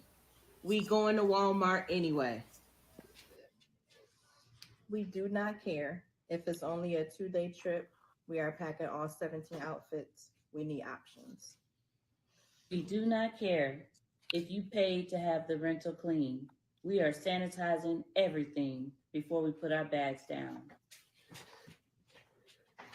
We do not care that you're waiting behind us. We're getting this parking space. You see our blinker. Go around. Yes. We do not care that we are on a diet. We're getting the burger, the fries, and the margarita. We do not care that y'all walking around here with your matching bridesmaids t-shirts on. We ain't dressing them.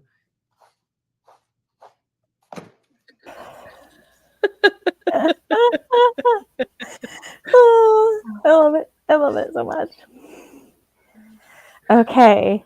And next up. Yes, Simi, absolutely. Okay, next up we have something that was almost a bubble, but it wasn't a bubble. Because it was just so special. Oh. This squirrel. No, he's stuck. It's stuck. Squirrel. It's crying, help.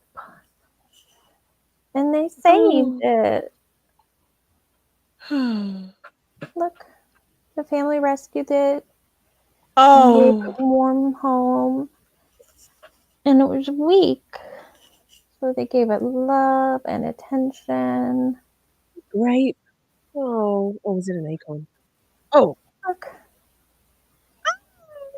And We now don't it's stayed.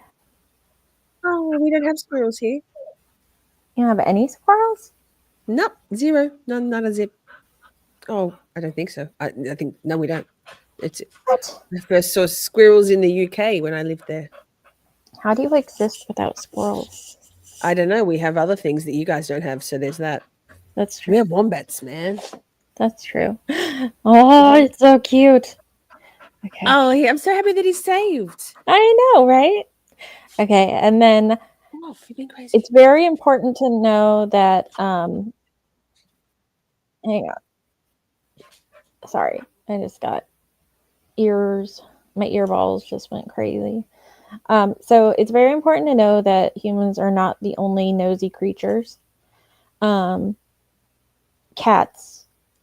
are also incredibly nosy. So this one comes with a little, not a trigger warning so much, but if hearing, so nosy cats, but they're nosy to a lot of yelling and screaming in the neighborhood. So if you don't like that sound, it's like 2 minutes, a minute. So yeah, that it's very funny though. These cats, Sticky Beaky. Yeah. Two of you are fucking ridiculous. Fuck that, Troy. I'm out. God damn it. You're not the fucking man. I didn't man enough pussy.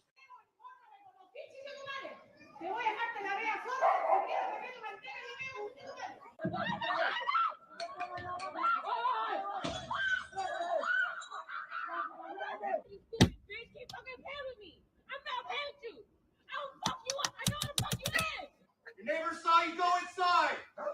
Come out now or send a police dog in. He's gonna find you. You wanna cheat on me? I got this fight, you stupid bitch, huh? Yeah, you fucking left, you stupid bitch. Keep fucking playing with me. I just gotta say that is me and my husband. Like every time something's happening, we're standing at the screen door, like, what's happening out there? That is us. Just saying.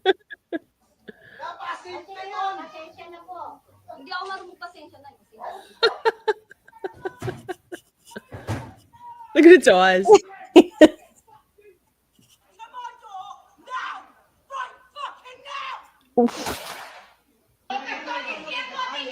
That's also us.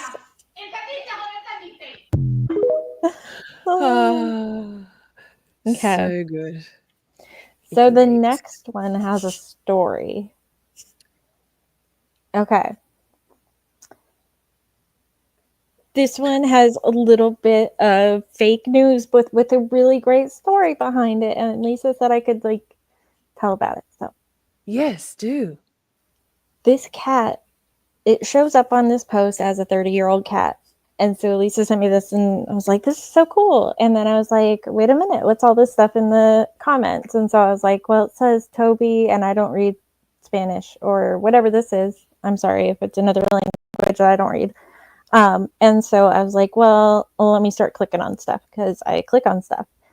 And so I clicked on it and I also noticed it says Ehlers-Danlos. I was like, well, that's odd because I have Ehlers-Danlos syndrome and so does my child because it's genetic. And so I clicked on it. And what I found out is that Toby is Toby 23? No. Is Toby 30? Also no. How old is Toby?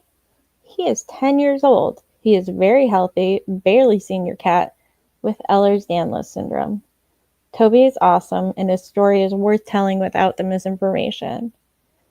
So I thought that was pretty amazing, and I almost cried a little bit because I was like, I didn't know that cats could have it also. And so then I kept learning about Toby because I was like, this is like the coolest thing I've ever seen. And so I learned a little bit more about him. And I wanted to share this video. I want to cuddle him. I want to cuddle him. And cats. Fragile skin. This is the first and often most notable symptom of Ehlers-Danlos syndrome.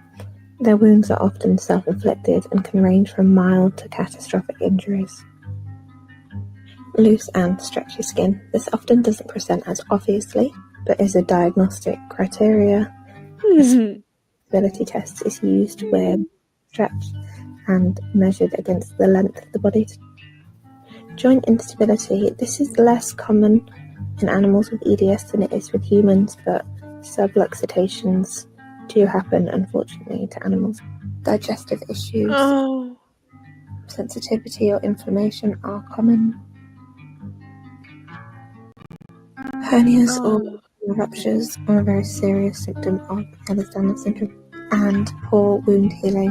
This particularly has an impact on excess scarring, issues with healing from surgery, and can cause an increased risk of infection. There's no cure for EDS, but depending on severity, with management, they can live long and happy lives. So, that was super special to me to see that cats could have it too, which I don't want a cat to have it, but knowing that humans aren't the only ones with it was kind of special to see the awareness. So that one is the story behind it. I love that. And look Thank at you you. for Look at you not just taking the things I send you and going, yeah, that's good. 30-year-old cat, boom. Because I'm like, just send. That's I always look into everything. In fact, the next one, I'm just gonna show it on the screen. This is the next one you sent me. I sent this one, obviously. So this is a building where? In China, yes, It's a in skyscraper. China, yes.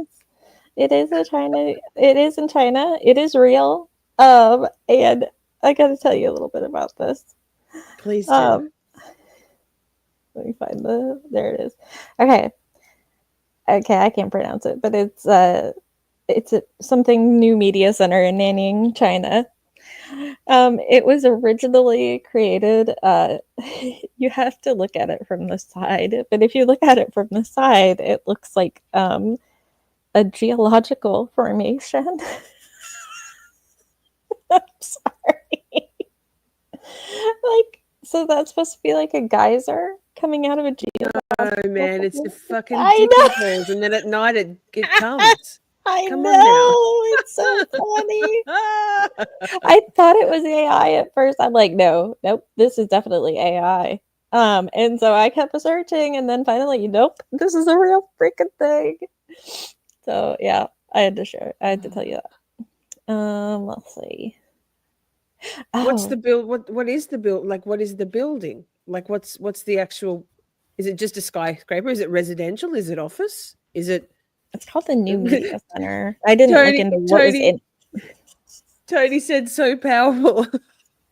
Okay, let me go back. I'll go to New Media Center. Medical. Yes, could be a medical. Could be sexual health clinic. I don't know. It was built in 2018. It's 144.7 meters high. And this is what it looks like in a different position.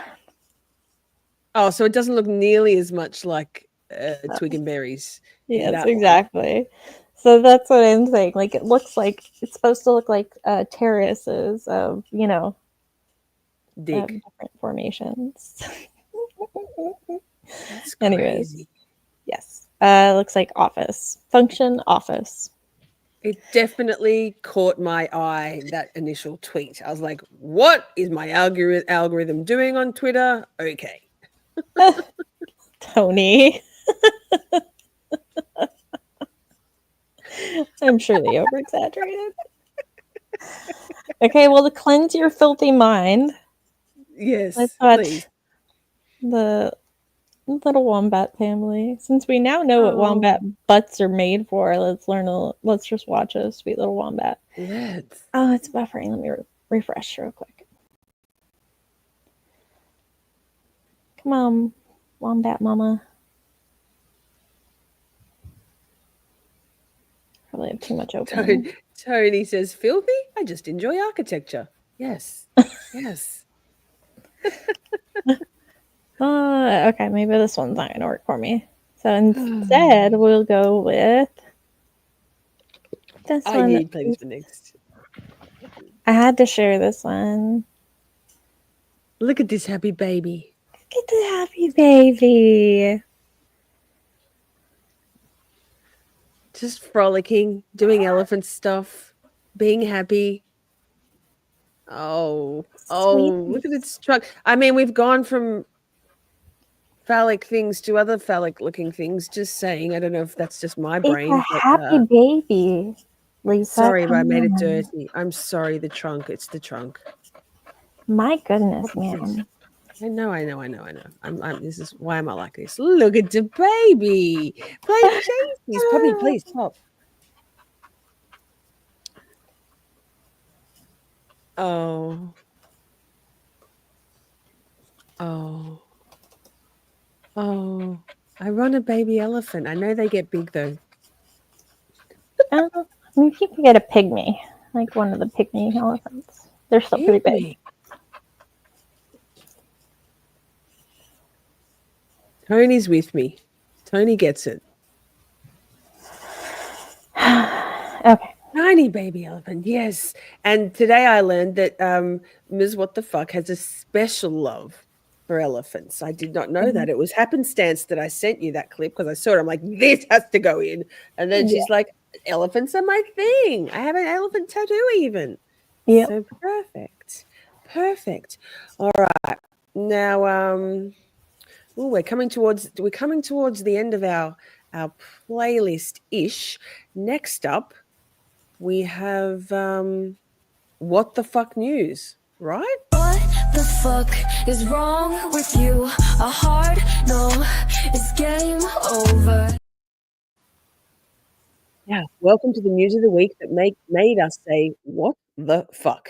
There's a blanket trigger warning for all stories contained in this segment. So, we're all adults. First up, follow up for we're going to Australia. We're back in Australia, back in Victoria. Oh, actually, South Australia. Remember the story of the Beauty and the Geek tripper who dismembered her boyfriend and they hadn't found his head yet? Well, they found his head. This is fantastic. Like, I shouldn't be so flippant about it. It's so good for the family. I know we're watching the Maxwell Anderson trial where the family still don't have Sade in completeness to lay her to rest because her head hasn't been found. So, but in this story, Port Lincoln, police believe a dog walker has found the head of murder victim Julian Story, who is alleged to have been killed by former reality star Tamika Chessa. But before that, let's look at the video that reportedly shows Tamika and Julian prior to the incident. So I guarantee you haven't seen yet. So being the first one to share this one publicly, I feel like I need to give that a massive trigger warning because mental health is a really, really big problem that a lot of people struggle with. So I'm not trying to make fun of it here. I'm not trying to make light of mental health whatsoever. I'm not even trying to make fun of Tamika Chessa. I believe she may have struggled with mental health problems. And I feel like this video paints a very clear picture of that. But that's just my own thoughts anyway. Now, in this video, you will also see Julian. So this happened in TikTok. In the weeks, months prior to the murder that she allegedly committed. Now, I've had a lot of you guys reach out to me with, this video, for instance, and also people who have known her for up to 10 years ago. So I feel like I can say mental health problems plus alleged drug use does not mix. Facts. That said, that's just my own opinion. And that's kind of I think it'll be universal. I share my opinion. Some of you guys love it. Some of you guys hate it. I'm going to keep sharing it regardless. So it is what it is. Same girl. Basically, you guys sharing all this stuff with me, which I appreciate so much. I've been given a lot of things from her background, like from her past. Spoiler alert, the clip's about 4 seconds long at Yeah, most. I'm going to share another post that follows this one up, but I think I can safely say I know I thought about just skipping all this, but I was like, let her speak. so. Here's the video. I'll share the rest with you guys in another post.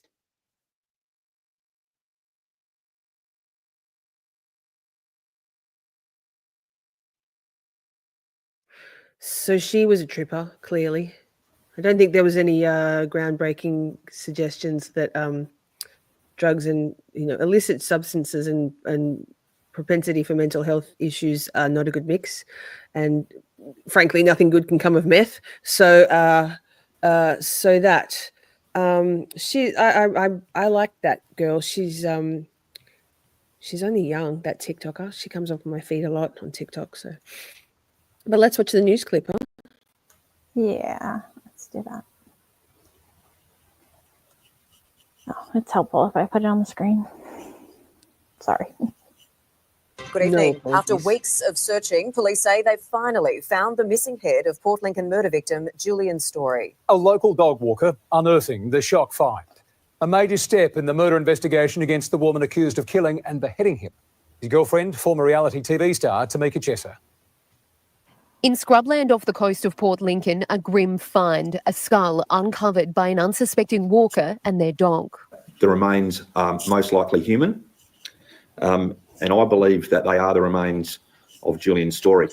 It's been 6 weeks since Julian was murdered, his body uncovered in his unit, police allege beheaded, dismembered and set alight. And this is the woman accused of carrying it out, Tamika Chesser, a former Beauty and the Geek contestant. Now today, a breakthrough after weeks of tracing her movements on CCTV and searches across several locations on both land and water.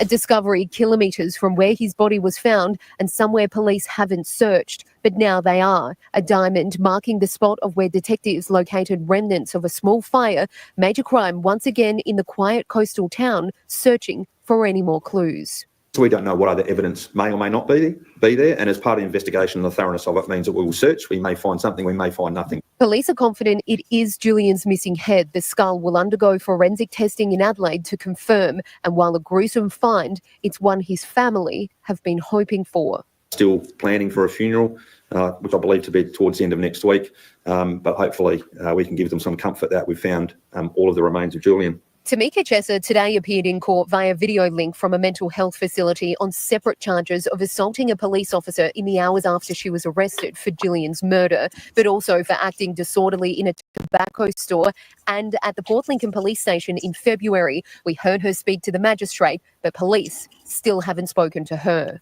I don't want to dwell on when we're going to speak to Tamika and why we can't speak to Tamika. All I will say is, at an appropriate time in this investigation, we will make arrangements to speak to Tamika. Guaranteed she's drug-induced psychosis. There's no doubt this murder case has shocked this entire community. Today we saw cars streaming up this normally quiet street with people trying to catch a glimpse of the latest development. God. Right now there is a police guard here at the scene and police will be back here tomorrow morning where together with the local SES they'll do a thorough search looking for any new evidence. Brenton. I think I caught it. Good work. I'm so paranoid now. Jeez.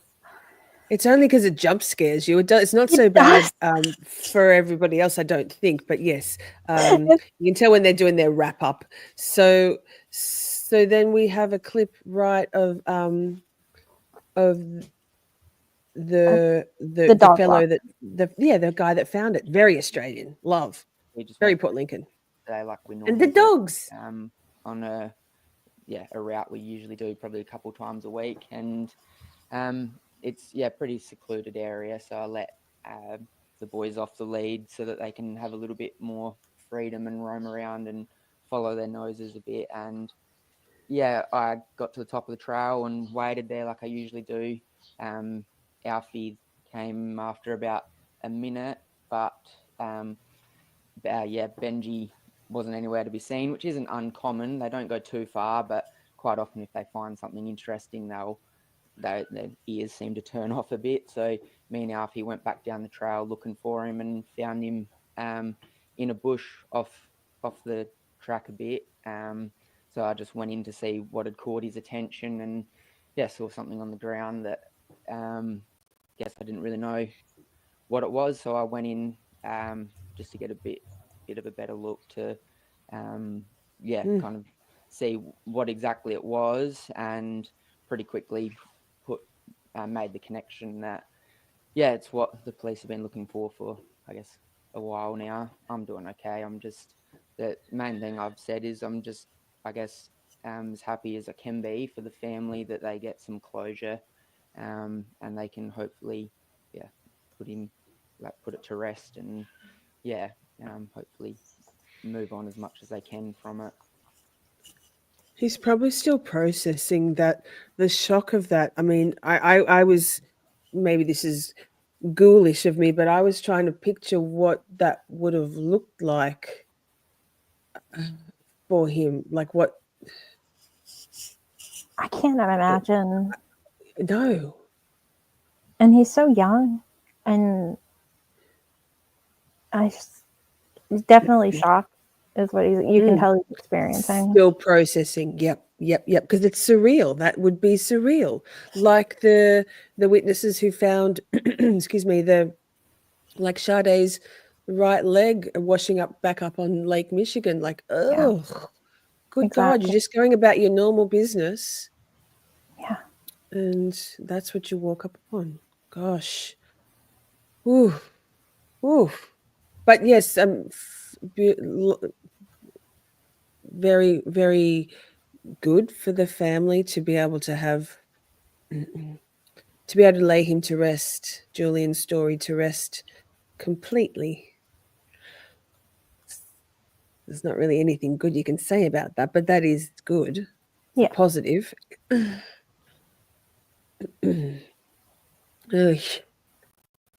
Now, we're moving on. Oh, brain bubbles. Something else to cleanse the palate. Let's. Yes. This one was sent in by Simi. Oh. And I thought it was super sweet. This is not going to be a normal day for this family. They're having a family reunion, and they noticed this guy was doing donuts in the grass. He suddenly gets out the car. He walks over to them. He is met with a cousin and an uncle. I don't know if that audio is going to be a problem. I'm sorry.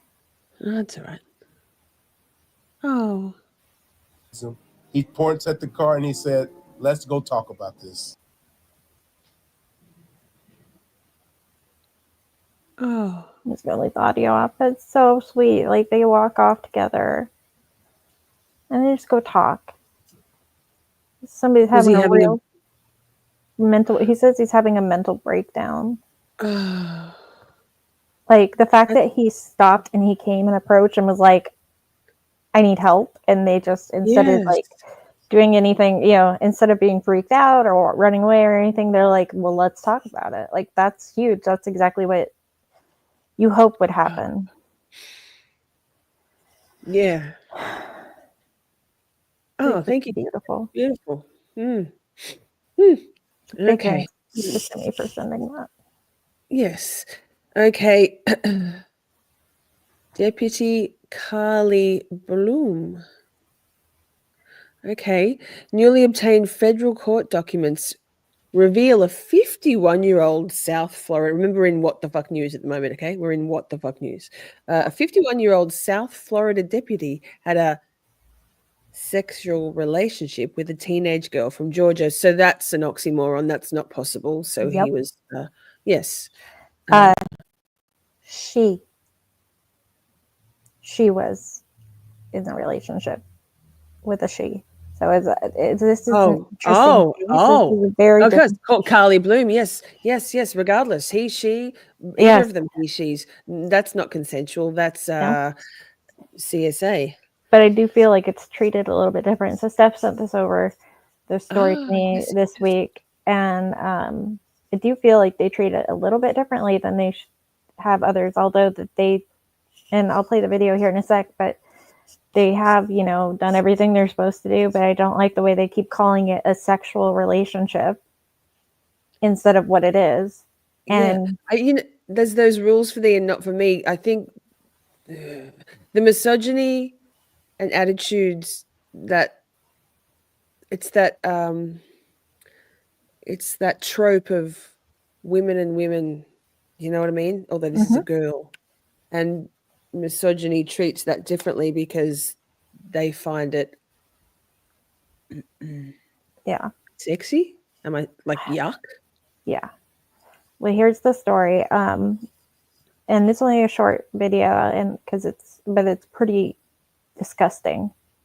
Well, looking at that indictment we just got in this morning, the investigators seem to have uncovered months of communication between the 51-year-old female deputy and this then 17-year-old girl. We are told that those videos include the deputy performing sex acts on the then minor. The sheriff here at Miami-Dade saying she is disturbed by all of it.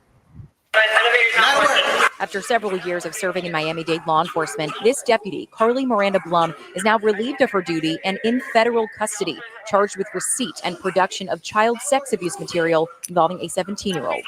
In the indictment of the 51-year-old woman, the U.S. Attorney's Office for the Southern District of Florida says Blum traveled to Atlanta, Georgia to meet up with the teen last year. Investigators say they found videos on the teen's iPad of Blum performing sex acts on the minor, uploaded in October of 2024. They also connected Blum to an Instagram account with a long message history with the teenage victim, where they exchanged sexual pictures and videos through June and July of this year. The Miami-Dade sheriff says they've helped in this investigation, confirming Blum was on duty and working on the day she received some of those messages. On the minor's iPad, turned over by a, quote, witness who shares the device with the young girl, federal investigators say they found an album documenting threatening messages allegedly sent by Blum when the teen tried to end their relationship. The witness coming forward now over concerns about the teen's mental health. Their tip prompted a long search of Blum's house and homestead this week, and now she is in custody. The Miami-Dade County Sheriff says these allegations are not only criminal, but, quote, a betrayal of the badge, the public trust, and the oath we swear to uphold. Start CPR if you know. She says they stand in direct opposition to everything we represent as law enforcement officers and as human beings. And if convicted on these charges, Deputy Blum could face a maximum of 50 years in federal prison. Live in Doral this. Wow. Yeah, Shelley, gross. Yeah. Oof. Interesting. Well, what the fuck? Like, what the fuck? Do better. Do better. Do better, society. Come on now. All right, let's bubble the brain up a bit. Okay.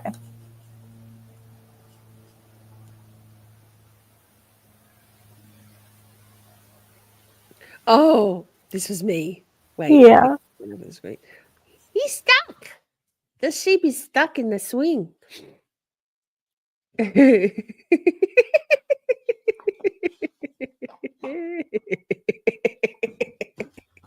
My theory is it did it on purpose. That's my theory. Really? Yeah. That's cruel then. I don't like that. No, my theory is the sheep did it on purpose. Oh, not the humans. Put the sheep in there. I think the sheep did it on purpose. I think the sheep is smart enough that it saw it and was like, that looks like fun. Like those trampoline bunnies that you see when the bunnies go and the deer and stuff that go on trampolines. Yeah, probably. Exactly. Could be, but now he's stuck. He's bum. He needs he's got no wombat bum. He needs a wombat armor butt. Yes. Oh, Shandwan, hi. Good to see you. Good morning. Hey. Oh, okay. Yes. I love animals for the win, always. So remember, we're in What the Fuck News. Do we need a trigger warning for this one? We need a trigger warning for life, absolutely, but we can do one right now. Yeah, let's do one. All right, let's go with, I don't remember what we did last, we'll do this one.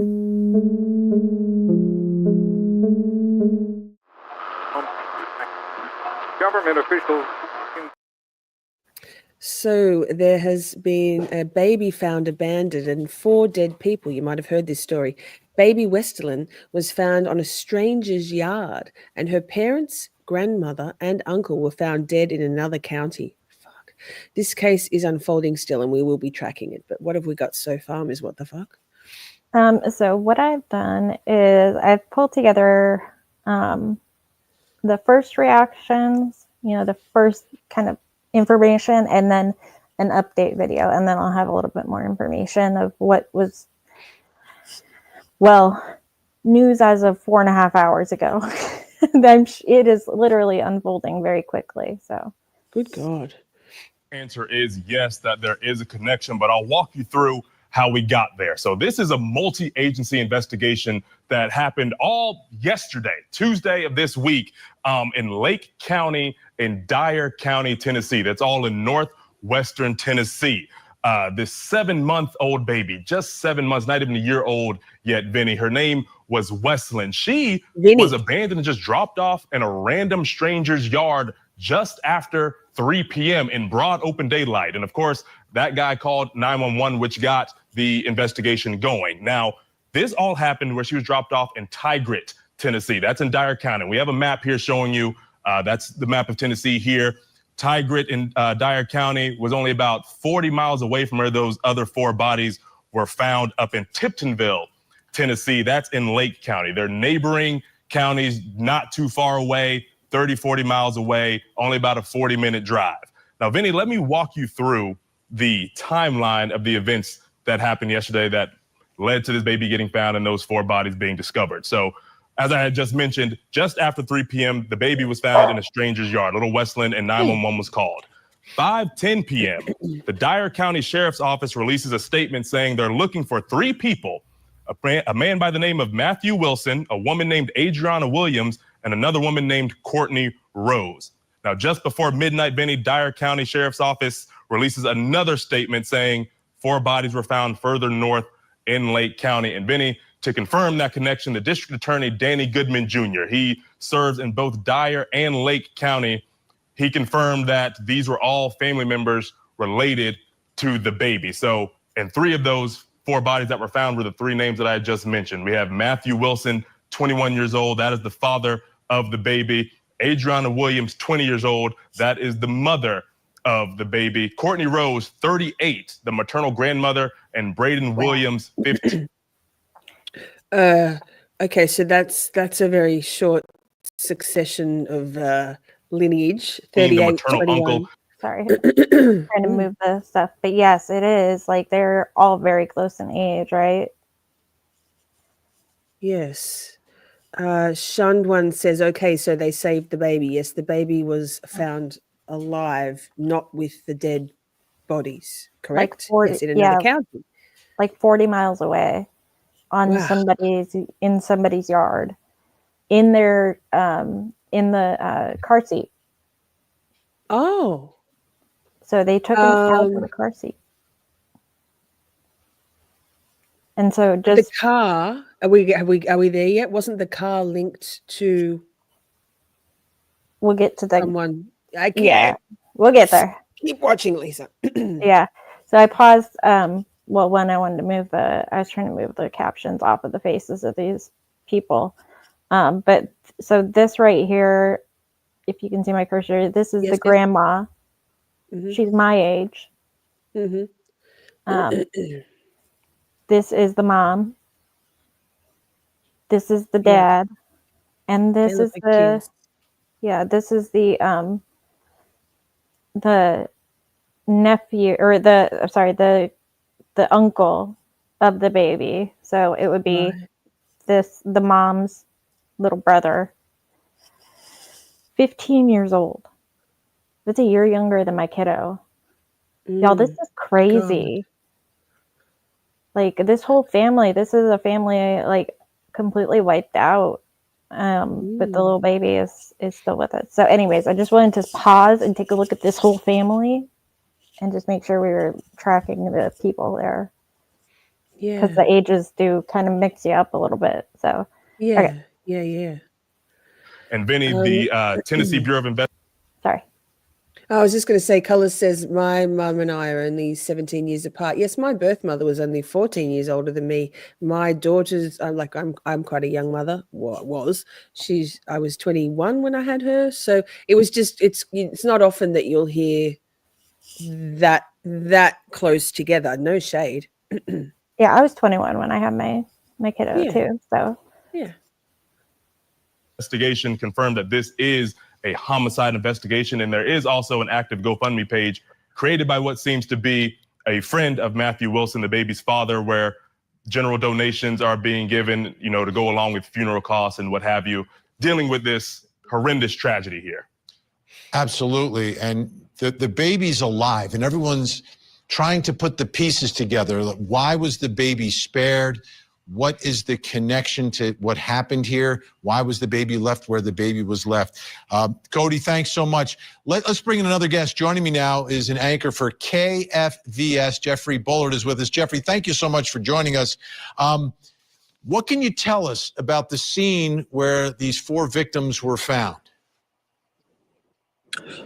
So thank you very much for having me. First off, I also want to mention where we were at. It was Carrington Road, which is just 2 minutes, a 2-minute drive to the nearby correctional facility. This Carrington Road, it was almost like a cul-de-sac, but it was so wooded you couldn't see from our drone just where the police were going. You could tell that it was in the woods, but you couldn't exactly tell where exactly those officers were. Right? We were told on scene that it was a fairly large crime scene that they were investigating. Fast forward to around 4:30, we're getting ready to go live for our 5 o'clock live shot, and all of a sudden you see 2 Department of Transportation wreckers pull out a black Dodge Charger and a white SUV from what appeared to be the crime scene. So they couldn't comment on if those vehicles were exactly related. We do know it was pulled from the area of the crime scene in that nearby wooded area, but there are so many unknowns about the situation that I think really intrigues people because, you know, it's our job to report fact and not speculate on, you know, these people's lives. This is very real for them. We spoke to several neighbors who are just absolutely just, it's so shocking. You don't think something like that happens in your backyard, you know? Absolutely. So do we know any details about how the victims died? And is this an active search for a killer tonight?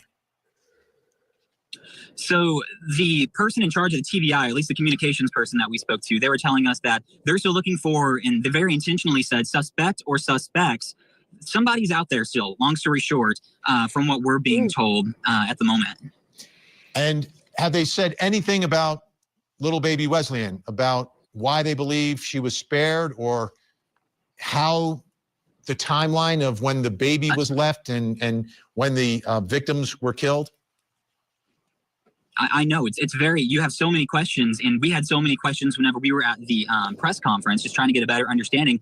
They were basically telling us it's still under investigation. They weren't too clear with any answers as well. Back to your other questions that I accidentally skipped forward, the cause of death is still under investigation as well. So it's not entirely clear what everybody was doing out in this wooded area, because whenever, like I mentioned earlier, that cul-de-sac, it goes into a bike trail that goes on near Real Foot Creek. And so there's not a lot out there. It's mostly wood. So it makes you certainly wonder why they were out there. That's still an unknown. There's a lot of unknowns right now. Absolutely. And we're looking at the video.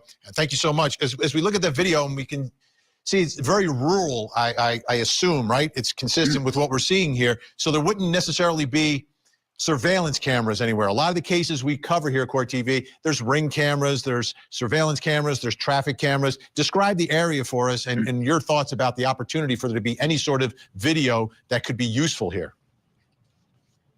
Well, that's a really a great point that you make up. Whenever we were telling neighbors about just kind of what was going on, because some of them were looking outside, seeing all these police cars, wanting to know what was going on. They didn't have camera footage. The closest nearby camera footage that there might be would be the nearby correctional facility. But this is really, I mean, when you look at this as a person, it scares you. I mean, you go out there and you think, okay, there's no cameras around. It makes you wonder why there wasn't cameras there, you know? Absolutely. And final question, I know you have to go. Jeffrey, you mentioned it's near a correctional facility. There's no indication, because a lot of people are thinking, did someone escape from the correctional facility? Is that what we're talking about here? There has not been any information like that that's been made public, or any talk of that, has there? No, not that we've been made aware of. We just noticed whenever we talk about the location, it's about a 2-minute drive on Carrington Road. You actually split onto Carrington Road at the correctional facility. So nobody has brought that up, at least to my knowledge, if it has anything to do with an inmate or anything like that. All right, Jeffrey. No, I just Googled something. Yeah, I was going to say, I'm just Googling something else. Also, it's Tennessee. Yeah, Northwest Tennessee. Yeah. Authorities, I've just found on Law and Crime, it says authorities in Northwest Tennessee are investigating a targeted quadruple homicide after a baby was found abandoned over 20 miles from where the bodies of the child's parents, grandmother, and uncle were discovered.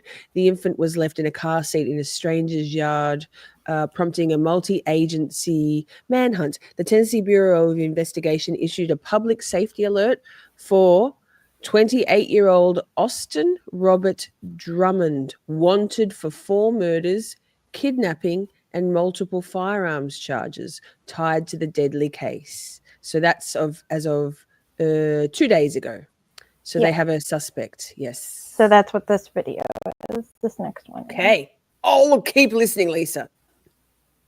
Afraid for her life. Drummond got away that night, taking all the cash out of the register. But get this, she, understandably so, website that says that Drummond is of 4. We're following a manhunt that is going on as we speak in Tennessee. I want you to get a good look at this guy. His name is Austin Robert Drummond, and he's wanted in connection to the killings of 4 people. Law enforcement says he is armed and dangerous. He's accused of killing these 4 family members this week. Their bodies were found 45 minutes north, hours after police found this baby alive, but abandoned, still in their car seat, left on the front lawn of a stranger's home alone. We're on the case, presented by Law and Crime. I'm Chris Stewart.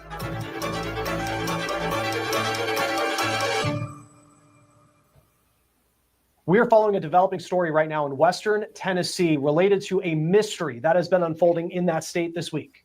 As we speak, there's a manhunt for the man you see right here. His name is Austin Robert Drummond, and the Tennessee Bureau of Investigation put these pictures out in just the last few hours, and they also say he is now on Tennessee's most wanted list. Drummond is 28 years old. He stands 5'10", weighs roughly 190 pounds, has brown hair, blue eyes, and a goatee. But law enforcement says it's important to note that his appearance may have been altered, especially since his picture is now being plastered everywhere. Here's a picture of the vehicle that investigators say he may be driving. This is a 2016 white Audi. It has Tennessee plates with the number RI01896. Drummond does claim to be from Rhode Island, but these, according to law enforcement, are plates from Tennessee. He also now hails from Jackson, Tennessee, according to his Facebook page, which is an hour away from where this baby was found. And I'll get more into that in just a moment. He is considered armed and dangerous. Investigators say they have warrants charging him with 4 counts of first-degree murder, 1 count of aggravated kidnapping, 4 counts of possession of a firearm, and 1 count of possession of a firearm during the commission of a dangerous felony. We're learning more about his connection potentially to the victims. I'll tell you that in just a moment, but here's what he is accused of doing. On Tuesday in Dyer County, Tennessee, which is about an hour and a half from Memphis, police found this 7-month-old baby in the front yard of a stranger's house. Now, because of the rules of YouTube, we have to blur the baby's face because she's been found alive, and that is good news in what is a very tragic and disturbing story. Dyers County Sheriff's deputies say a dark-colored minivan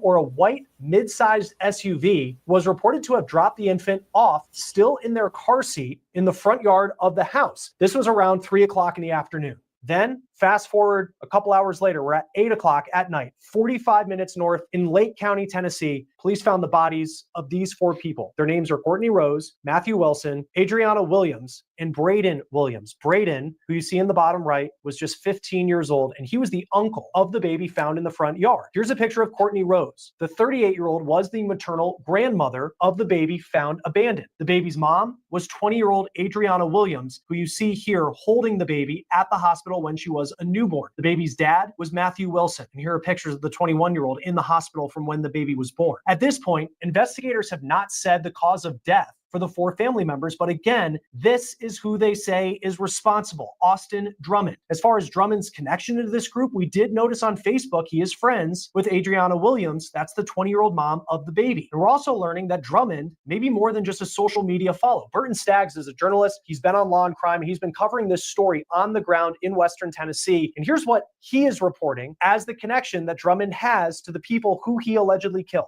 His relationship to the deceased is that he is the significant other, former significant other of the grandmother who is deceased, in this case, sister. So it appears that Drummond was known to this family in some capacity. Drummond, according to police, is a felon. Now, we found this document on Tennessee's court's website that says that Drummond was convicted of aggravated battery for a robbery at a convenience store, and he was sentenced to 10 years in prison. This was back in 2014. The document states that the robbery happened in 2013. Drummond entered the convenience store in Madison County, Tennessee, walked behind the counter and pointed a pistol at the clerk and said, quote, "Open the drawer. I'm not expletive playing with you. Open the drawer." Now, the clerk testified that she, understandably so, was afraid for her life. Drummond got away that night, taking all the cash out of the register, but get this, he got away with only $44.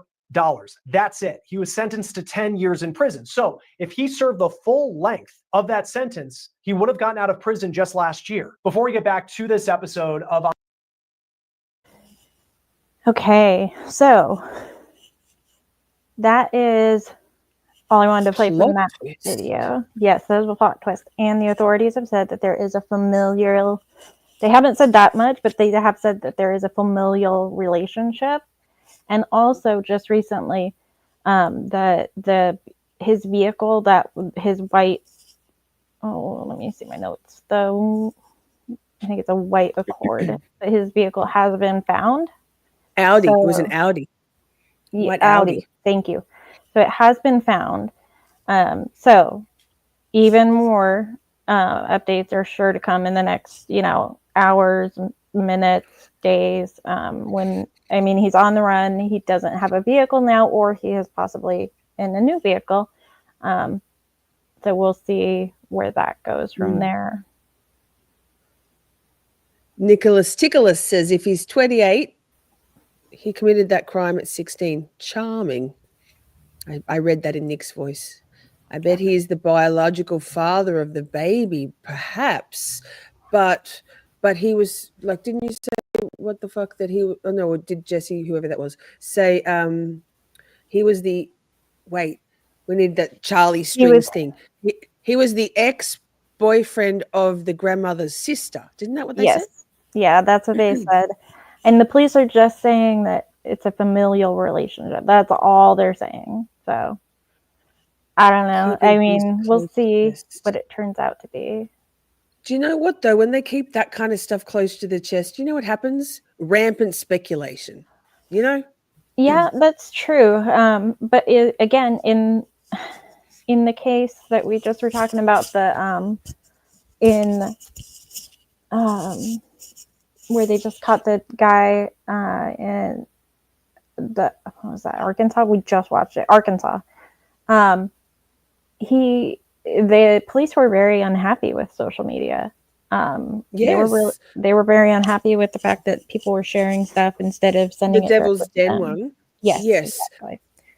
So at the same time, they might be keeping stuff close to their chest because they don't want it to get out there. We need a diagram. We do kind of need a diagram for it.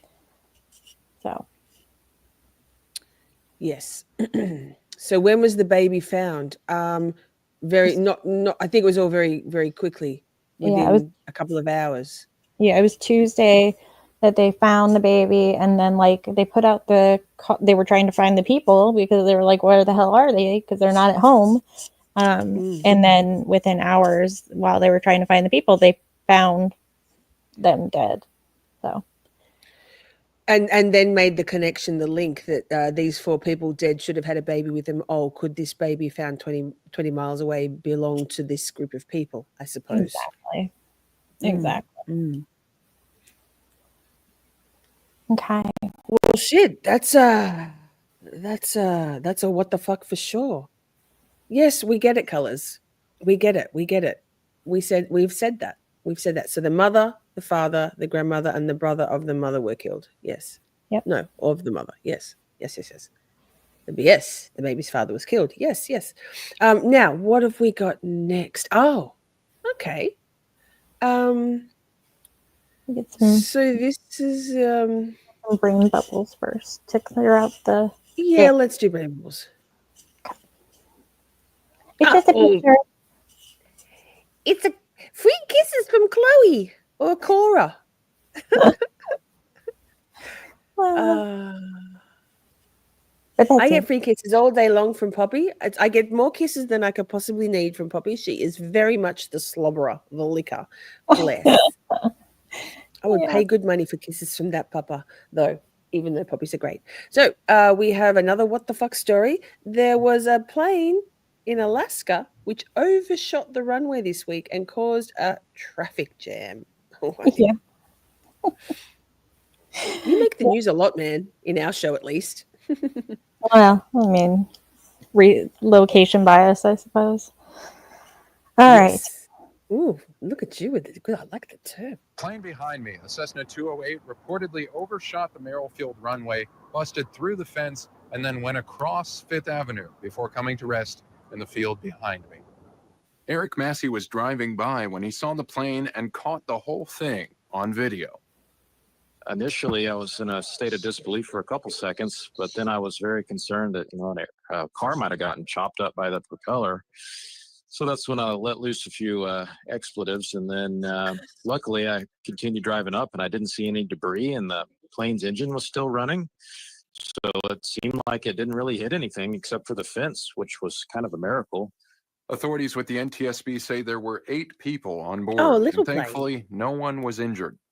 Arriving Wait, from where's the traffic Tiktaalik, jam? it's unclear at this stage why the plane overshot the runway, but as a pilot himself, Massey says it could have been any number of reasons. Could have been, a brake failure. It could have just been that they misjudged the landing and landed long and went through the end of the fence. Because it is a short runway. The main runway there's under construction at Merrill. And so they only have a runway that's about half as long as normal to land on. Well, they've flipped the plane around now, and an official told me No. at some point they're likely going to close Fifth Avenue and roll the plane across the street back onto Merrill Field. Joel. I didn't see a traffic jam. Is that what you classify a traffic jam there? Well, you probably didn't see. It was really well. They didn't take a lot of video about it. They're more interested. Was more about the plane. Yes. Well, and also beautiful sky you've got over there in Alaska. That's beautiful. Shall we play a bubble, and then we have a super trigger warning? So. Yes. Let me get that ready here and there. Hey, thanks everyone for being here. We thought maybe 5 hours, and here we are coming up to 5 hours. Yikes. That's how we roll around here. For real.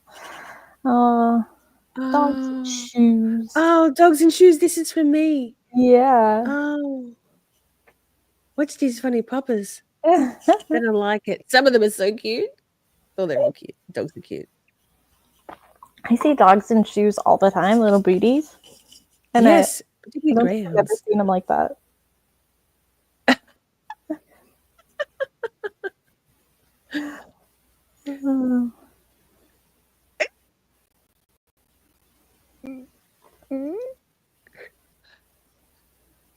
Oh, licking them off.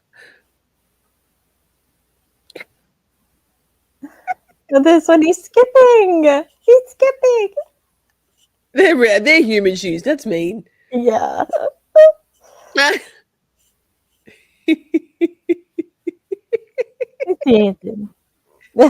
one, like, I give up. That one's just fine. Oh, I think. bless. Oh. That's just so stinking cute. Oh.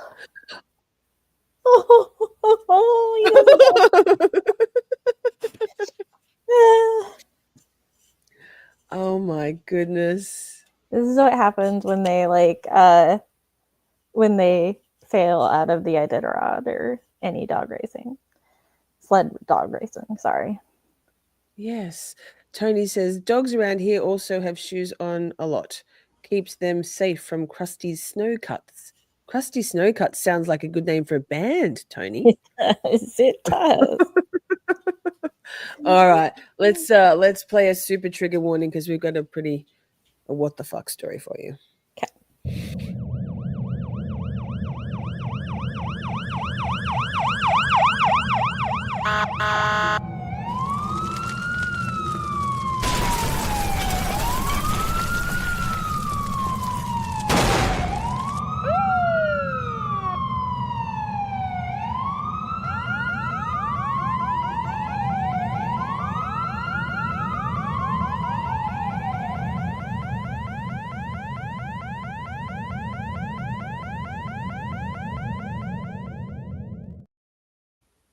So we are heading to Florida now after my misspeaking in the story before last. But Florida father Christopher Jones was brutally gunned down in front of his two young sons, after picking them up from daycare, allegedly by their mother, Mindy Osteen. Investigators say she ambushed him outside the daycare, chased him down as he tried to flee, and fired multiple shots, ultimately killing him despite his desperate attempt to survive. Austin is now charged with first-degree murder. Law and Crime's Kennedy Walker walks us through this case. And I wanted this case is intense, and this is kind of a long video actually, so we won't watch the whole thing, but I really think everybody should, because this is intense and it's really well done, the way that they do this. So here we go.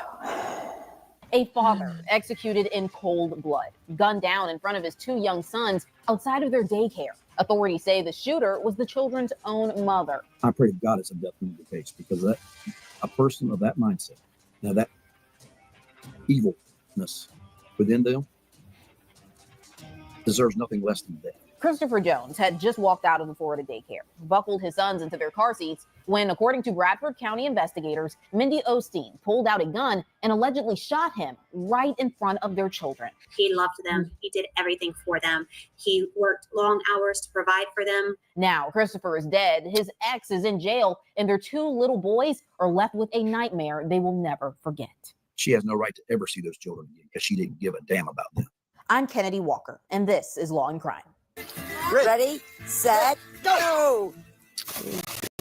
Christopher Jones loved nothing more in this world than his 2 little boys. They played together, laughed together, made memories in the everyday moments. But those memories are all the boys have now, because they won't get to grow up with their father. He's gone, taken in the most brutal way imaginable. It happened on Friday, July 25th. The day started like any normal day. Police say Christopher picked his children up from daycare. He reportedly put both boys in the back of his car, buckled them into their car seats, and got into the driver's seat. But what he didn't know was that someone was allegedly watching. Bradford County detectives say their mother, Mindy Osteen, was lurking nearby.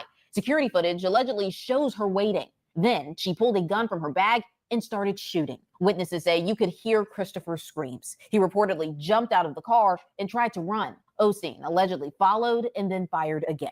Investigators say he made it to the entryway of the daycare, desperate to get help, but couldn't get through the second set of security doors. Osteen allegedly caught up to him and reportedly fired more shots. Police say her gun jammed, then she stepped outside, cleared it, and came back. According to documents, Osteen said, "Please let the monster die," then walked right up to Christopher and allegedly said, "You got to die, Chris. You can't kill my kids." And he replied, "I'm not killing nobody." When deputies arrived, Christopher was still alive. And according to documents, he told them Mindy Osteen was the one who shot him. As they approached, Osteen allegedly confessed on the spot, saying, "I'm right here, y'all. I done it in self-defense." Christopher was rushed to the hospital, but he did not survive. Now, Mindy Osteen is charged with first-degree murder, cruelty towards a child, weapon possession, and larceny. And their 2 boys are left without their father, without the man who loved them more than anything. Christopher's sister, Melanie Russo, started a GoFundMe to support the boys. On social media, she claimed Christopher was a victim of domestic violence. She wrote in part,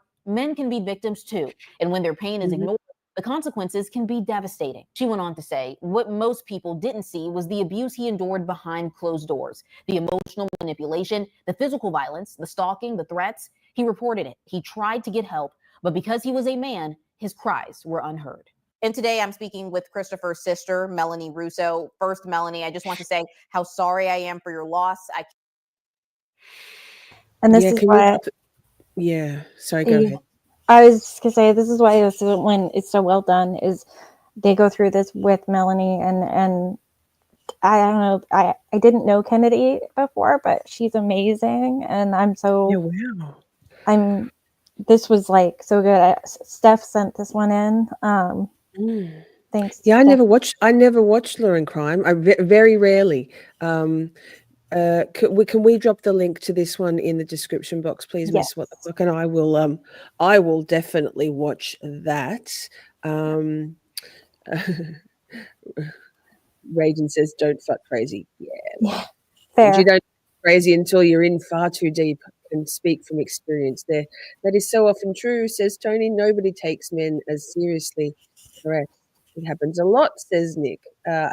I think there's a stigma amongst many men to seek help in these instances, and to be believed. It's probably not as hard for women to be believed. I think there's a stigma for an acceptance that normal seeming folks who, with their public face on, men and women, seem normal and well adjusted, when behind closed doors there's a whole different story. This is a problem. This is a stigma problem.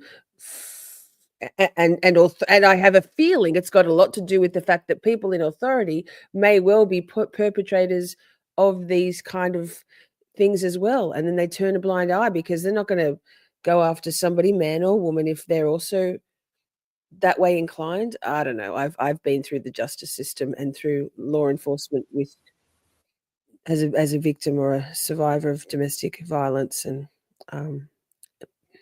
they don't take it seriously. Yeah, I think that's very true. So I was thinking we can either play some more of those or just leave it here, looking at the time. Yeah, let's leave it here because we've got another stream that I've pushed back to for 15 minutes away. But we've got the second psychology corner. So if you're in for another hour and a half or so of streaming, we're doing that. But we do have a what the fuck, which is more like a brain bubble. What the fuck, right? We have a couple of things left. We have 3 things left. We have a brain bubble. We have a what the fuck that you and I think love, but it's kind of like whoa. And then we have a final brain bubble just to leave you off with something nice. So let's do this brain bubble real quick, and then we'll go into that what the fuck thing. So, oh, this one, I love this. I sent you this.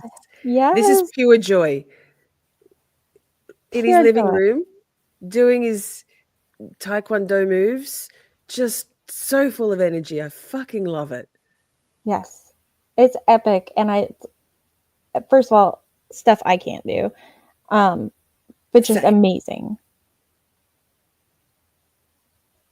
Hell yeah. Look at it. Look, he's like, fuck yes, so good. I know the smile at the end is everything to me.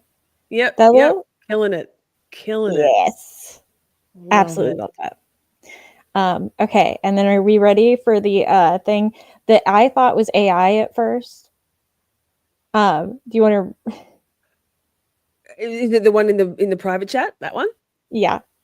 Yes. Okay. Wait. I'll just get this off the screen. Shan, thank you for being a member for 7 months. I love you very much. You're a beautiful friend and a beautiful community member. So this guy is the rare telescope fish uses its bizarre eyes to spot bioluminescence for hunting. This deep water fish has been seen recently in the waters around Australia. You're very welcome. So I thought this was AI at first, and I'm not entirely sure that this video itself isn't AI, but this is a real thing. This is a real thing. This is a real fish. It looks like this. It's crazy. I love him. I know. I want to name him Steve. I don't know why. Shelley does not love him. Shelley says this is a nightmare. Shelley, don't you love him? Cute. He reminds me of on Sesame Street or the Fraggles. Yes. That Sesame Street with the tufts. Yes. Maybe absolutely. the ones that Steve. He's definitely a Steve. Yes, no offense to NHG Steve. No offense to any of our friends, Steves. That's true. Lampreys are a little bit more intense, but definitely yes, Shandwan, so Australian.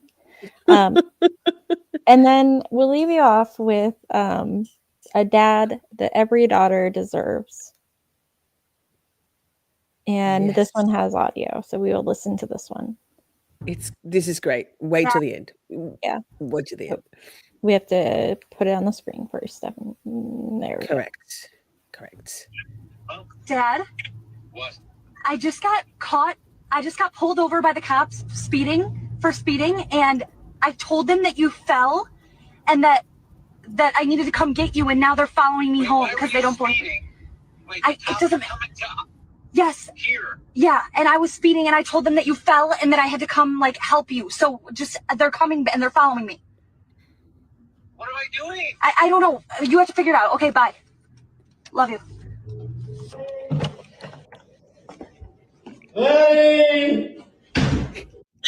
Hey! Dad, I'm kidding. There's no cops. What? I was pranking you. What?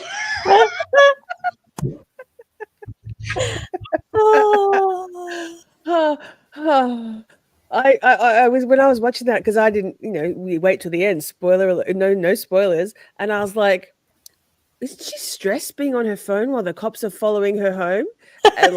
And then when I got to it, I was like pissing myself laughing. So good. So good. What a bloody legend dad. So Yeah. All right.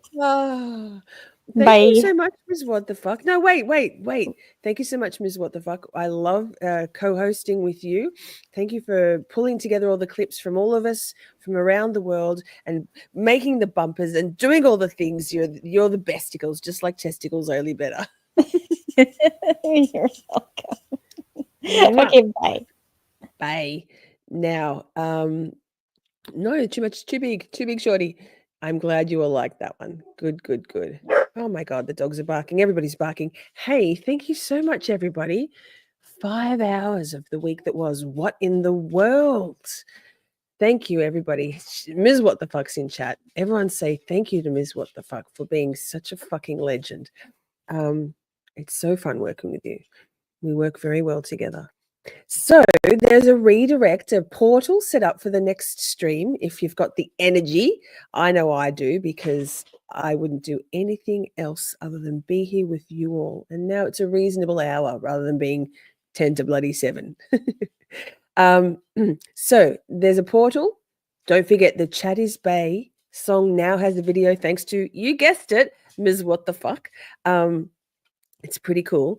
And you don't need to go anywhere. I've already done the redirect. So stick around in chat and it should take you maybe via Leningrad. I'm not sure, but it should take you all to the next stream. There should be a song, a trailer to listen to while I quickly go to the bathroom. And then I will, I'll see you all in there for part 2 of ABCs of Narcissism with Dr. Ramani and Dr. Dr. Chatterjee. Chat really is Bay. Yes. Thank you to my beautiful moderators. Thank you to me. Oh, wait, me. Hi, I gift about 5. Thanks, YouTube, for the 5 memberships to gift. And thanks all for being here. Love your input. Love your faces. Love everything about you all. Wait, what am I doing though? God, Lisa. Always the anticlimax with me. Enjoy this great video. Chat is Bay. I'll see you in a tick or next week. Mwah!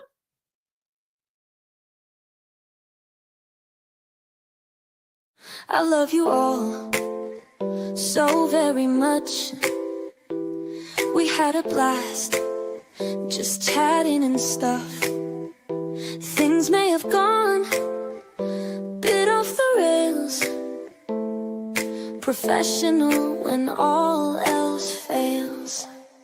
'Cause chat is Bay, so much to say. Emotes and all the caps out. May have been cheese, bit faster please. The time has come, Camp Shorty out. We're skating through all the tough things, learning about this and that, defense motions, prosecution, and narcissistic twats. 'Cause chat is Bay, so much to say. Emotes and all the all caps out. May have been cheese, bit faster please. The time has come, Camp Shorty out. Community, just you and me. Occasionally, Buster and Poppy. It's the whole thing. Miss Shorty swing. Together we make each other happy. 'Cause chat is Bay.